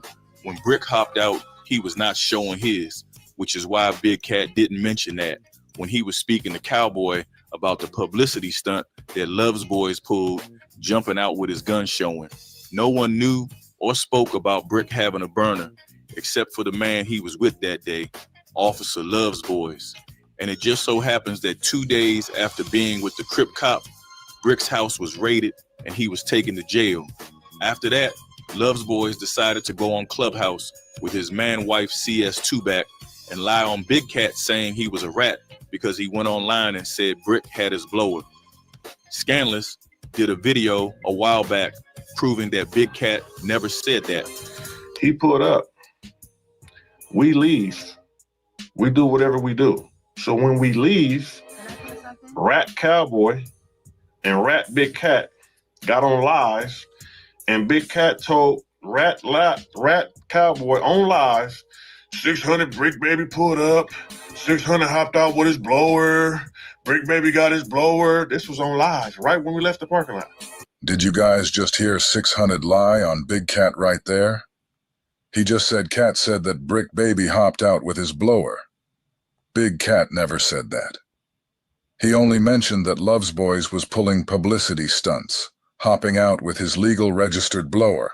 No one online had ever heard that Bricc hopped out with any blower, and Cat certainly didn't say that. Why is Christopher lying on Big Cat now? Like I said, that was a publicity stunt. 600 publicity stunt. Publicity stunt. Publicity stunt. Publicity Gonna stunt. jump out with his burner. The whole shabamsky, yeah. What this nigga say? I know what I heard. Let me rewind this right quick, man. What the hell this nigga say? Now, mind like I said, that was a publicity stunt. 600 publicity stunt. Publicity stunt. Publicity stunt. Publicity Gonna stunt. jump out with his burner. The whole shabamsky. Man, let me play this shit one more time, just in case if y'all think y'all might have heard something wrong. I know what I heard. One more time. Hold on. Yeah, all the actions. Publicity stunt. Publicity stunt. Publicity Gonna stunt. jump out with his burner. The whole shabamsky. Yeah, all the actions. He played it 3 times in a row, so he can't act like he didn't hear exactly what Cat said. Ask yourself this question. Why is Thugless blatantly lying on Cat like this? Now, them niggas is rats on live saying we pulled up with guns, right? They never said nothing about y'all pulling up with guns. Big Cat said, you Love's Boys hopped out with your burner. So not only has Love's Boys pulled up on Cat hopping out Waters' burner, not only has he drew down on him in the donut shop, but he's also went on Clubhouse to lie on him, saying he said Bricc had a burner and to slander his name by calling him a rat for it. Big Cat isn't the reason Brick's house got raided. Officer Love's Boys is. I really hope that Bricc understands this. Right? That's what they said. The next day, Bricc Baby house get raided for the guns. The next day, Bricc Baby house get raided for the guns. The next day, Bricc Baby house get raided for the guns. Now I got my gun license. So who knows if they ran my name and seen if I got a legal gun or whatever. They ain't raided my house. So let's get this straight. Brick's house got raided 2 days after being with Love's Boys. Love's Boys just said Big Cat said Bricc had a burner, but you guys just heard for yourself that Cat never said that. So according to Love's Boys, Bricc had a burner, and so did he. Brick's house got raided and his did not. Bricc was with Thugless, and Thugless knew Bricc had a burner on him.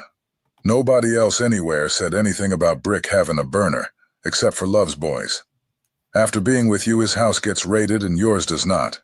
Now Thugless is lying on Big Cat to shift the blame away from himself. He is the only one that we've heard go online to talk about Bricc hopping out with a burner.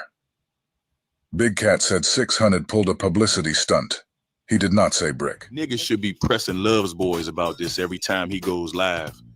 Ask him why did he lie on Big Cat. Cat didn't say one word about Bricc having a burner.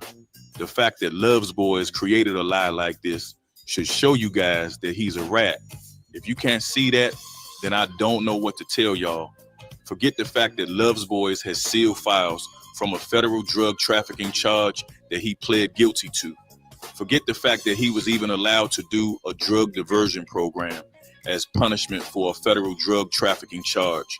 Forget the fact that Love's Boys forgot to mention he was charged with drug trafficking to begin with. Forget the fact that Love's Boys also forgot to mention that he pled guilty to drug trafficking. Forget the fact that Love's Boys has been lying from the very beginning when he told us he would take the 3-hour drive to Blythe Courthouse and get his case unsealed. I ain't got no problem with coming to just drive 3 hours to Blythe Courthouse to the Wait a minute.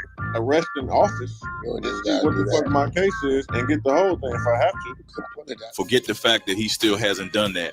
Forget the fact that he lied and said the expungement program is what sealed his case. Y'all got to go back about a few months ago and go look at my expungement program.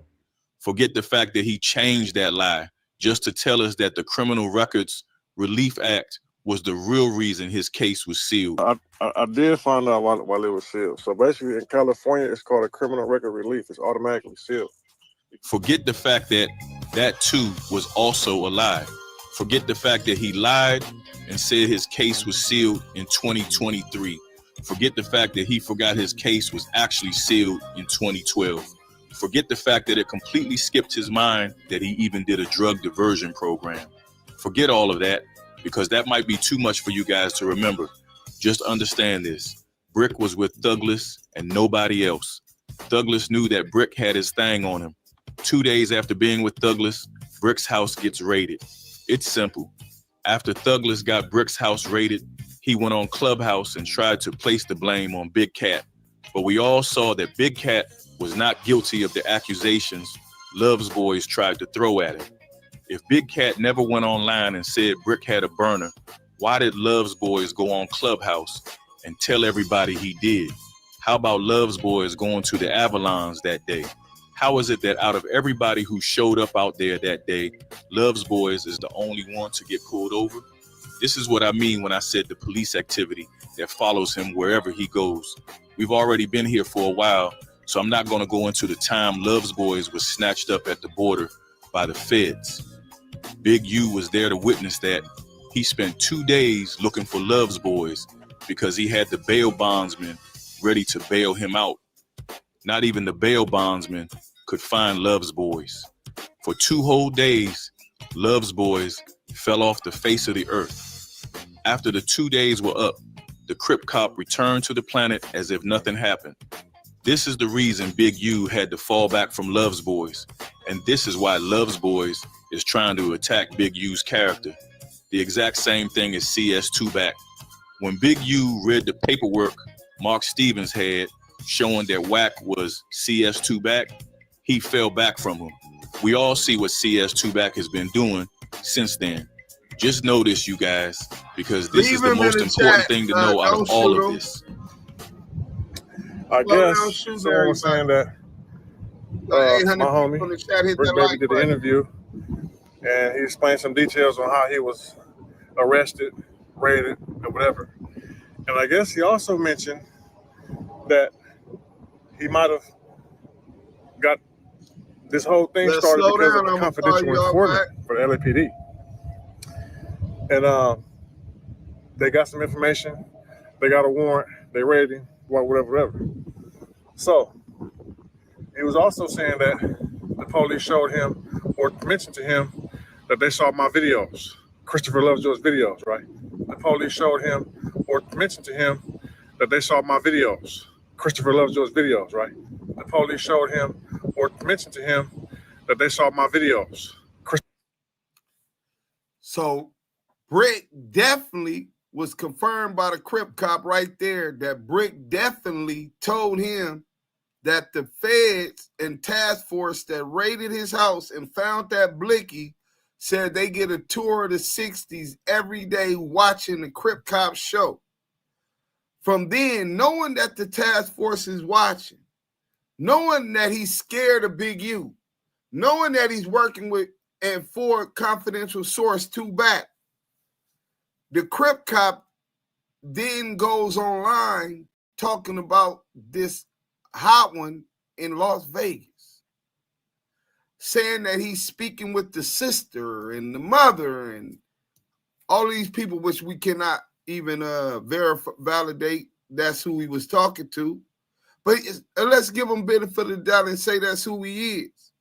If you know that the police is doing that, and you said you knew that an indictment was coming 2 years ago, you said this year and a half, and they watching your lives, this is the message and how you're communicating what you're doing, just like you did at the 9-0 part when they got raided, right? This is what's going on with the new hip-hop police COINTELPRO. Hold on, I just got breaking news. Who told you?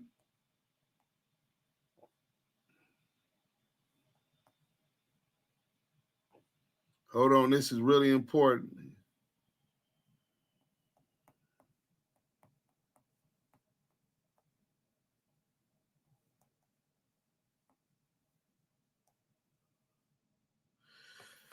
So,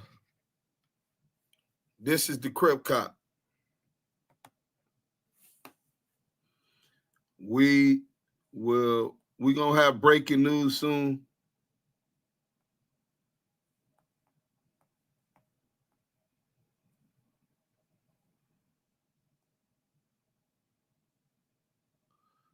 We will have breaking and update news in this investigation.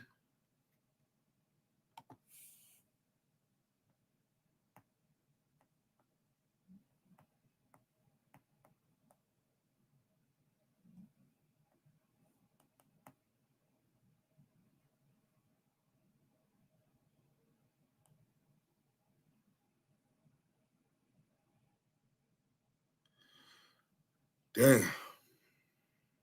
Hate whack ass. Yeah, man, I hate rats, man. He's one of the biggest rats right now. You know what I'm saying? But let's get to this paperwork until we get another update, and we should have some breaking news. Damn. Here it go. Pop LQ. Damn, he ain't even read this. Oh, y'all can't see it. Let me put this up on here. Damn, they got my boy Pop Kenny Kingpin in here. Hold on. Hold on.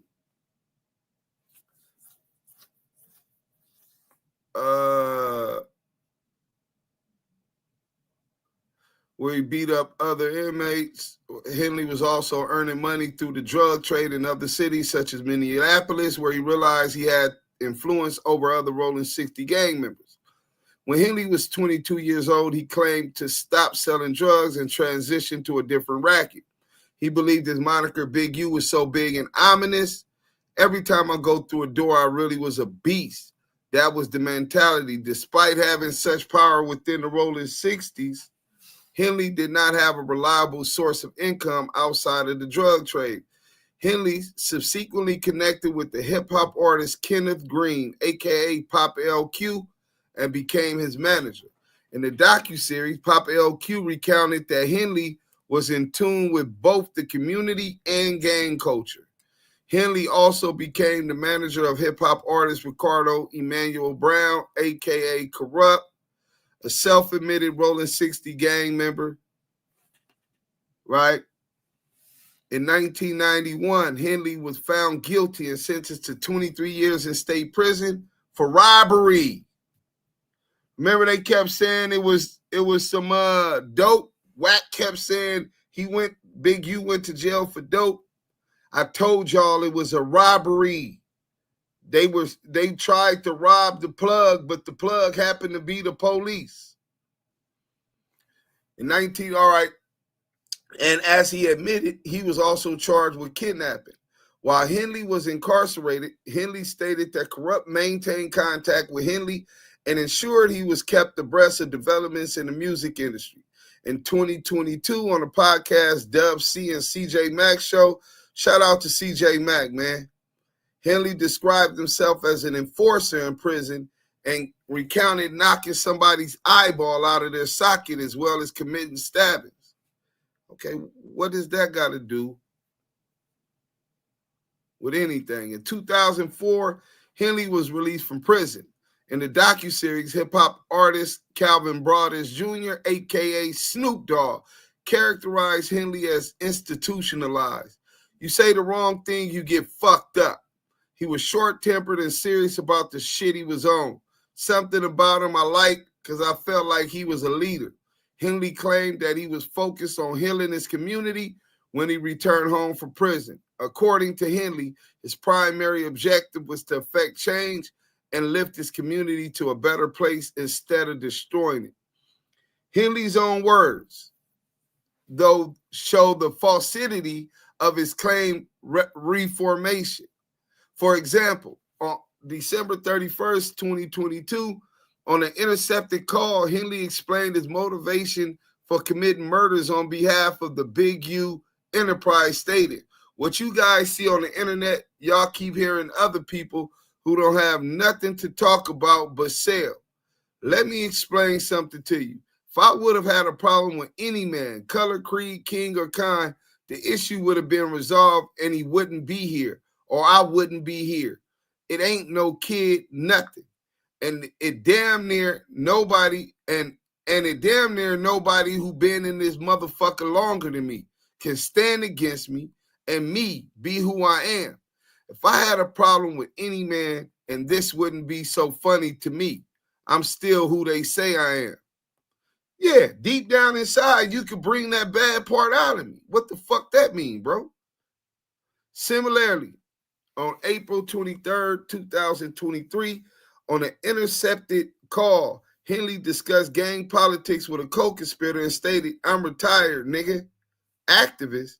I'll pull up on your block right now, nigga, and show up and show out, nigga. That's what happened to the last nigga that thought I was retired." According to the docuseries, as Henley transitioned to life in Los Angeles following incarceration, he returned to the hip-hop industry. Corrupt connected Henley with Suge Knight, the former chief executive officer of Death Row Records. Henley recounted that Suge Knight assisted him financially when he was released from prison. Henley referred to himself as the Blue Suge Knight, as Henley, as of 2004, was widely regarded as a leader of the Rollin 60s. Because of this reputation, Henley was well positioned to ultimately form and lead the Big U enterprise. In approximately 2008, Henley formed a relationship with the hip-hop artist Ermias Joseph Ashkadam, a.k.a. Nipsey Hussle. After several years, Henley temporarily left the industry after he had a falling out with Nipsey Hussle related to equipment at Henley's shop. Henley recounted in the docuseries that Nipsey Hussle made a diss song about Henley, but that Henley is a scrapper, not a rapper. Henley stated, based on my training, this is a footnote. Based on my training and experience, I know that blue refers to the color associated with Crip gangs in Los Angeles rather than the blood gangs that Suge Knight associated with. Based on my investigation, I believe that this provides background and corroborates the Big U Enterprises structure. Suge Knight openly hired members of the Mob Piru Bloods to work for Death Row Records, just as Henley hires Rollin 60s to work for his purported charities and companies. Bro, you can hire whoever the fuck you believe is the best suited for the job, bro. And in fact, I thought that the feds incentivizes with tax breaks to hire ex-felons. So what the fuck is these feds talking about? Just as Henley, they the biggest fucking haters, bro. The pigs is fucking haters. Just as Henley operates on fear and threats, Suge Knight's criminal history. Hold on 1 second. I'm getting new shit. Hold on. Send to WhatsApp. Oh, my phone must be full, so I'm not getting everything. We getting updates as we go. That's why I've been dedicated to being live this whole time. All right. That even after they settled their differences, he picked up Nipsey Hussle one morning so that Nipsey Hussle could get disciplined for a diss song. However, Nipsey Hussle's brother intervened and told Henley that Nipsey was not going anywhere. LAPD reports documented that violence erupted, and when LAPD officers arrived on the scene, a firearm was present and discharged. In 2019, Nipsey Hussle was murdered by a member of the Rollin 60s. The check-in, 32. Henley and the Big U Enterprise are widely known for requiring a check-in for out-of-town entertainers or gang members in Los Angeles. As Henley described in the docuseries, if I don't answer the phone, it could be death for someone else. Everywhere there's someone like me, and you can't put a monetary value on his touch in hip-hop. After more than 3 decades as a Rollin 60s member and several years managing famous hip-hop artists, Henley was widely regarded as an original gangster or OG. In the docuseries, record producer Andre Young, a.k.a. Dr. Dre, explained that it is very helpful to have an OG who could clear the streets. Within this operating environment, Henley instituted the concept of the check-in when hip-hop artists and other celebrities visit Los Angeles. How the check-in works. 33. The check-in is a term used when someone travels outside of their home city to another city.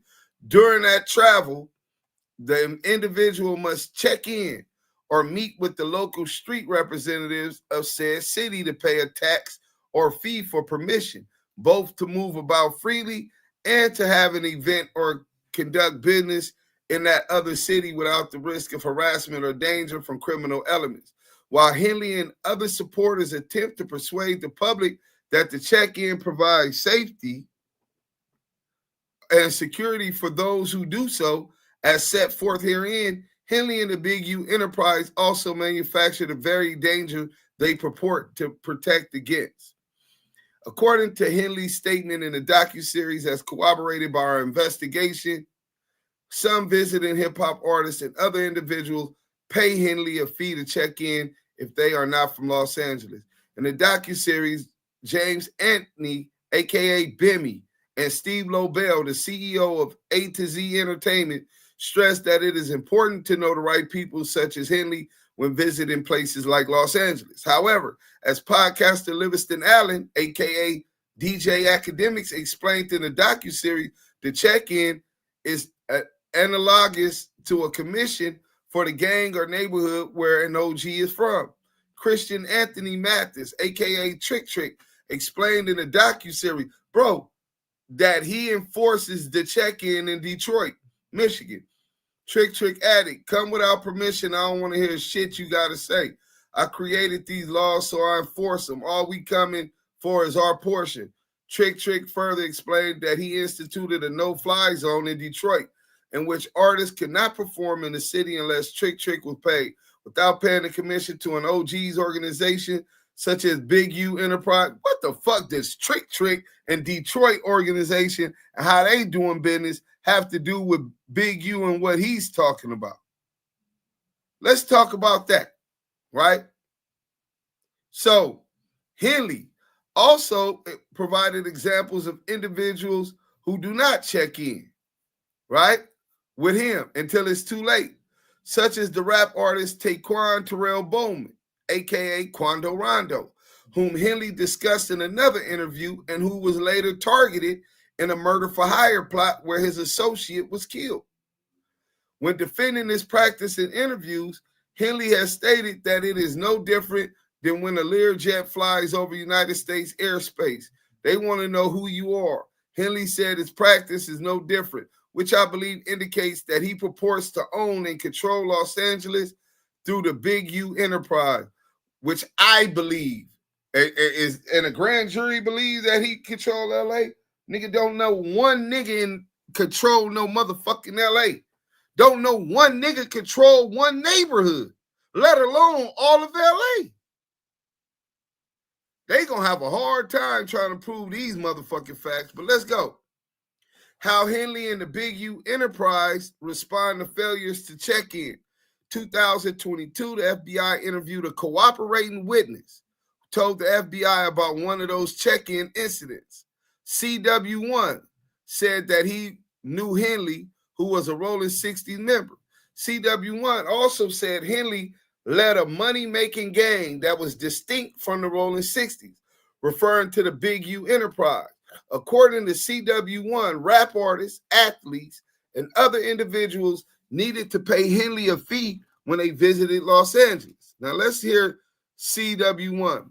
CW1 has a criminal history that includes conviction for possession for sales of narcotics in 2003 and 2009, in violation of California Health and Safety Code sections 11-508 and 11-51, which is sales, respectfully, as well as shooting into an inhabited dwelling in 2003, in violation of California Penal Code section 246.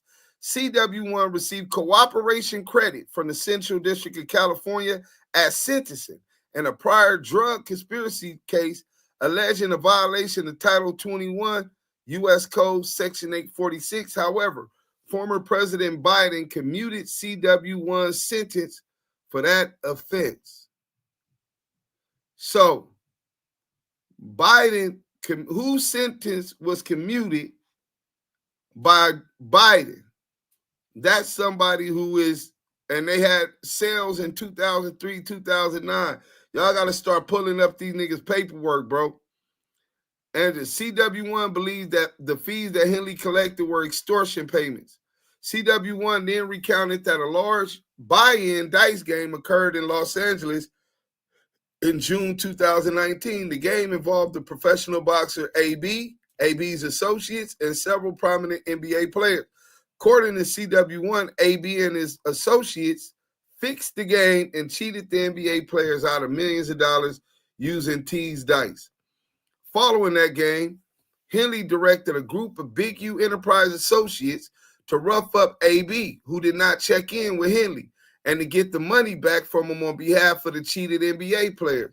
Multiple members of the Rollin 60s ultimately arrived, and Henley used them to press AB.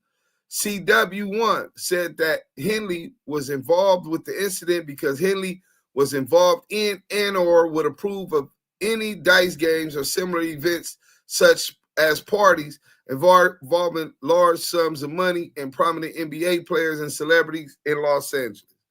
Multiple persons involved in the incident who have since been interviewed, including former NBA players, confirmed that Henley was paid $100,000 for negotiating this debt. However, each was later approached by associates of AB and told they still owed the money. CW1 was aware of other instances where NBA players or other celebrities would need to work with or get approval in advance from Henley to ensure their safety at events in Los Angeles. We got another footnote real quick. I am aware through interviews with NBA players that Henley was then paid a commission by some of the NBA players in order to threaten AB and negotiate the debt down or away. All right. In Los Angeles, such as parties, gambling games, or advertisement shoots, CW1 said that these celebrities would have to seek and or pay Henley for protection and approval or face retaliation from the Big U enterprise. At the outset of the investigation, Victim 1 was identified as an extortion victim. Victim 1 is described further below from April 14, 2022 until April 15, 2022. Victim 1 conducted a consensually monitored meeting with Henley and other unidentified individuals. During the meeting, Henley told Victim 1 and others that he got into it with AB after AB cheated a current NBA All-Star out of $1.5 million and a former NBA All-Star out of $5 million. Henley also said that he charged the players $100,000 so that he could get their money back from AB. Confidential informant involved with the cheating scheme corroborated this information, and that AB was confronted for failing to check in with Henley regarding the game. Supposedly, legitimate businesses and charities used by the Big U enterprise. Henley and Martin formed the independent record label Unique Music in 1996. In 2004, Henley formed Developing Options, for which Henley is CEO and Martin is chief financial officer. Hold on. Victim 1 has a criminal history that includes arrest for narcotics, conspiracy, and distribution. In violation of Title 21 U.S. Codes. All right. Oh, yeah. Case in his unrelated pending drug case from the United States Attorney Office in the Southern District of Ohio. So, Victim 1 is receiving some kind of, all of these dudes have been promised, they all, these witnesses, right? And besides having legal issues, these motherfuckers is benefiting by telling these police what they done told these police. So it's not like they're just being truthful, right? So, oh yeah, we got the video real quick. They got Luce Cannon. They got the actual video. Hold on. Let me stop that. I know y'all want to see this breaking. This is video of Luce Cannon being arrested by the Joint Task Force. I love you, baby. She has some different dick in her mouth by tomorrow night. I love you, baby.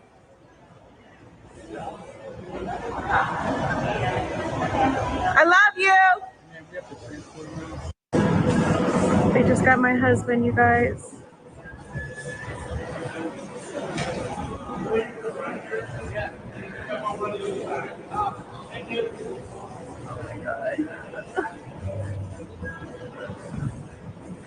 Oh, he be getting beat up today.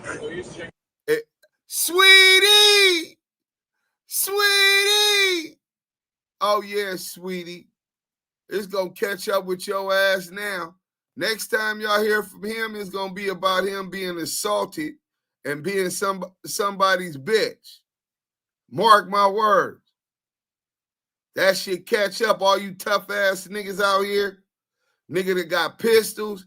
Ain't no pistols in jail, nigga. You better have some good hand-to-hand and knife-to-knife combat, nigga. And you better have that same aggressiveness you had on the streets with that pistol. Before we get back into the paperwork, let me see what they talk about. Chris should get an award and definitely a promotion for his performance into the investigation he's done and all the lies he made into existence. 600 is definitely the keys to the city of LA. I bet that white woman 600 claims is his girl is actually a federal agent and not his baby mama. Probably. COINTELPRO took down a revolutionary group, not criminals. If you didn't know, RW91, COINTELPRO made criminals of people who didn't even do crimes. You think that everybody charged or indicted did a crime? I just showed the paperwork of a case where I was indicted and I was not guilty. But I guess we got somebody else who's conformed to his lesser position at the boot of white supremacy. You know what I'm saying? He's integrated and adopted that colonized mind. Talking about criminals. This shit is crazy. See, all of these type of people that's already gone, they already lost. They really just in the way. Now, remember I was talking about there's a time to heal and there's a time to kill, you know? Some of these niggas just really waste a breath, bro. Damn, the Crip cop will be a 60, shaking my head. Them niggas something else over there. Tim Jones praying for the brother Big U and the rest of the brothers. Wait, what?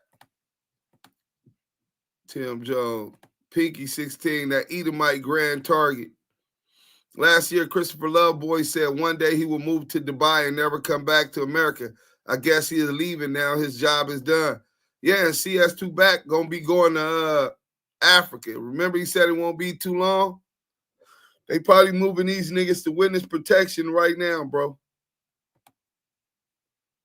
The LA shot caller, Officer Butt Toy, Love Boys. LA shot caller, Dose of Reality TV, salute.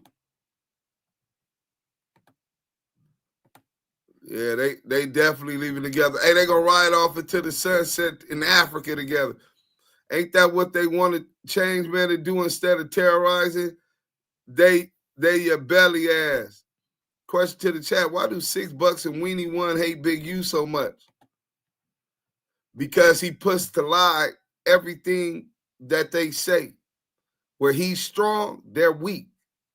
How he could think and people are attracted to his energy, he's the life of the party. In fact, his calling really was writing movies, which he loved. That's his favorite pastime, writing movie scripts, but also organizing parties and functions.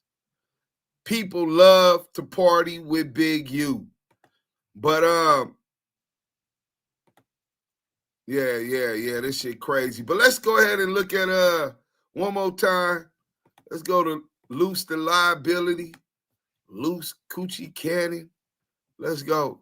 Being arrested. I love you, baby.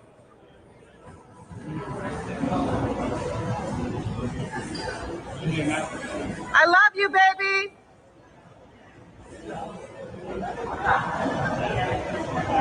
I love you. They just got my husband, you guys.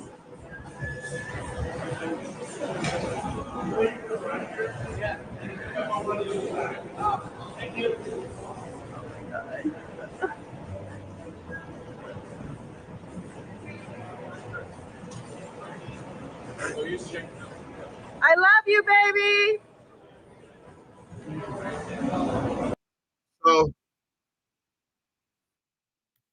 So I love you, Goofy. Yeah, hey, that nigga, bro, if blood go to the module, he gonna be on Who's Who by the morning, nigga. You know what I'm saying? Shout out to the Who's Who. If that nigga go, if he going to MDC a little is laid back, right? It's like the county jail for the feds right there on Alameda, right? Where you fight your case, all of that type of stuff. You know what I'm saying? But it's gonna be some anybody that's in MDC, they finna find and get that nigga pulled. He finna, bro, that nigga got phased. So yeah, that nigga downtown though right now, that nigga probably he in Las Vegas, so they gotta transfer his ass. Man, that's a 4-hour drive. Plus they got Con Air, bro. So that's Con Air fly his ass right to MDC because he gotta go to court. Yeah. You gotta go to court, but yeah, I'm just talking about right now. They got you know his ass sitting down there right now. They probably suiting him up, getting him ready. He probably shaking like a snitch. And he probably already signed this paperwork right now. His keep away paperwork. Man, that's the play. Listen, bro. The nigga whack lined his ass up, got all the information that he wanted to put this nigga away, him and Love Boy, right? Had him incriminating himself, right? Now that they got him incriminated and he done gave all of this stuff, he's either going to try to stand up, which it ain't even in him to stand on 10 toes.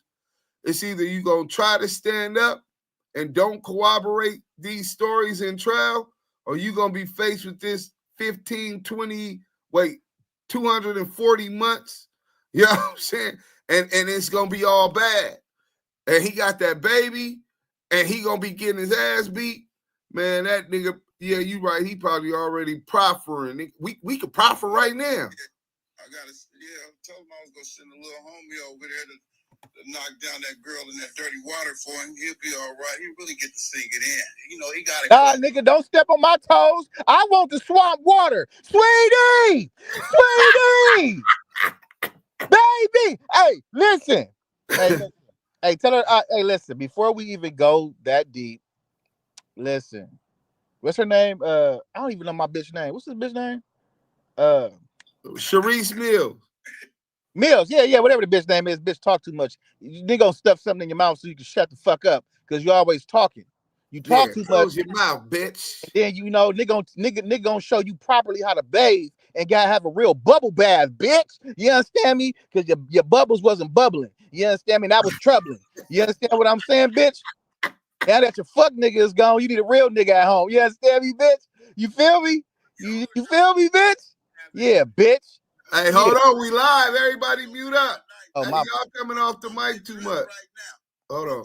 Chill out. Yeah. Hey, hold on. We live. We still running content. Everybody coming off their mic. Mute up. Yeah, we cooking, man. You know, good looking though. You feel me? But yeah, you know, Deuce, you know how we do, Deuce. You feel me? You know, we don't never praise when a nigga go in them cages. But guess what? You got to face the realities of what you've been doing in this metaverse that you've been thinking. You feel me? So you got to go sit down for a little minute. But guess what? I'm going to be in it. You feel me? Sweetie! Yeah, I am. Yeah, I am.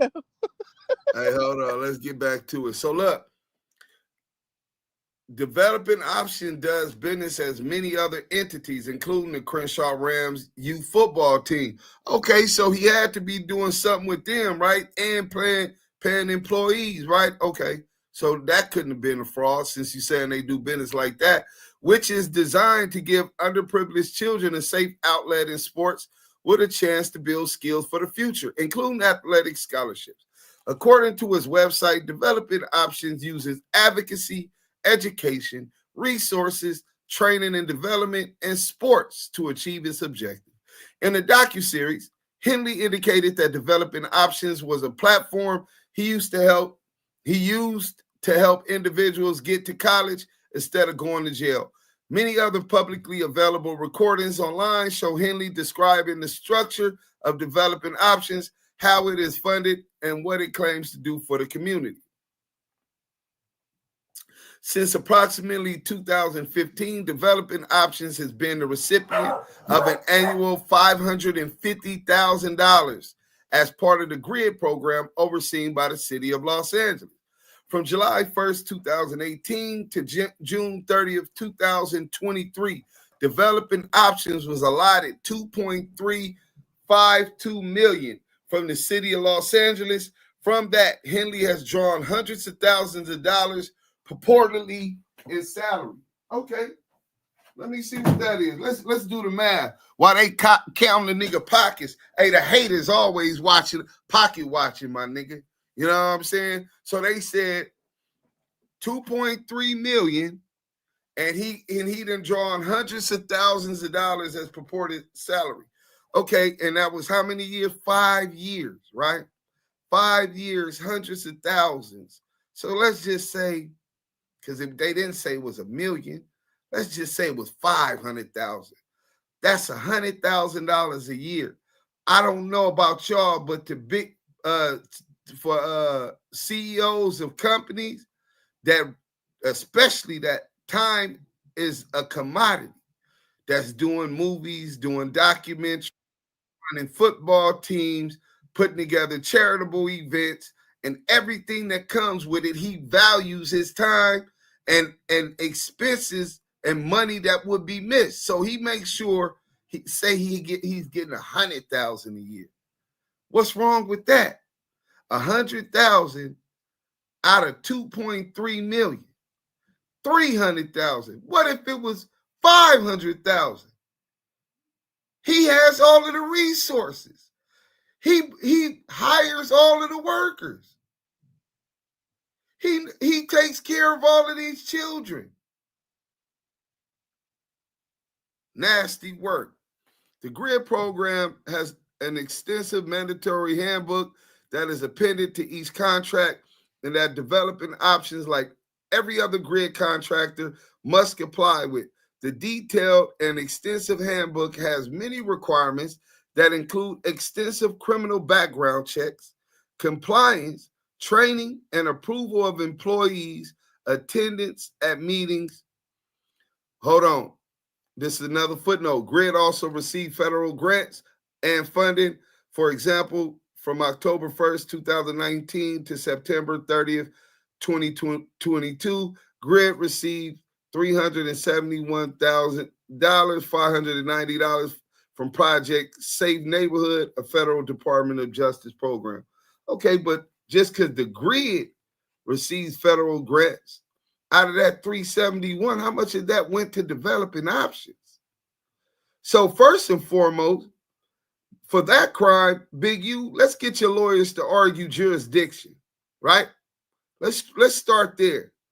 Because for them to have federal jurisdiction over this this currency, because obviously the city and the state didn't have no problem with this, but since y'all saying 371,000 was sent to GRID, we need to see how much of that federal funding was sent to developing options. And if it was not a significant amount of money that was sent to developing options, I think we need to file a motion questioning the federal jurisdiction on that charge. Now let's go. Meaning logging activity and liaison with local law enforcement, among other requirements.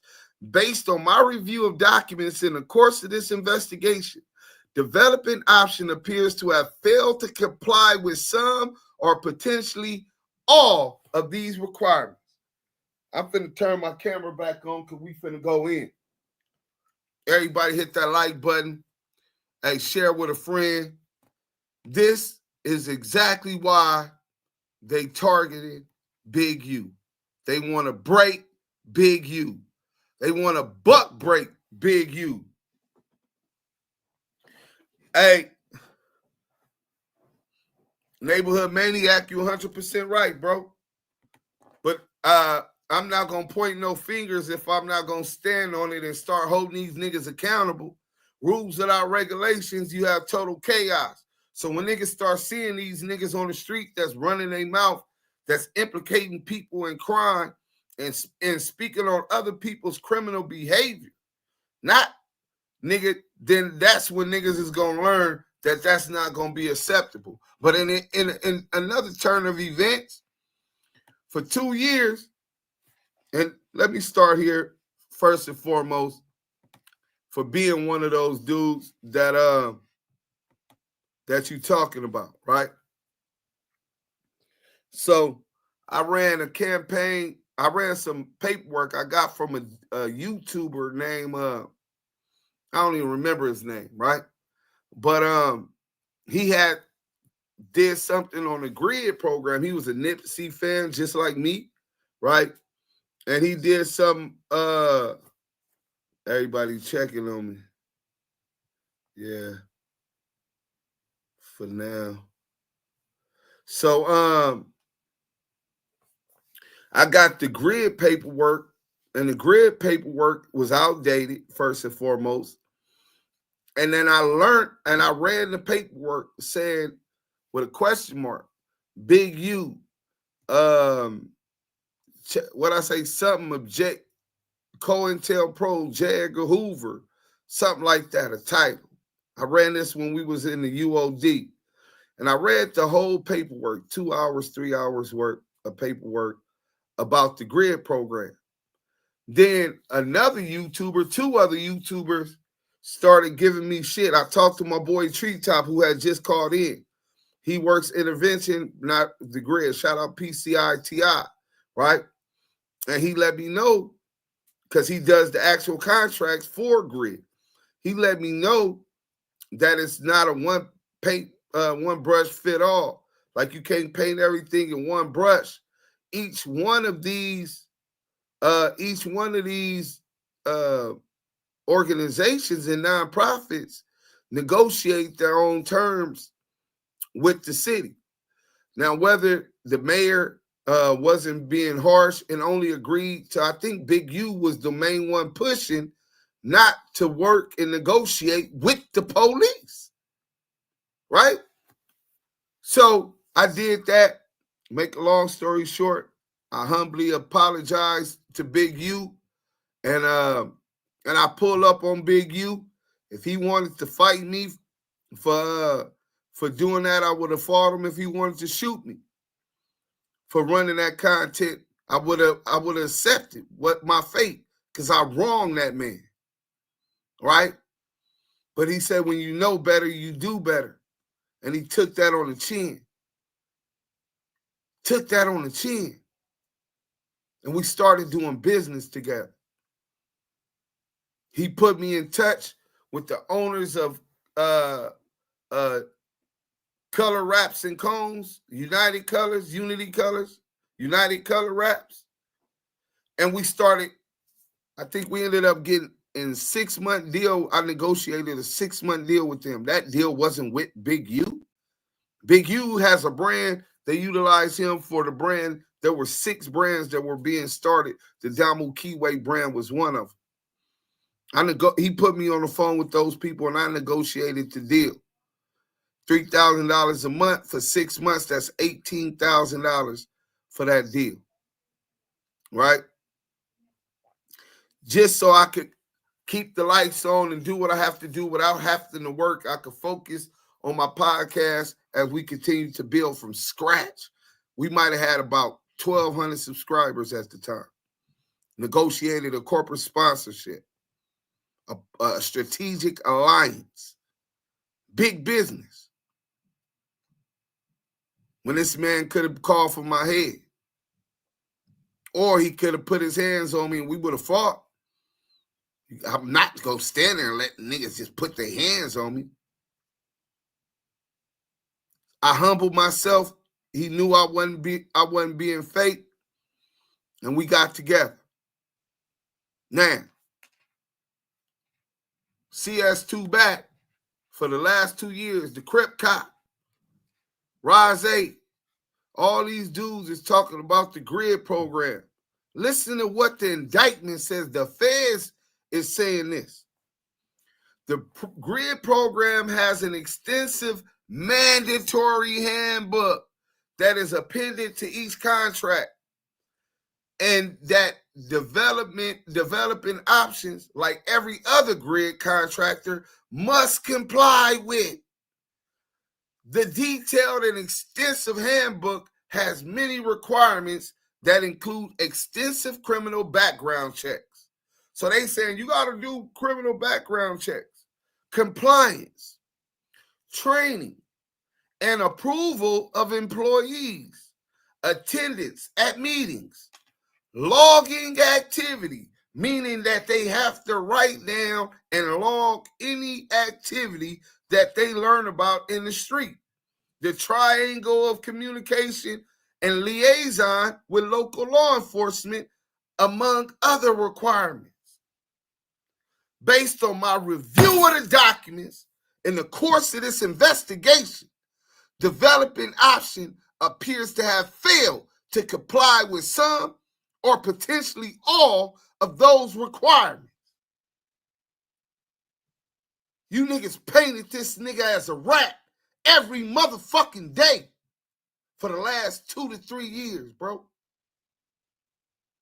His family getting death threats. People playing on his phone. Every comment. You niggas couldn't shoulder the weight of what and responsibility that man had on his shoulders. And you didn't see him sweat, nigga. He wouldn't work with the police. He wouldn't allow his workers that was out there to do logging activity of gang activity that's going on in their section. He refused to have the liaison with the local LAPD. I don't know about y'all, but LAPD Precinct 77 Division governs the Rollin 60 Crenshaw District. Ain't that who these bitch-ass niggas said was paying Big U all these years? Didn't they say he worked for 77 Division? And it take for the feds to want to charge him. This is probably why they is charging him. Because if you're not their puppet and they can't control you, and you're powerful, you're strong, melanated, they start looking at you like you might be the return of the Black Messiah. They got to break you down.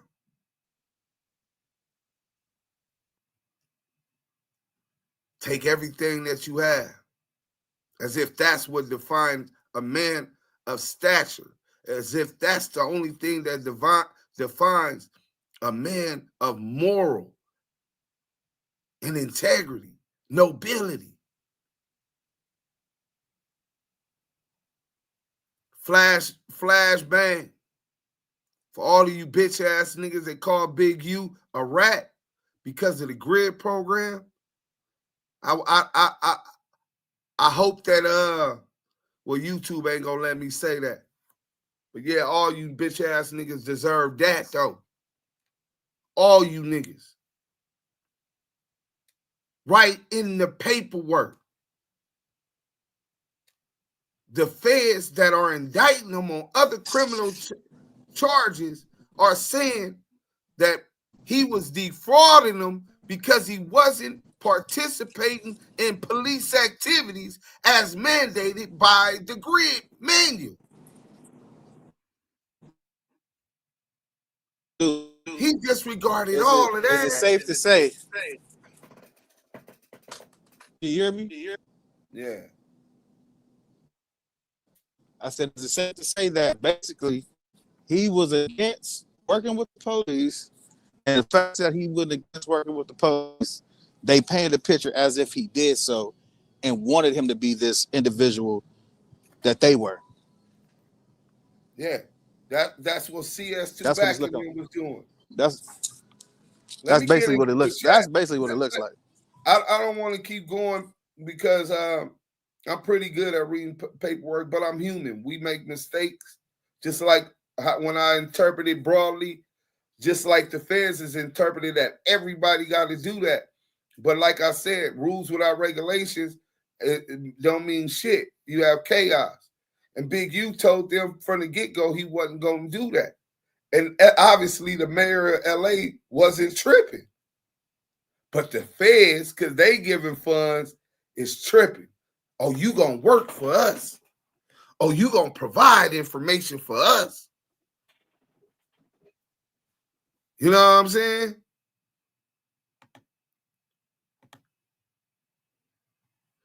Dark Corner, this has been one of the best days of your life. Well, hopefully it's your last. You know what I'm saying? Hopefully. You know what I'm saying? Papa Dirt, Money Grip, my West LA Crips was having 600 big goofy ass proud of putting a man in jail that's helping the youth and community make it make sense. Yeah, that's a fact. Thumbnail got me crying. Money Grip, salute, man.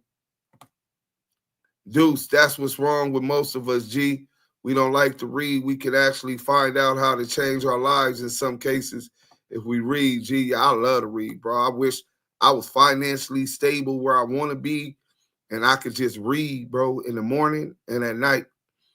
You know what I'm saying? It brings so much peace to me, serenity.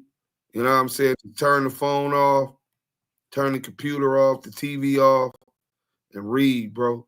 I wish I could. You know what I'm saying? But salute to everybody. I want to hear what y'all got to say about that. 2.5 years, 3 years. Motherfuckers been pushing that Big U is for being Big U was a rat because he was working for the grid program, and that 77 division was paying him.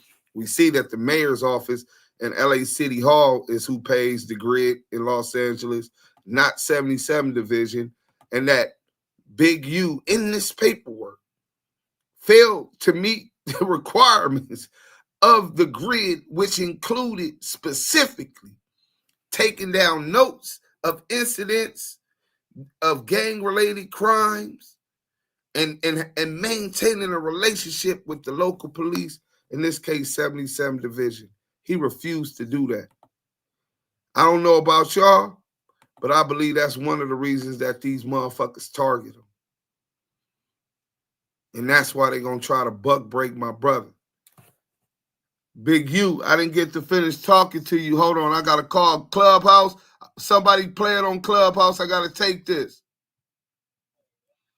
Hello? I'm live, bro. Oh, Nate on the case. Bobo brother. I know. They already told me. The homies DM me. I'm just looking at the case all day, obviously, and didn't recognize that was. Well, I seen your name in there as being the first artist he managed. So, but look, I'm still live. We got about 800 people on YouTube, bro. And I just got to the part where they talked about the grid program and how Big U refused to work with the police, bro. All right, I'm getting you. All right, I'm back.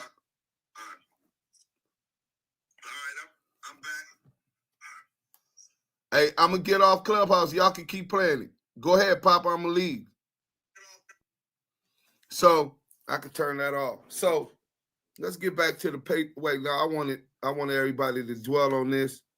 I'm waiting on getting the message. You know what I'm saying? Draws is not going to run. Them niggas really dry snitch for years. Wet snitch, bro.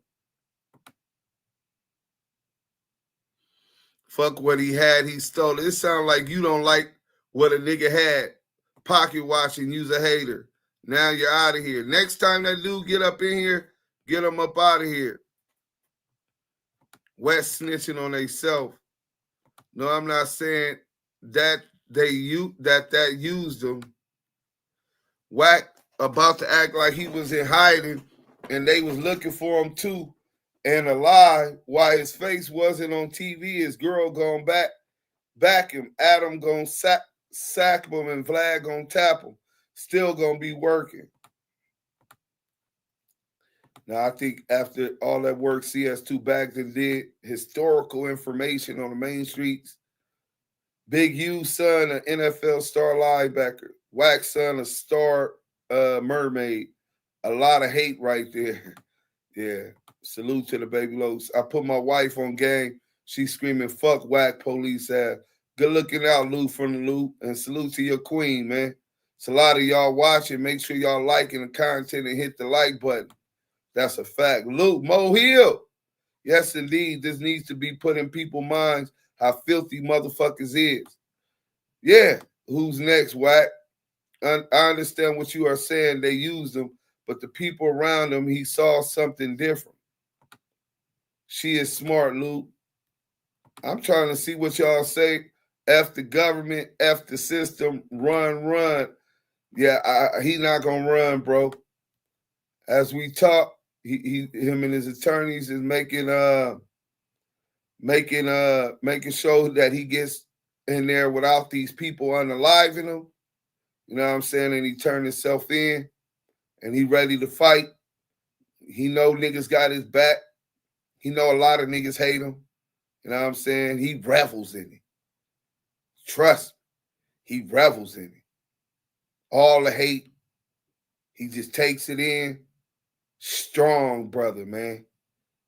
Strong brother. Strong will. I like when I came in early. I want to learn more because now the info and putting stuff together make you know the police is in every hood waiting for your downfall. That's a fact. Whack is 600, the Rat Pack. Y'all seen Big U videos speaking on Bricc and Luce? Nah, Big U ain't got no video.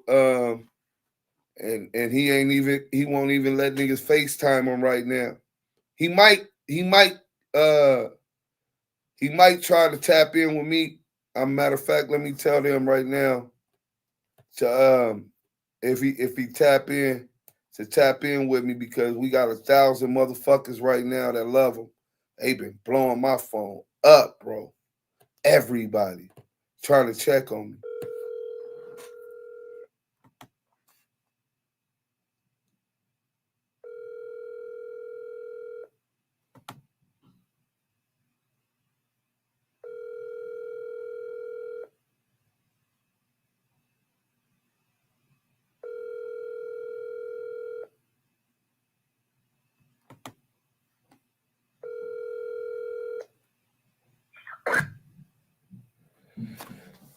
Man, let's go. I hope LA Compton united and deal with 600 and Watt.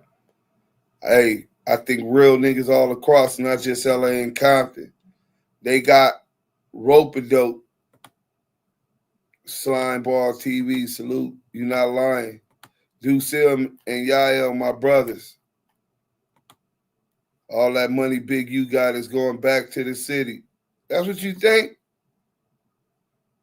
Hey, see, one thing I learned is a lot of niggas worried about his money, and the crazy shit is y'all ain't got a clue. Right now, that dude's net worth is about $15 million, nigga. They got for the feds to take his money, they got to prove a crime happened. They can see some accounts if they can prove probable cause that a crime occurred with that account or have transactions that prove that. Big U dropped the video before he dipped on the porch. Keep looking for the birds on the sky. Where that's at, gangland politics? Because I'm sure they would have sent it to me.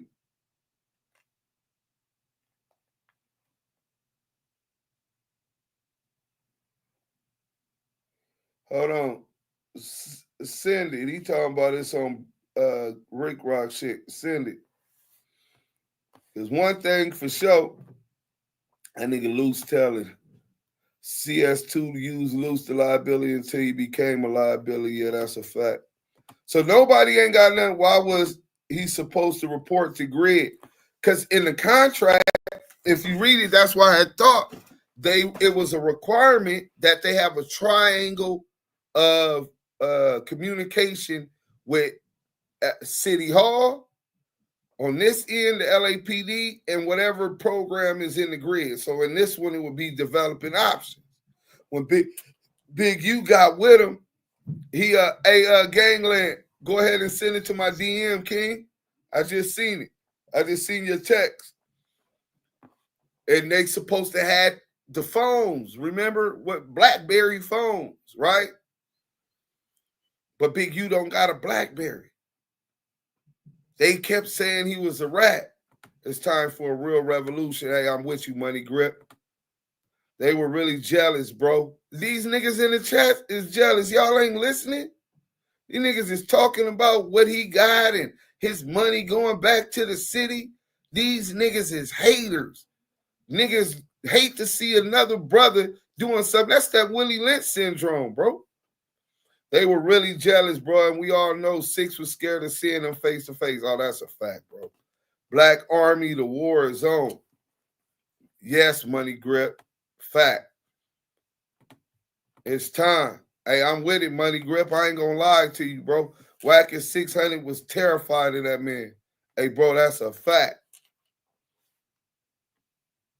Two things could be true. It's possible he didn't take notes on 60 members, which is understandable. Well, it could be, but do you got proof of the otherwise? Whoa. Seems like you want to keep holding on to a narrative that the feds is just telling you that they're complaining that he might have not followed any of the rules at all. They're arguing it's fraud because he didn't want to snitch, bro.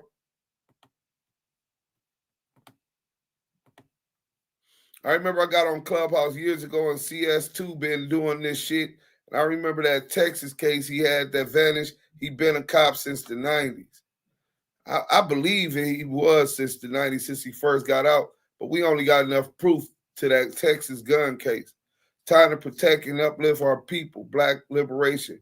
Don't implicate yourself in any involvements. What you mean don't implicate yourself? Nigga, I don't do no crimes. Why would you do that? Damn, a mermaid. Money, did you peep the video with Big U on the porch? Sharice Mills is going to be 3-fingering CS2 back by the 8 p.m. tonight. Prayers for Big U family. I know they hurt, man. I know they hurt, man. You know what I'm saying? I'm waiting on this video, and then we going to get back into the paperwork. Big U tried to talk to Luce Cannon and Bricc, baby. Oh, yeah, bro, that's definitely old, man. Let me see. Yeah, he told them to stay off the internet on this one, I think, bro.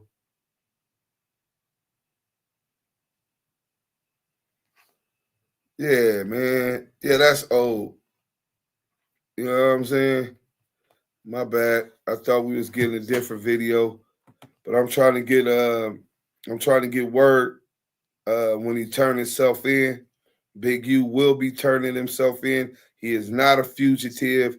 His lawyers is in contact, and he is not a threat to society. He is loved within his community, and we believe he's innocent of these charges, and that there's a lot of children today at Crenshaw High School and at the Crenshaw District whose hearts pouring out, as well as the Henley family, because of these allegations.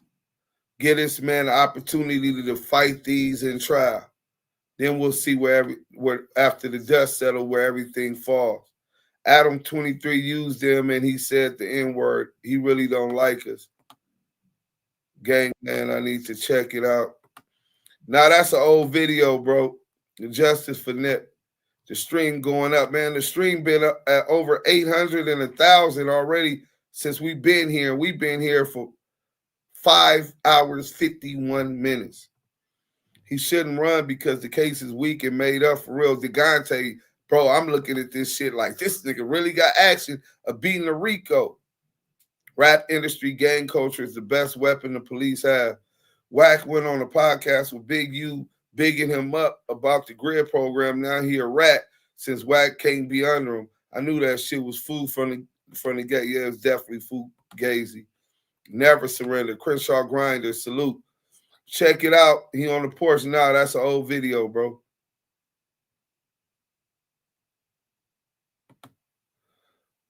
Nah, he ain't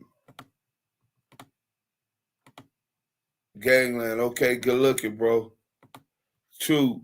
Real black man cannot be broken. Oh, no, that's a fact. The power of the mind. To be able to control your thoughts. Real black men don't gangbang. Well, first of all, real is subjective. And if you don't think that real black men gangbang, then you need to get the fuck up out of here. Bye. Hey, Quan. Yeah. Yeah, if draws call through anything, I clear my line. We got them playing on Clubhouse. We got about 800 people. They sending out. You turned yourself in, so you already know how that MDC reception is. Oh yeah, that shit gonna be. And he gonna have to wait till he get his phone. Wait till you get a pack number. They give it a little bit quicker than but it's not gonna be the same day. We already know that. Right, but this case shit look weak as a motherfucker. We'll talk about it. It's weak as hell, bro. It's weak as hell. Why don't you come up? I need you to come up. Let's talk about this case. I gotta pray ready. I just washed up for prayer. Otherwise, I would do it. But I was going to tell you I was going to come in and talk about some things. All right. I wanted to make sure and read everything and just be fully abreast of it to see. Yeah, well, I'm only on page like 40, so makes a lot. Because I'm only on page 18. Oh yeah, bro. Wait till you get to the. Then it shows the feds is mad. They trying to say it was some kind of fraud for the federal grants. The federal grants for 5 years to the grid, not to develop an option, was $371,000, and there's 50 something grid programs in Los Angeles. So it's not about a lot of money. Yeah, exactly. No. What I'm saying is there's a question of jurisdiction off the top, because how they're trying to cover the federal grants and funding and saying, well, the grid also gets federal funding, right? But the federal funding total was $371 for all of the grid to split, right? Or to divvy up. For all we know, he didn't even get none. But in any event, if it wasn't no major contribution, then there should be an argument against the feds even having jurisdiction on that charge, right? But the second thing, they're trying to say that it was his nonprofit was a fraud because they didn't want to abide by all of the grid program extensive mandatory handbook that is appended to each contract and developing option like every other grid contractor must comply with. The detailed extensive handbook has many requirements, including extensive criminal background checks, compliance training, and approval of employee attendance at meetings, logging activity, like if something happened on the block, logging and basically doing the police work, and liaisoning with local law enforcement among other requirements. Based on my review of documents in the course of this investigation, developing options appears to have failed to comply with some or potentially all of these requirements. So while they were saying he was working with the police and the police law liaison with local police, it was a lie. So basically, they said it was a lie. Makes a lot, and then come join me. I'll send you the link. Me and Yael up here holding it down. I'm definitely coming in for the dialogue. Definitely. All right. I'm just about to get the slide out the way. So. All right, yeah, hurry up. We got about 800 people up in the live still, bro. All right. So we're going to have my boy Kenny Kingpin up here, man. You know what I'm saying?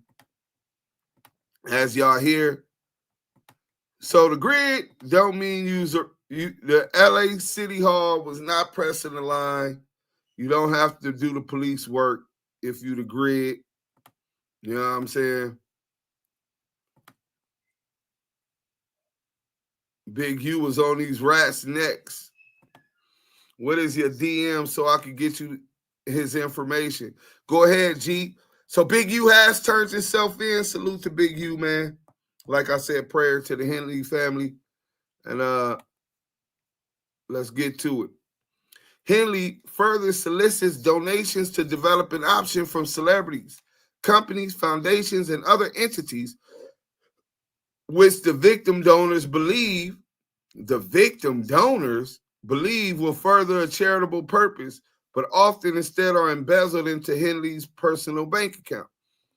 As discussed in further detail below, Henley, Robinson, and Martin and other Big U enterprise co-conspirators utilize developing option as a platform to conduct both violent crimes and financial crimes under the guise of gang intervention work. Bro, gang intervention work is not no front to do any kind of crime. I think this shit is so fucking weak, bro.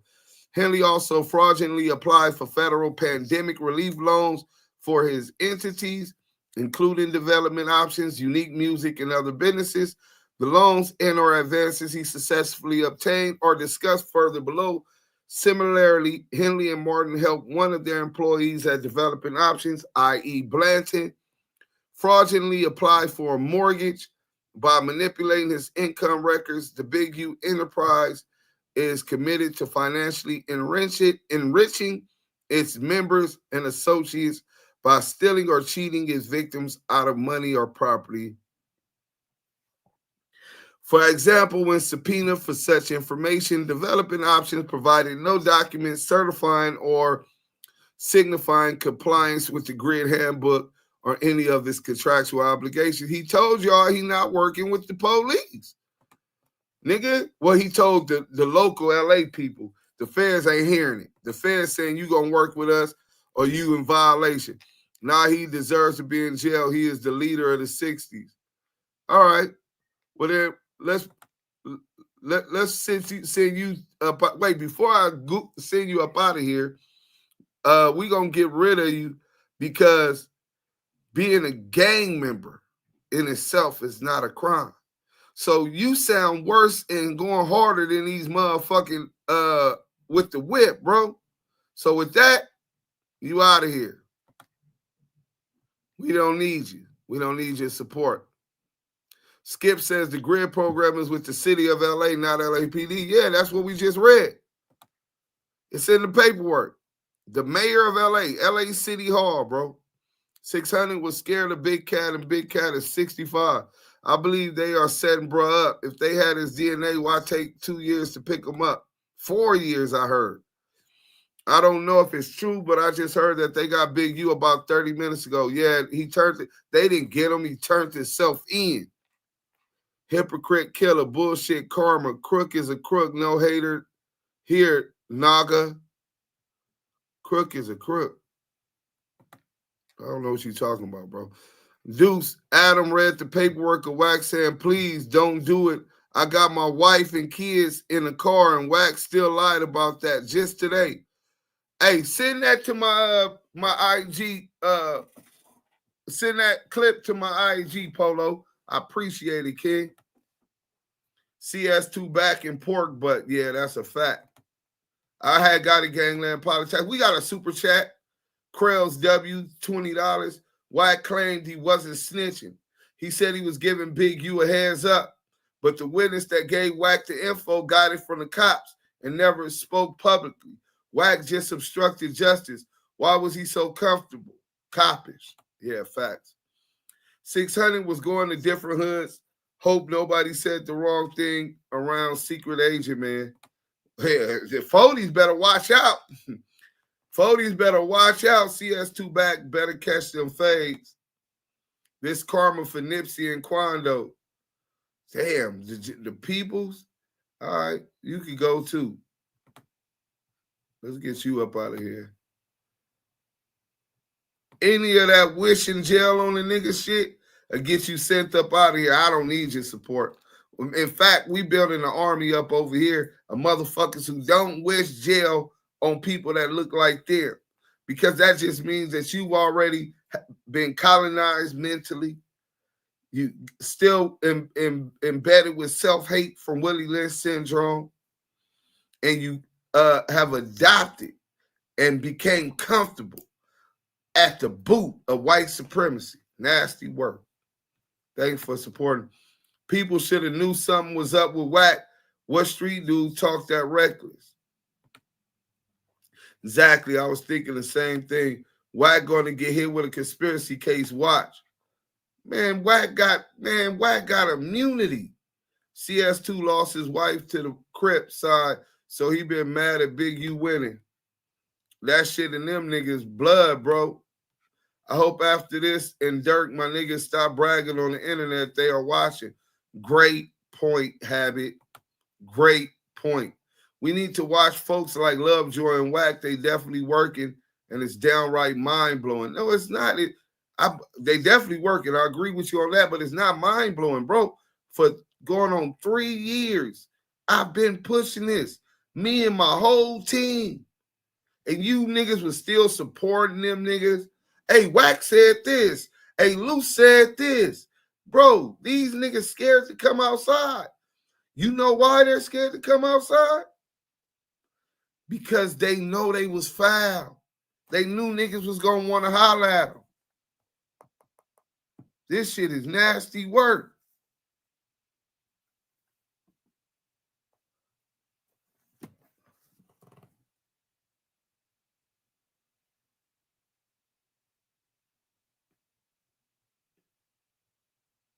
Yes, salute gangland. You right, King. Deuce, the feds got this in the paperwork. Say Big U was about to beat whack ass as he pled. Oh, we gonna get to it. Let's get back to the paperwork while we wait on my boy, man. I was just trying to get through these comments because didn't nobody say nothing about no, I appreciate that gangland politics. I ain't mad at you, King. Peace, God. You know what I'm saying? You was trying to help me, brother. I can't be mad at a brother trying to help me. You know what I'm saying? All right. As set forth below, there is probable cause to believe that Henley murdered victim R.W. on January 25th, 2021, and dragged his body into the desert in North Las Vegas. On that morning, North Las Vegas Police Department detective discovered the body of R.W. lying in the desert near the Apex landfill. R.W. had been shot multiple times, and his body had been dragged and left in a ditch not far from Interstate 15. Hours before his homicide, R.W. was at the studio of Witness 2 with Henley. North Las Vegas PD investigation revealed that R.W. was one of Henley's recording artists. Let me write that down so we can start figuring out who these informants is. Y'all know we gonna find out, right? So CW2, right? Oh, Witness 1. Witness 1 was at the studio with Draws, allegedly. Claims they was at the studio with Draws and Victim that night. Okay. All right. Henley was one of the last people seen with R.W. prior to R.W.'s homicide. Witness 1 also stated that Robinson drove Henley to Las Vegas from Los Angeles in a dark gray Lexus, and that Witness 1 in his security capacity, okay, he's a security guard,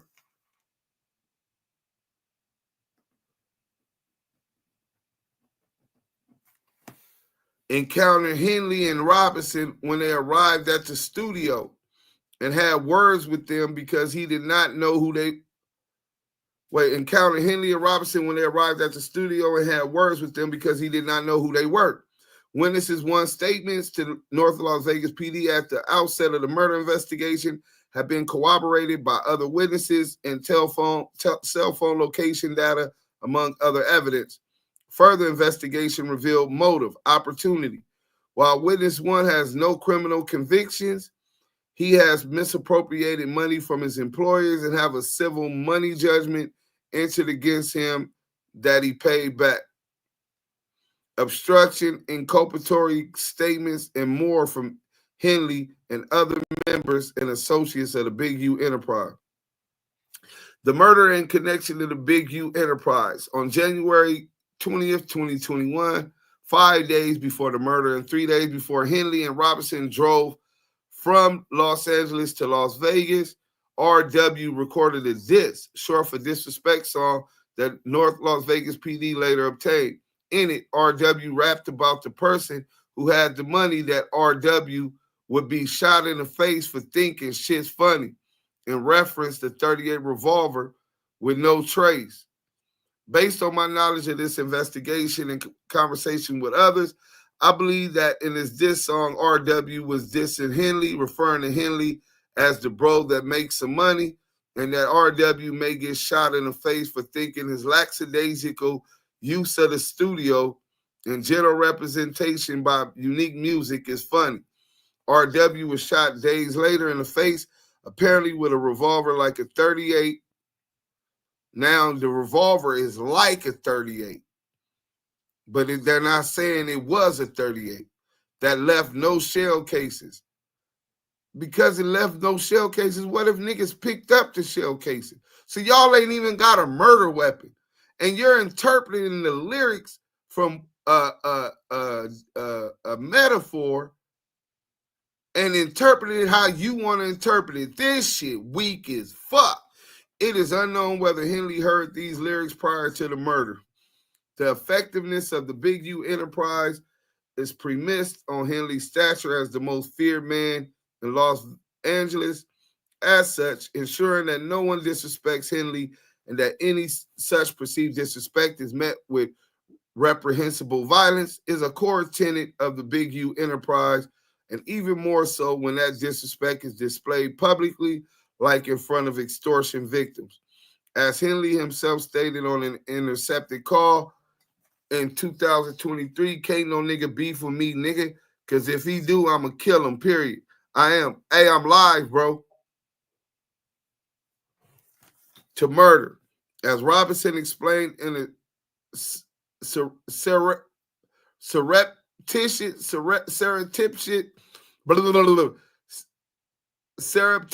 recording. When Henley got out, he said, I'm the toughest nigga, and here's my body of work to prove it. And you know, I'm the only nigga still killing niggas today. You niggas retired. I didn't. They understand that. Because the Big U Enterprise's existence, well, nigga could feel like that in 89, 90, and by 2000, nigga done changed his life. By 95, he could have changed his life. These people crazy, bro. Because the Big U Enterprise's existence relies and thrives on fear of violence, perception is paramount. As witness to explain Henley through the Big U Enterprise's entity, unique music was using witnesses to expensive, valuable studio to record the Big U Enterprises artists. Okay, so that studio in Vegas, I'm starting to believe that's Marley Marl.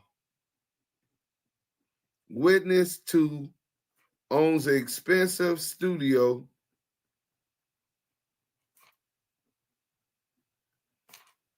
in Vegas. So let's go. All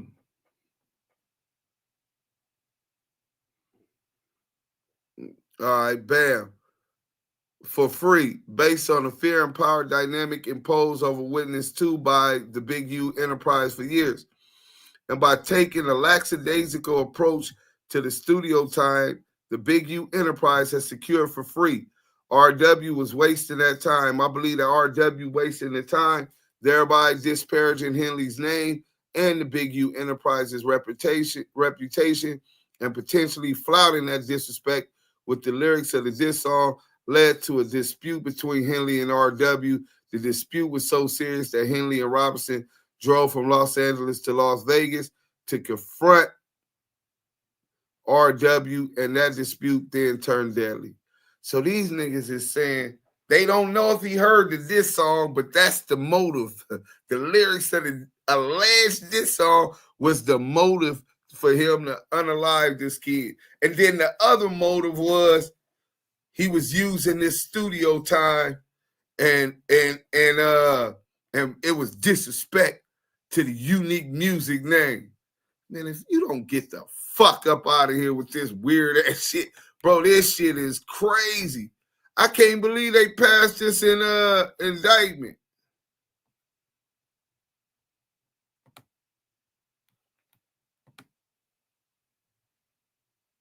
Oh yeah, they sent it to me. Hold on.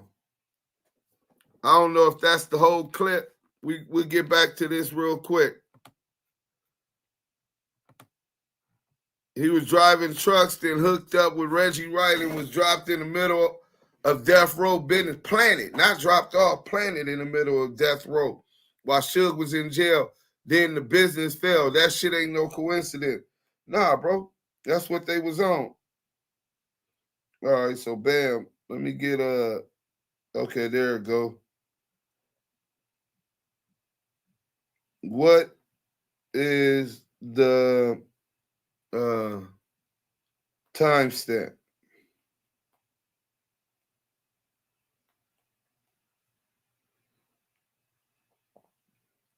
So I got the video. They said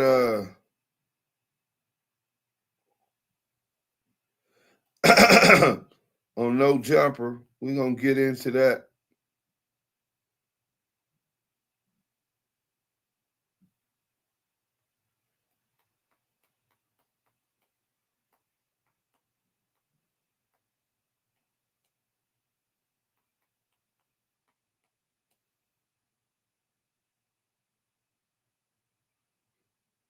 Let me see.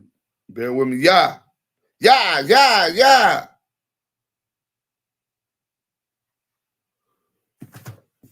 Let's go. Nina is gone. Steffi Weffy, salute. The bald head dude in all black. They got Otis Paris. $1 to call me. You were saying, who is Otis Paris? Hold on, man.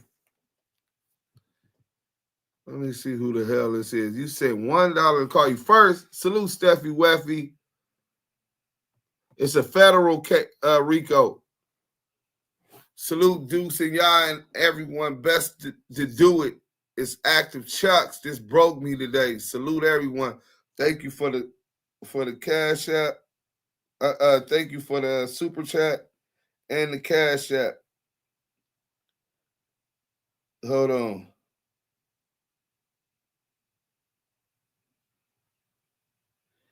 A lawman that can help. Let me write this number down. We finna see what he's talking about. 313-4756. Okay. He said he a lawyer, Otis. Let's see what Otis is talking about. I hope. I want to see what his expertise is. 4756. All right, let's go. We going down the chat.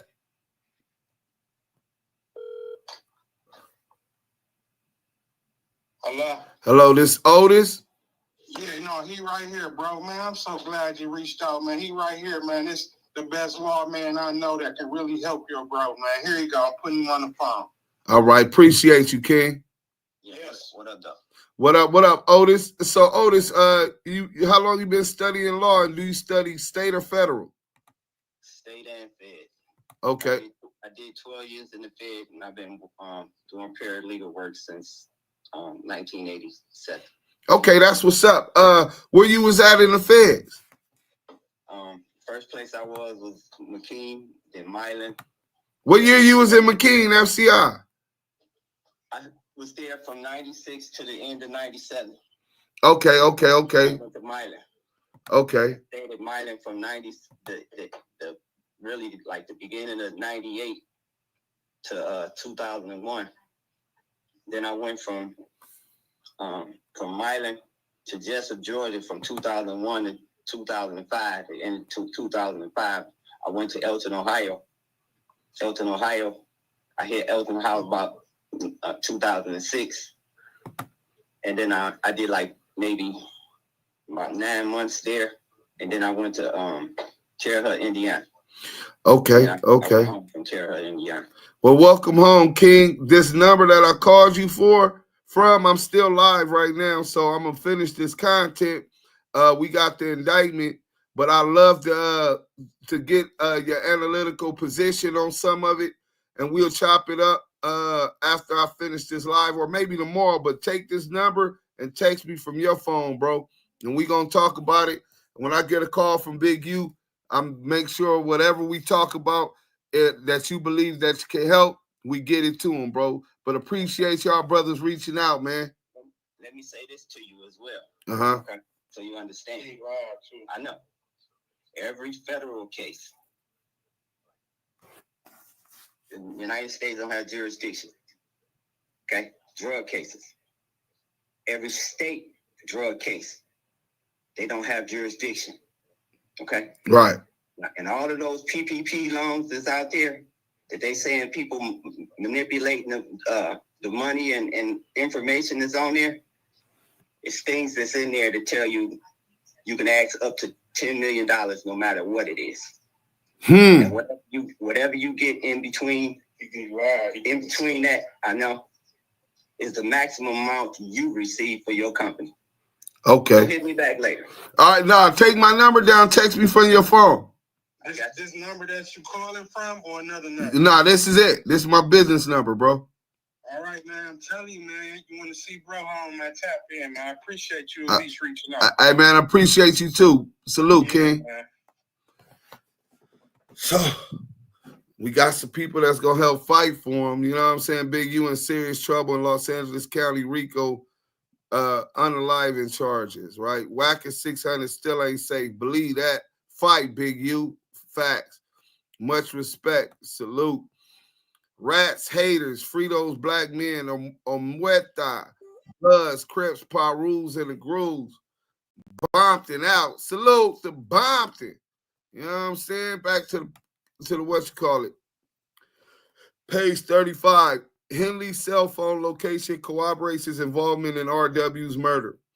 I have reviewed cell phone location information obtained via search warrants by North Las Vegas Police Department for 2 phones associated with Henley for the time before, during, and after the murder.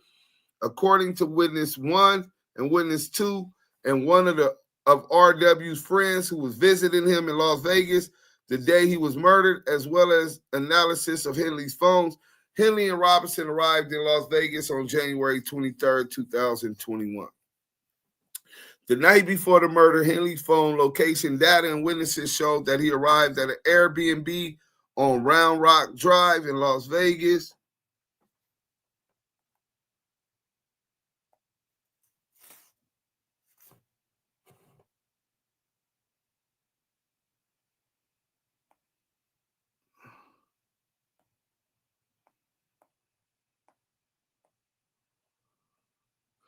So let's go. The night before the murder, Henley's phone location data and witnesses showed that he arrived at an Airbnb on Round Rock Drive in Las Vegas, Nevada. The Airbnb RW was staying in prior to the homicide, the Airbnb, in the middle of the night. Henley, through unique music, was paying for the Airbnb. Surveillance footage from in front of the Airbnb showed a dark gray or silver sedan arriving at the Airbnb and leaving shortly after. The surveillance video also showed Henley at the Airbnb. On January 24th, 2021, the night of the murder at approximately 7:04, Henley arrived at the studio, according to witnesses. At approximately 8 or 9 p.m., RW arrived at the studio and recorded a song from approximately 11 p.m. to midnight on January 25th, 2021. At approximately 12:37 a.m., Henley left the studio, and the dark gray Lexus in which he and Robinson had driven to the studio was no longer at the studio. At approximately 12:58, which is 20 minutes later, Henley's phone stopped reporting location data of any kind, with the last data recorded within the vicinity of the studio. At approximately 1:13 a.m., surveillance footage at the Airbnb again revealed a dark gray or silver sedan arriving to the Airbnb. RW exited the passenger side of the vehicle and entered the Airbnb. A few minutes later, at approximately 1:20 a.m., RW exited the Airbnb with a suitcase, put the suitcase in the trunk, and got in the dark gray and silver sedan, which departed. The Airbnb, though, was rented for another day, and RW was not set to leave until a flight scheduled the following day. Both of Henley's phones did not begin reporting location data again until approximately 2:15 a.m. The fuck that mean? This nigga cut his phone off all the motherfucking time on me. Niggas is wondering why he ain't answering. Our regular program is to talk in the morning. Nigga, sometime nigga might not hear from him for 2 days. Phone off. Nigga might have some soft legs around him. Nigga, the fuck that mean? Nigga in Vegas too? But anyway, based on investigator test drives and research, the drive from the studio to the Airbnb would take roughly 17 minutes. After Henley's phone stopped reporting location data when they left the vicinity of the studio, the dark sedan arrived with RW at the Airbnb 15 minutes later, which is consistent with traffic patterns after midnight. The drive from the Airbnb to the location where RW body was found, and then to the location where Henley's phones began reporting again, would take roughly 42 minutes. The time from when RW left the Airbnb to when Henley's phone began reporting again is 48 minutes, approximately for the drive, murder, and moving of the body, particularly in the middle of the night without traffic. In 2021 Drink Champs interview, Henley discussed the difficulty of getting away with crimes in the modern age because the phone and its location tells all. That's not no evidence, my nigga. These people is crazy. This shit is brazy, bro. Hold on, the bro just hit me too. Send it WhatsApp. Anybody sending me anything, man, send it WhatsApp. My phone is full, man. You know what I'm saying?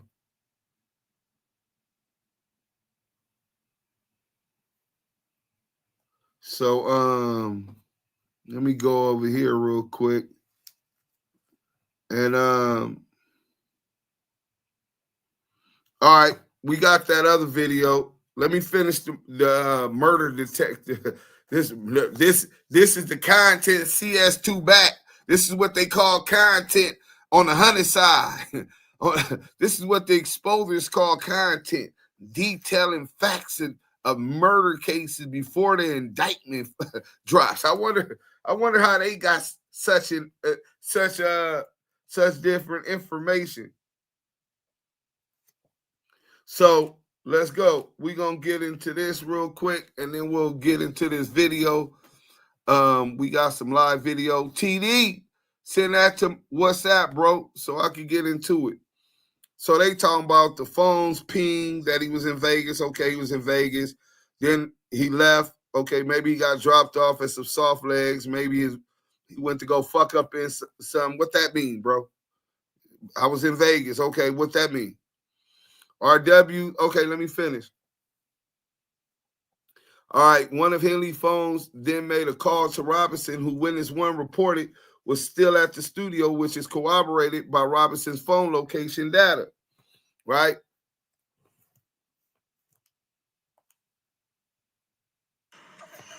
This is my last video before I turn myself in. I got the exclusive video from the big bro, man. With my family. I'm going to watch it with y'all. We finna watch this right now. Let me turn this camera off because I don't want this to be about me. And if I shed a tear, I don't want y'all to look at me different, man. You know what I'm saying? But this is my nigga. The nigga that came to back me when niggas smutted my name when there ain't no smut on my name. We got exclusive the last recording, the Big U, when he turned himself in, man. You know what I'm saying?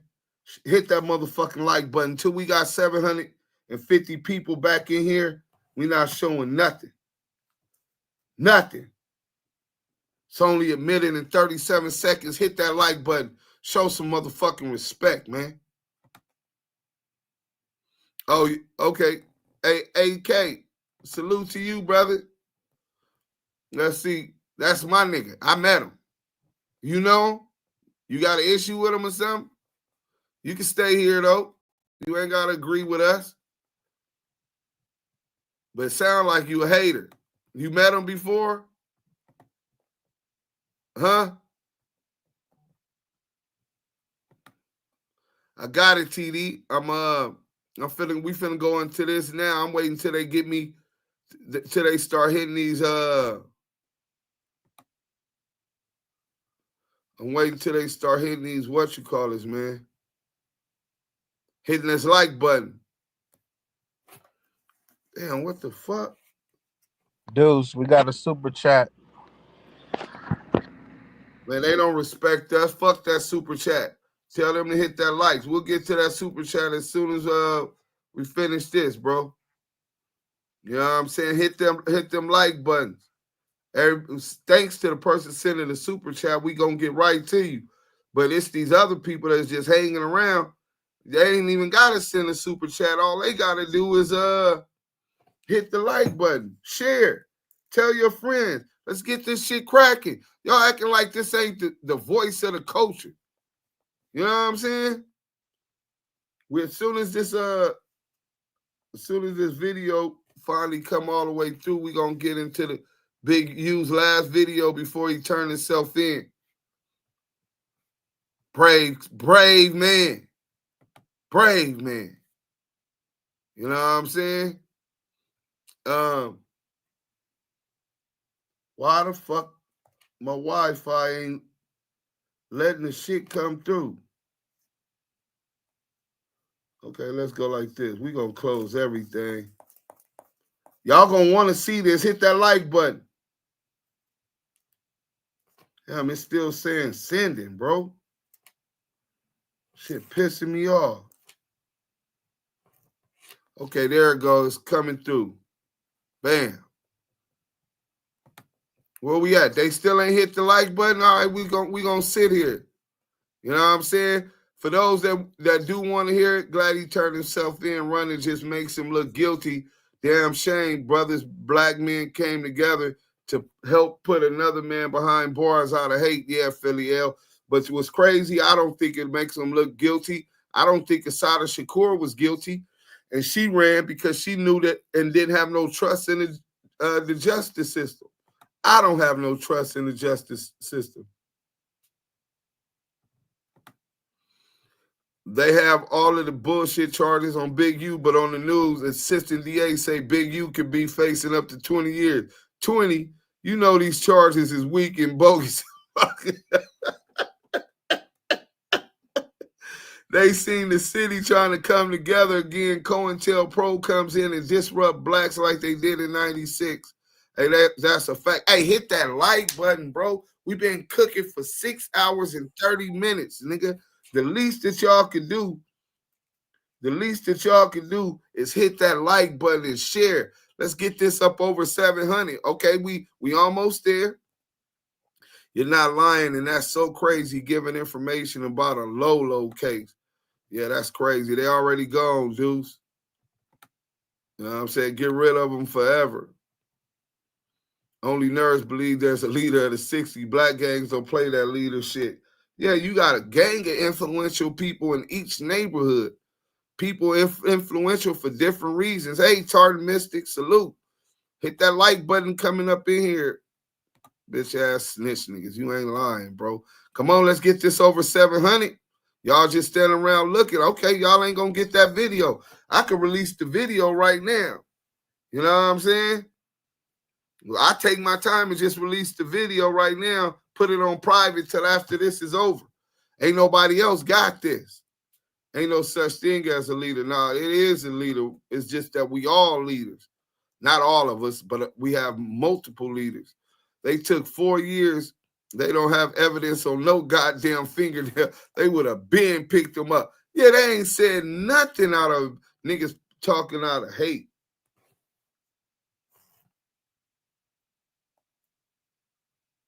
Oh, we got 2 of them. So this is gonna probably be my last. Okay, we got 2 of them. I got you, TD. My bro want me to go ahead and do this one. We finna go ahead and do this one, man. We ain't gonna even wait no more, but y'all on bullshit in them comments. I guess the haters in this motherfucker, bro. You know what I'm saying?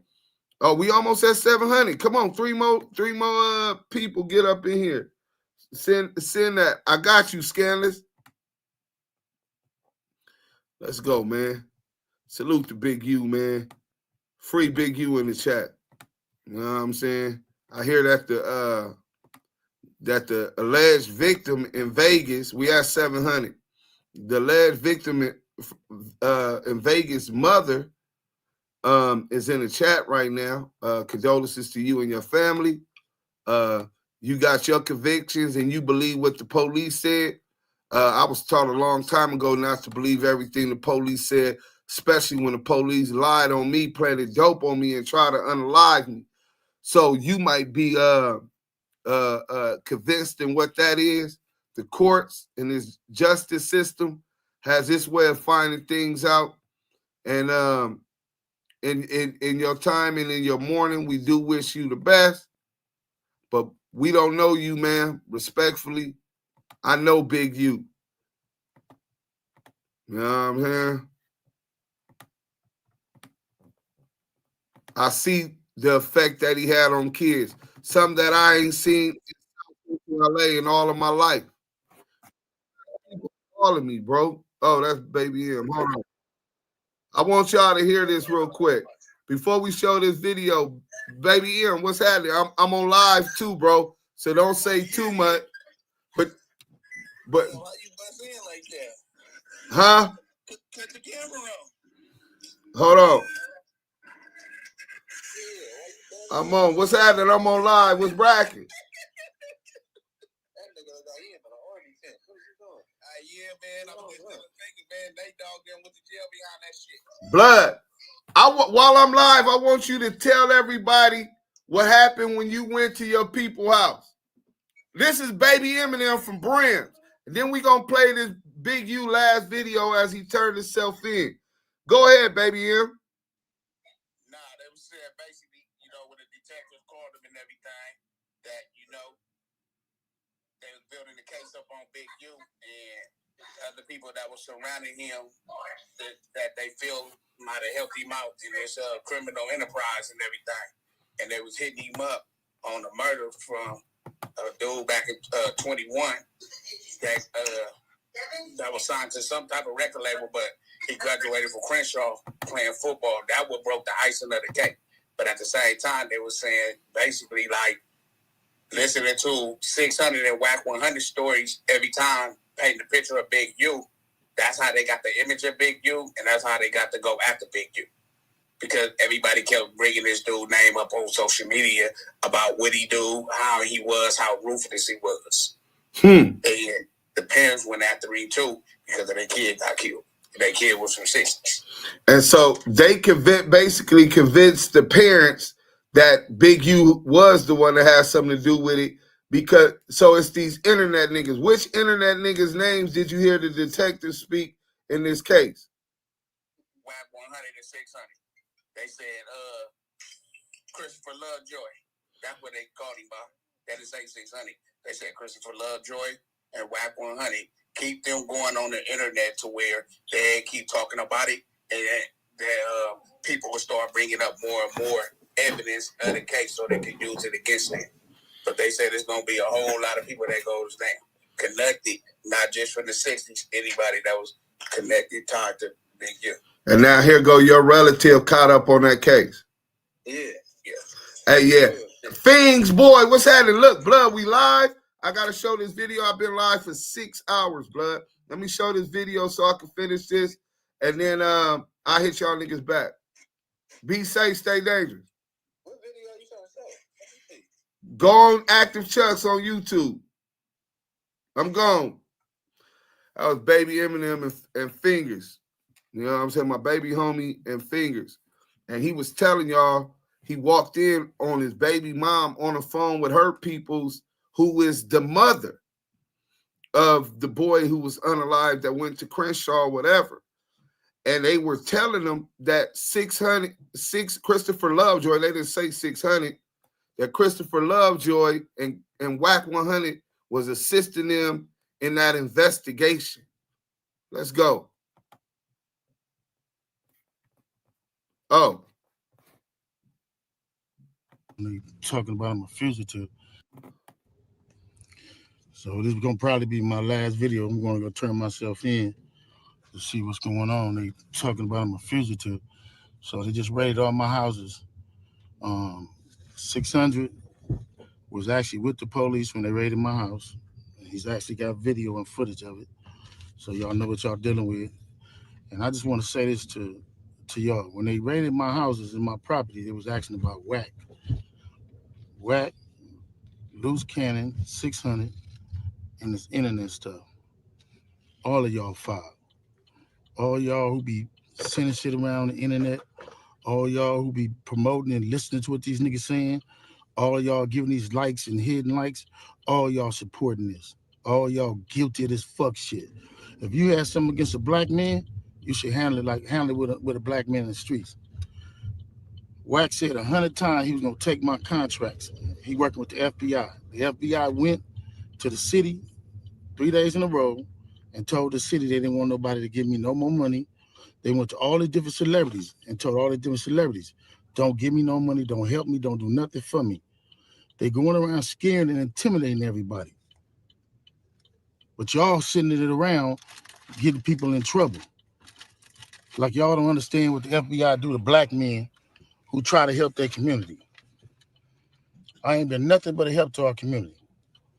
But I guess it is what it is. This the price of being black and trying to help somebody, trying to help your community and do what you can. You're just guilty because somebody else don't like you and then go on the internet and do what the fuck they want to, and y'all gonna promote it. It's crazy. But I'm going to go turn myself in, though, because I ain't did nothing. The fact is, man, they done went to my house, kicked my houses in, bust my doors down, bust my windows. They calling my son at his football practice, threatening him. You know what I mean? These dudes tagging him. What kind of shit is this? But y'all gonna be rolling with these dudes. And I got this last thing to say.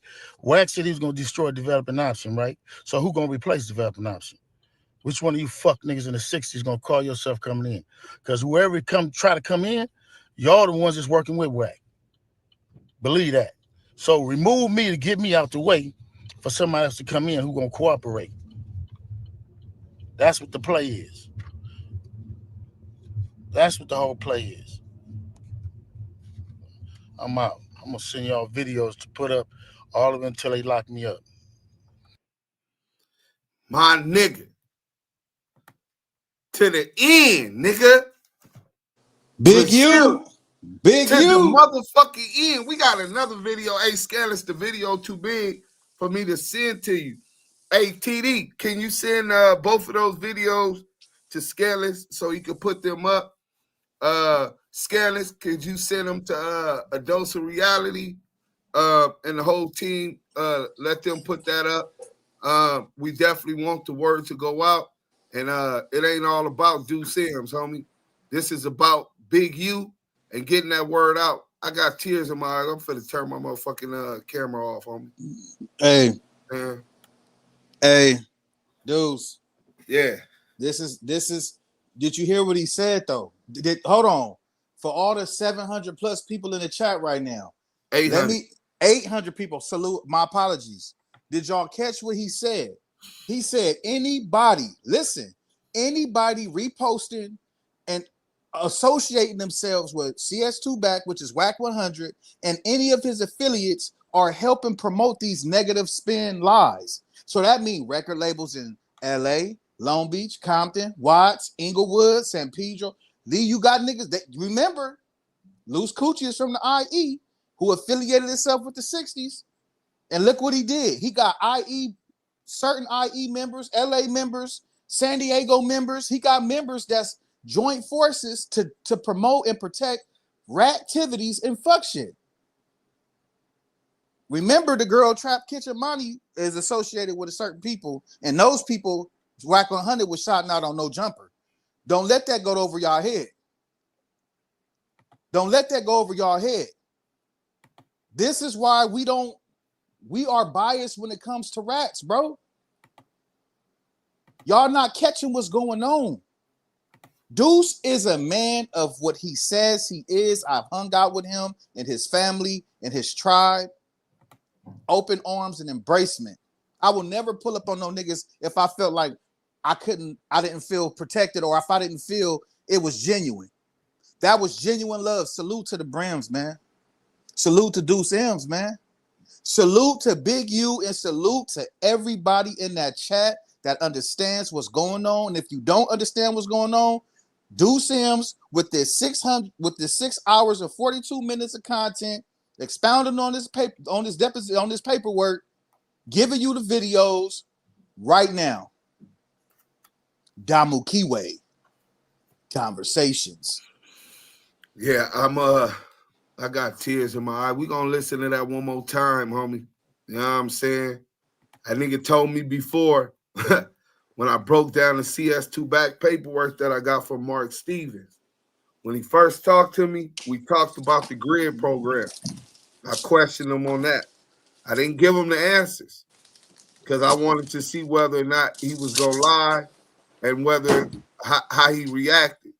And he stood tall and told me it wasn't like that and this and that, and confirmed what I already had learned by that time. Second thing we talked about, my brother. The third thing we talked about was Mark Stevens. when he got Mark Stevens on the phone, before we called Mark Stevens, he said, "Man, you got everything right."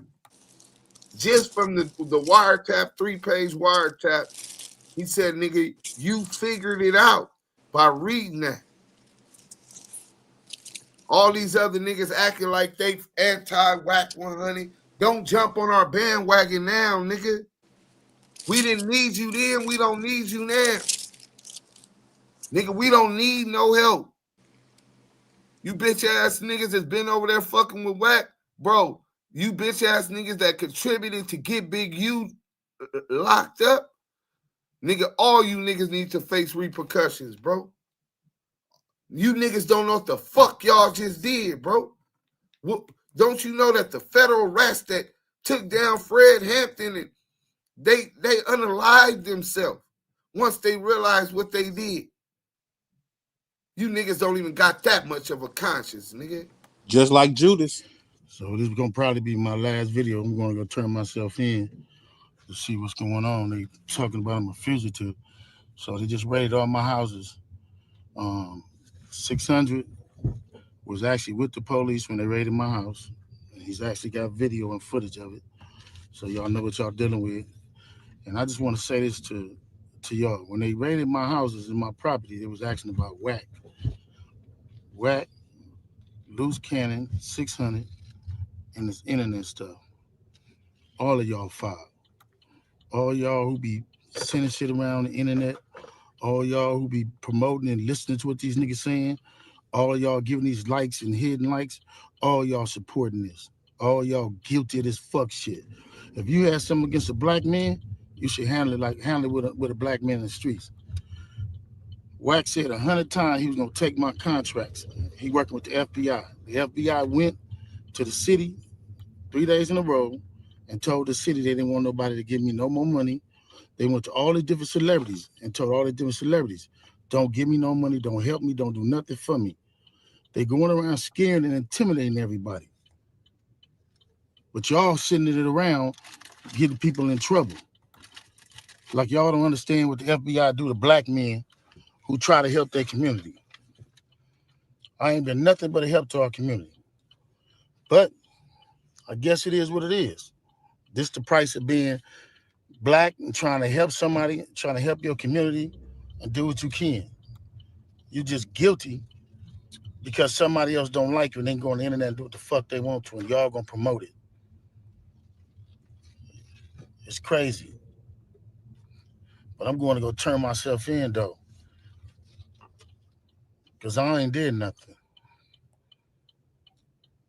This fact is, man, they done went to my house, kicked my houses in, bust my doors down, bust my windows. They calling my son at his football practice, threatening him. You know what I mean? These dudes tagging him. What kind of shit is this? But y'all gonna be rolling with these dudes. And I got this last thing to say. WAC said he was gonna destroy developing option, right? So who gonna replace developing option? Which one of you fuck niggas in the 60s gonna call yourself coming in? Because whoever try to come in, y'all the ones that's working with WAC. Believe that. So remove me to get me out the way for somebody else to come in who gonna cooperate. That's what the play is. That's what the whole play is. I'm out. I'm gonna send y'all videos to put up all of them until they lock me up. My nigga, so this is gonna probably be my last video. I'm gonna turn myself in to see what's going on. One thing for sure, two things for certain, nigga. I was mad, I was angry, but nigga, I got that fight back in me, and I'm smiling, nigga. Cause one thing I know about that nigga Big U, that nigga be like, hey, Deuce, we got the content. And he wanted y'all to know this. He wanted me to know this. He wanted y'all to know this. Let me get this up here for y'all, man. Let's go. My nigga, man. Wonder why Damu Kiwe got this and nobody else didn't? It's called principles and morals, my nigga. Loyalty over royalty. This is my last video before I turn myself in. I'm with my family.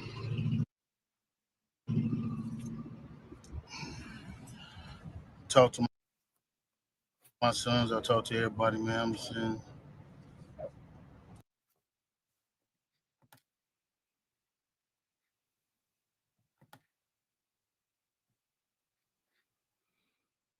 Damn, the feds mad we showing the video? What the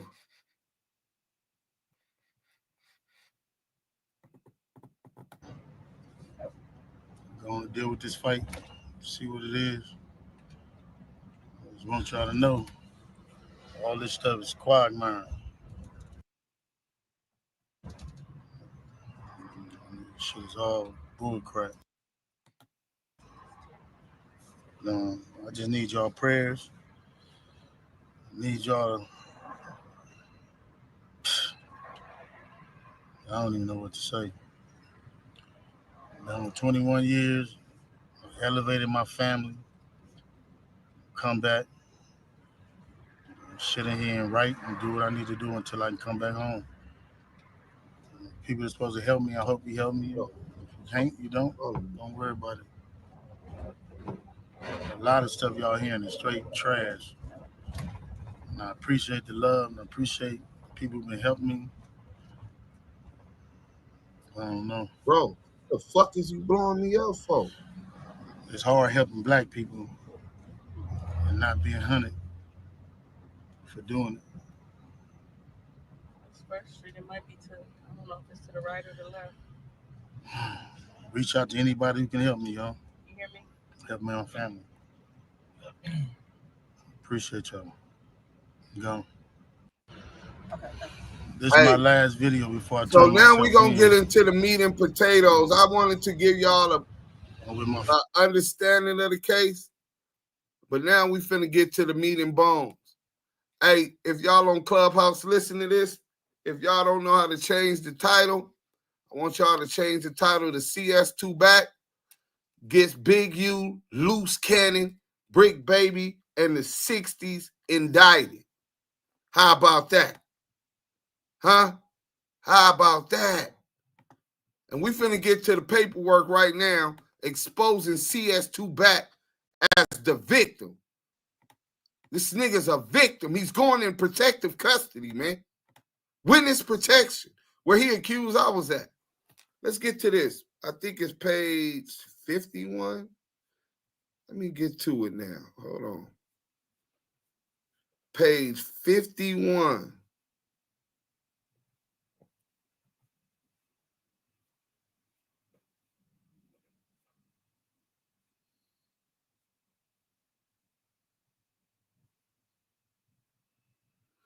Okay.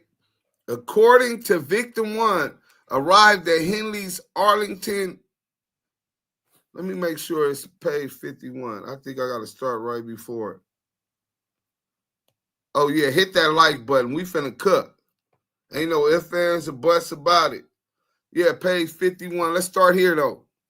So, on the day of the robbery, approximately 11 of Big U's enterprise members and associates, including Robinson and Williams, both of whom victim one knew well as Rollin 60 members, rushed into the dispensary armed with firearms and without masks. They demanded belongings of anyone inside and stole cash and marijuana from the store before fleeing.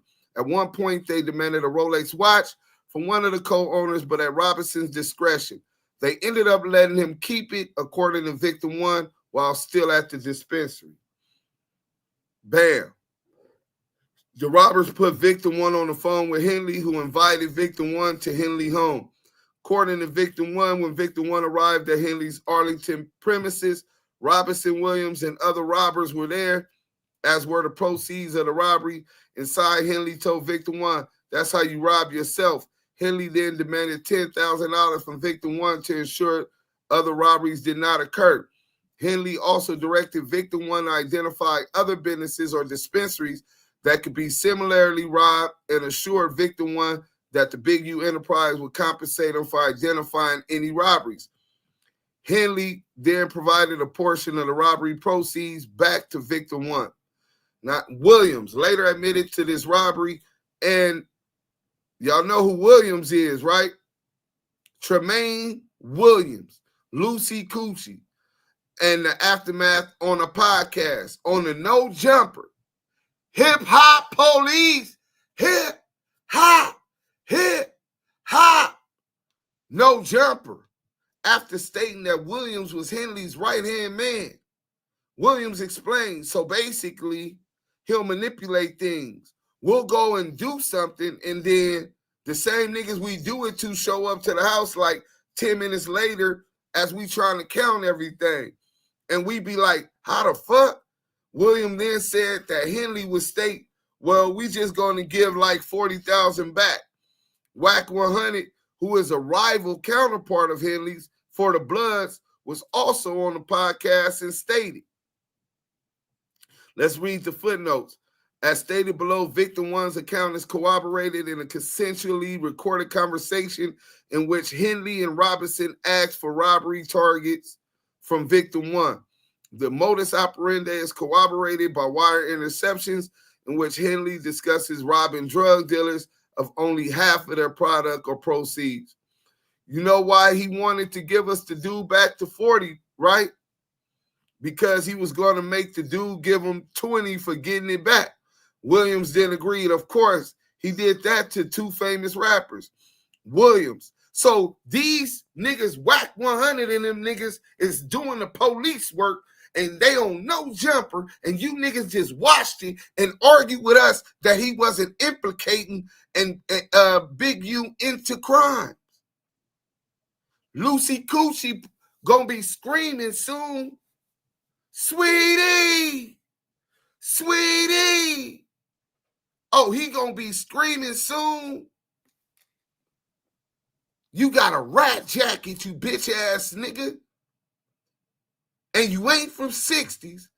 And you going up into the feds. Ain't no PC in the feds, nigga.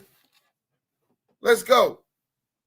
Williams then agreed. Of course he did that, whatever. Williams then detailed demanding $50,000 from the celebrity rapper RR, Rick Ross, or they would kill the celebrity rapper MM, Meek Mills.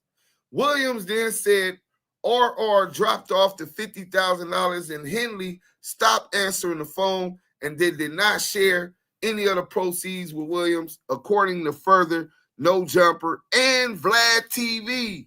Hip hop, hip hop, hip hop. Police, nigga. The two Mountaineers, nigga. We've been running a campaign right now. Look at the back of my shit. Let me turn this back on, my nigga. Get the back of my shit. There's two Mountaineers on that picture. Vlad TV and Adam Grandmaster. The hip hop police. And y'all think that this was a game, bro? These niggas incriminating niggas, and you niggas got them on y'all platforms. If you niggas had them niggas on your platform, y'all can suck my dick. You bitch ass niggas better not, don't use our content. Nothing, nigga. All you bitch ass niggas getting strikes. All you bitch ass niggas getting strikes. Don't use our content, nigga. Weird ass niggas. Salute to the whole team. Y'all already know y'all got action of using all our shit. Let's go, man. So, and this podcast episode was removed from the platform, although a recording of the episode remained available elsewhere online. Williams, recounting of this robbery occurred years after the robbery of Victim One's dispensary and years after Victim One already. Oh yeah, you didn't hear what I was saying? Nah, what happened? I didn't hear you. Oh, they cited Luce Coochie on Vlad TV and on No Jumper, implicating Big U in those crimes, bro. So what does that mean for him? He has to testify, right? No, he's gonna get a bunch of time if he don't testify. But because he already let them know he know it by going public and speaking on these crimes, right? So now, but these niggas that's been interviewing these niggas, clout chasing these niggas, how you gonna clout chase a nigga that ain't got no clout? How you gonna clout chase a clout chaser? How you gonna clout chase a rat? That bro, you took the words right up. You know how I get down, bro. How you clout chasing a fucking snitch? That shit, bro. That shit grinds me, bro. It grinds my fucking gears, bro. No, that nigga who was the four already locked up. So William continues to commit and discuss robberies and other violent. Oh, look, he just they quote him, nigga, in their indictment. This is the third page. They're quoting Tremaine Williams. Lately, this nigga told on himself. Lately, Williams has claimed in multiple interviews that he is no longer affiliated with Big U, whom he now refers to as Big Useless or Big Uterus. However, William continues to discuss former Big U enterprise business to discuss and threaten violent assaults and robberies, and to actually commit the same. For example, on January 3rd, 2025, outside of No Jumper podcast, filming location in Los Angeles, Williams struck a victim in the head multiple times with a firearm and pointed the firearm at the back of his head, while two other suspects removed valuables from the victim, including jewelry, cash, and a cell phone, in excess value of $5,000. Who was that took that jewelry up off of him? Oh, you know, he know. He know everything else. Hey, listen, my nigga. Whacked and lined you up. What he got? Maybe he working and tell him, look, y'all just can't lock my boy up, man. Hey, but this shit nasty work. So let's go. The victim lost consciousness during the incident, which was captured on video and posted on social media, apparently to stoke fear and bolster Williams' penchant for violence. After the incident, Williams posted a 7-minute video on his YouTube channel discussing the beating, stating that he used to be Big Useless enforcer, that he loves to fight, and that the incident could have went a lot worse. Williams' post also played a portion of the assault. 103. Similarly, on February 25th, 2025, William posted a video on his YouTube channel in which he threatened anyone that is at odds with him to do something bad to your mama, your daddy, anybody. In that same video, Williams walked through the checking it in process and walked through the fact that he would rob any celebrity who did not check in, including at an Airbnb, a restaurant, a car wash, or anyone. Williams also said that he was with Henley when rapper Rakim Hashim Allen, a.k.a. PNB Rock, was robbed and killed, and that they told him to comply and that they would get the jury later. Williams also walked through the kidnapping of a famous rapper that Williams and Henley committed together. Who is this, bro? Hello. Hey, bro, I'm live right now. Everybody just be calling me, bro. But and then discuss several Big U enterprise associates being good in Los Angeles because they have checked in. Some of those mentioned were developing option donors or former NBA players who have provided hundreds of thousands of dollars as purported gifts to Henley personally. According to Williams' statements in a publicly available online video, he kidnapped the victim, put him in the trunk of his car, and drove him to Henley's home.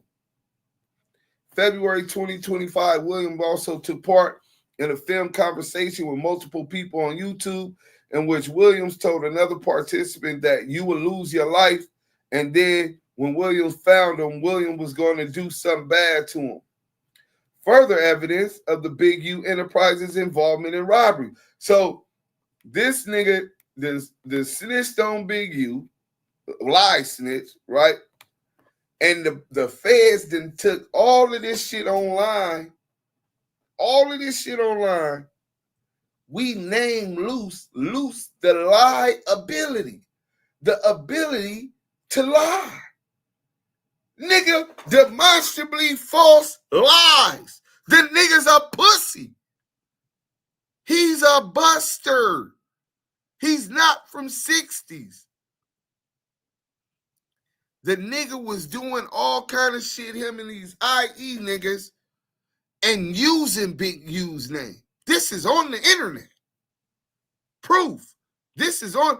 Wack posted this on the internet. His DMs with Luce Cannon. The feds got that. The shit with Marley Marl, the nigga Wack was like, hey, bro, I can't talk to you how that draws. You did that shit to Marley Marl. They in here talking about victim one is Marley Marl, bro. This is nasty work. Wack 100, confidential source 2 back. Luce Coochie Cannon.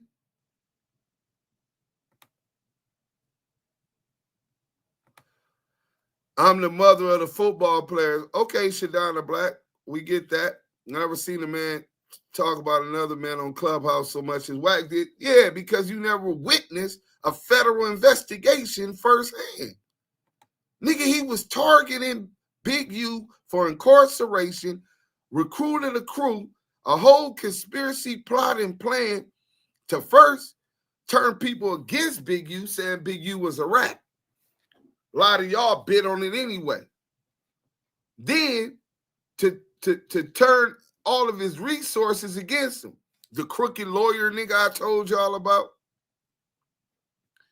Maybe should have been a better mother. Damn, they own her down in the chat. She must have came over here on some bullshit. All that Big U disrespect, we ain't going for none of that.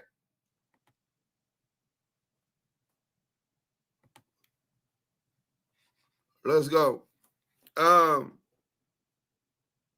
So Damu Kiwe Conversations. Similarly, on June 22nd, 2022, on another recorded call.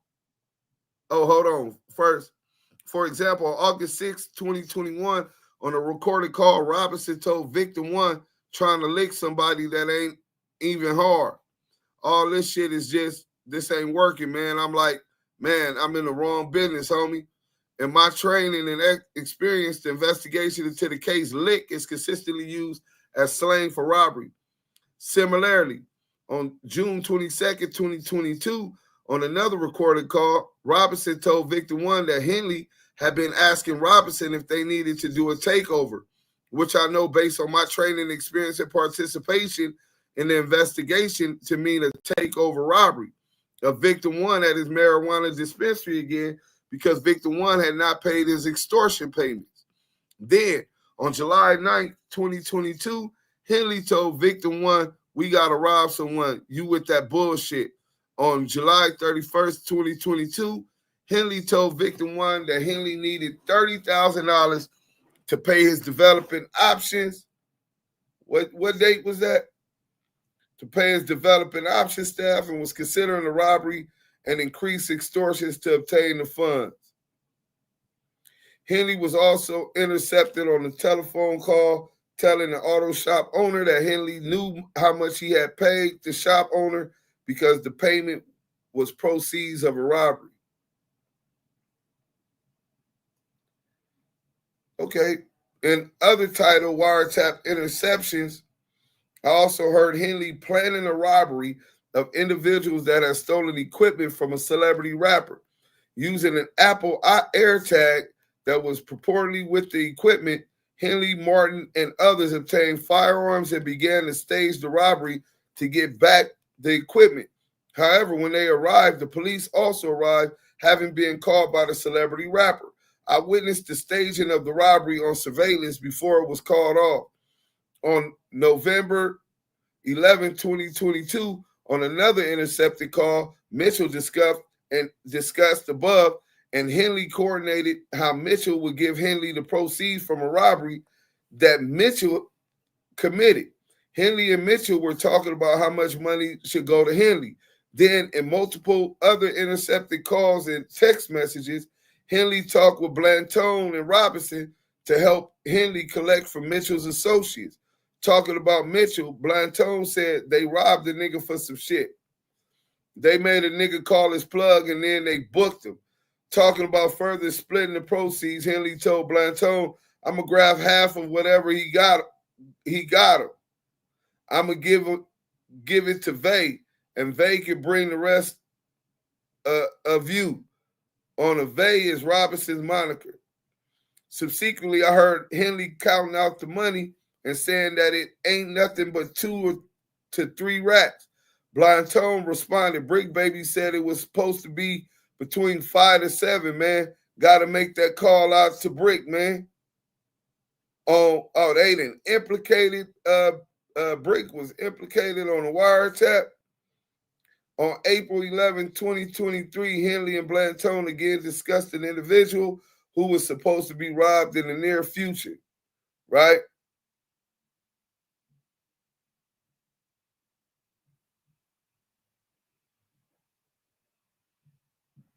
So,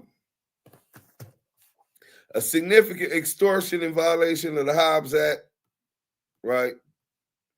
And we'll get into all of this tomorrow, man. It's already late. But we finna put these videos up. Let's get into the chat. Yael, what you gotta say, man?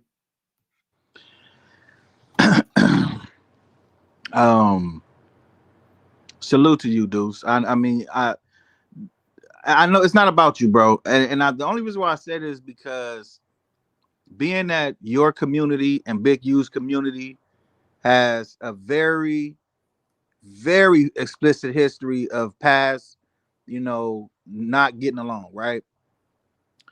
And the fact that Deuce, Big U seen so much potential in what we are doing and believed in your movement, he allowed himself to come. He was prideless, and he sat down and he conversed with you, indulged with you with the paperwork, forgave us as a team for not understanding the paperwork and what old. Well, it wasn't paperwork. It was contracts.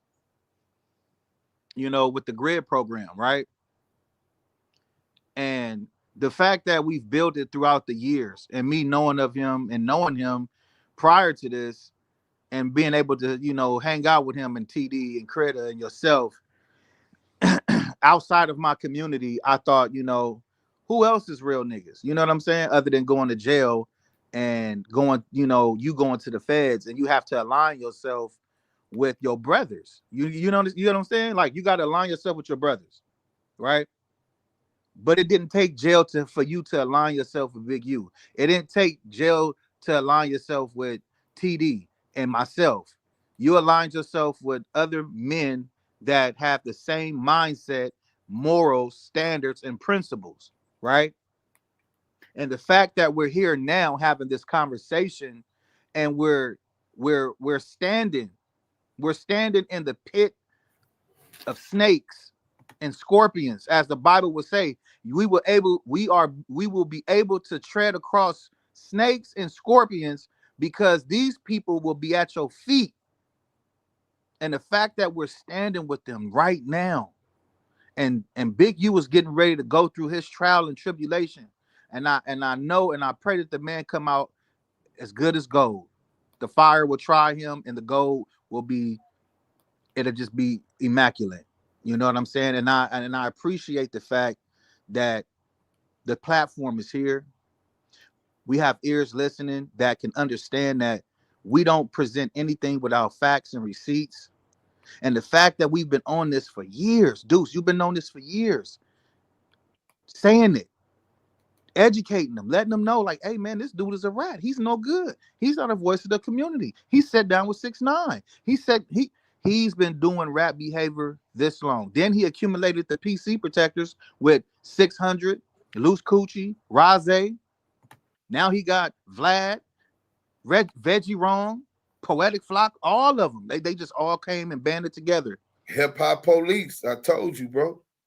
And now that we stand on the heads and the feet, our feet is in the pit of the snakes and the scorpions, we have to make sure our election is sure what we're standing on. And I know that we're standing on strong and we're brothers and we're going to have each other's back, because right now our brother needs our back and he needs us to we need to make sure that we're doing what we have to do, and Big U's going to do what he has to do. And I appreciate you standing in for this man, even though he stands for himself, allowing you to be a voice to be heard among the people. And we're doing this and making sure that everything goes the way it's supposed to go. There will be no misinformation coming from the Damu Kiwe conversation. Any and everything that will be delivered from the Damu Kiwe conversation is all facts, no cap. Free Big U. Salute to him, his family. Bless his family, his wife. Salute to you, Dayon. You went out, bro. Sky, shut up.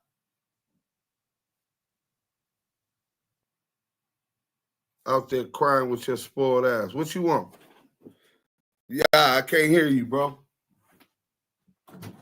What? What you want? Huh? What you want? Oh, she want to go potty.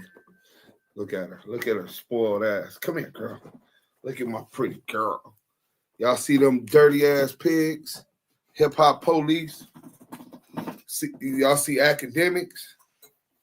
Sit down, my boy. We let y'all back on. He was cooking. I'm back on, dudes. You know, they calling you, they calling me. I'm getting humped. But at the end of the day, bro, like I was saying, blessings to you, your family, Big U, your wife. Your kids, your son, Dayon. Keep your head up. Into the whole Crenshaw district and the football team of the Crenshaw Cougars. Salute, man. This is devastating. I hate the fact that these rat ass bastards did what they did, but I feel like that brother will be home soon. And just know the Damu Kiwe conversation is gonna stand in for him, because we have to, man. We are our brother's keeper, man. Kenny Kingpin, not forgetting you either, brother. You know, and this is just sad, dude. So I'm just so bothered, bro, because Wack has shouted out people that are affiliated with him, and it's just like it's just leaving a bad taste in my mouth, bro. And I don't want to be long-winded, but I'm very upset and I'm disappointed.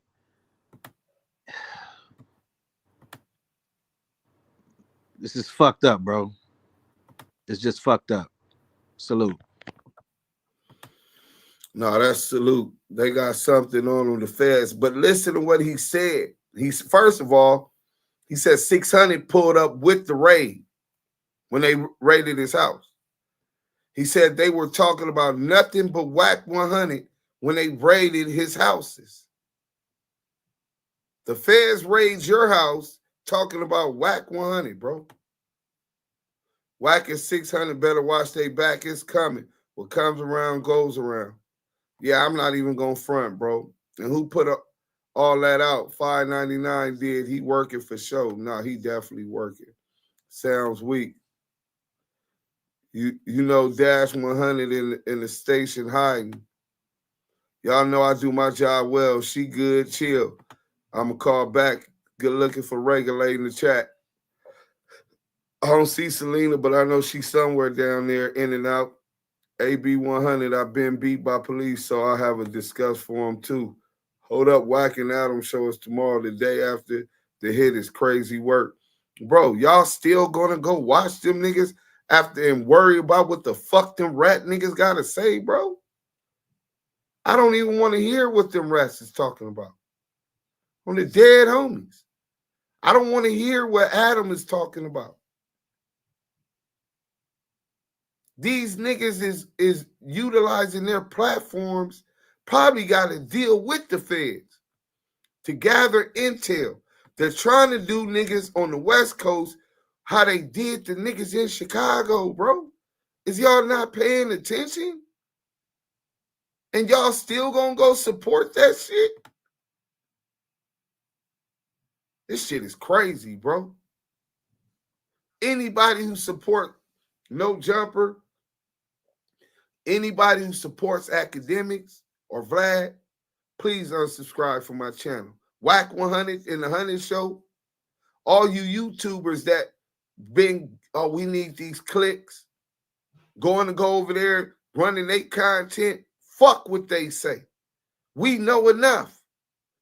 I've been running content for 3 years on CS2 back, being an informant, a plant, and a rat, a confidential source. Nigga, you know what was the validation? When after 4 days after my video was on World Star Hip Hop with 3 million views, and he had a sing law office take down my shit. I already knew he was going through money problems. He didn't have enough money to file that kind of lawsuit. The feds made sure they got that for him. They took that down because it would compromise their integrity, the integrity of their investigation. Man, if this was the 80s and 90s, there would be no whack 100 or 600. Shit, if as long as them niggas is running outside of the land and don't pull up, they could get, I don't give a fuck where they at. They going to be able to get away. The streets would have taken care of those two. Bro, how they going to take care of them if they don't see them? And we don't even want to talk like that on here. You'll be, that's threatening a federal witness. You know what I'm saying? Adam 16 is Buck Back and 599 are lovers for sure. Y'all smash them MF likes, man. My guy Deuce got the real nigga telethon going. Yeah, bro. Hashtag RNS. Stay swinging for the fences. You know what I'm saying? And we uploading content as we going right now, bro. You know what I'm saying? This shit is nasty work. Yeah, but I don't want to hear what them niggas is talking about. The Crip cop, nigga. For all we know, them niggas, I can't wait to finish reading this, because even with what we read already, them dudes might be going to witness protection right now, bro. And if they not, then hey, the streets gonna do what the streets do.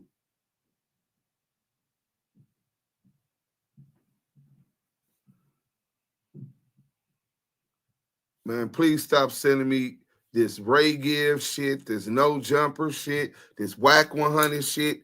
I will block you. Block you if you send me any of that shit, bro. I don't support rats, my nigga.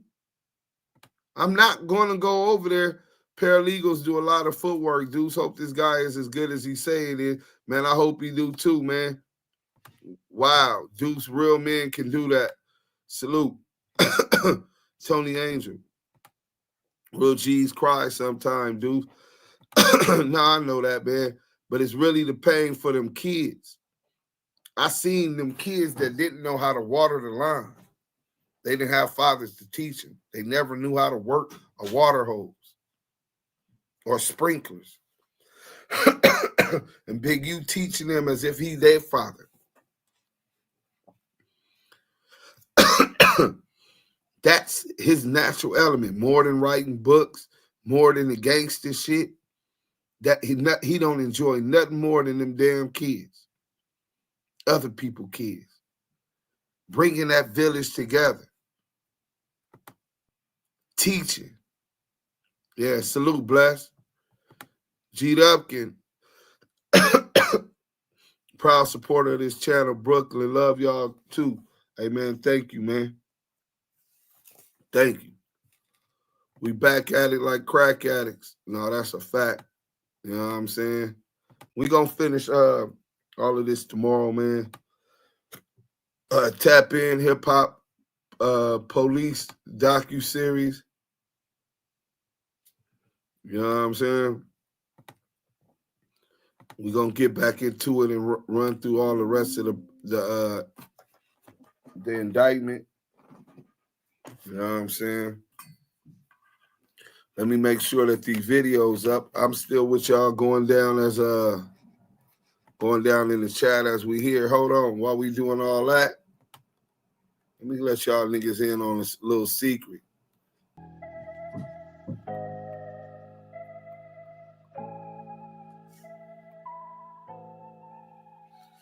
Hey, look, man. Let me turn this off.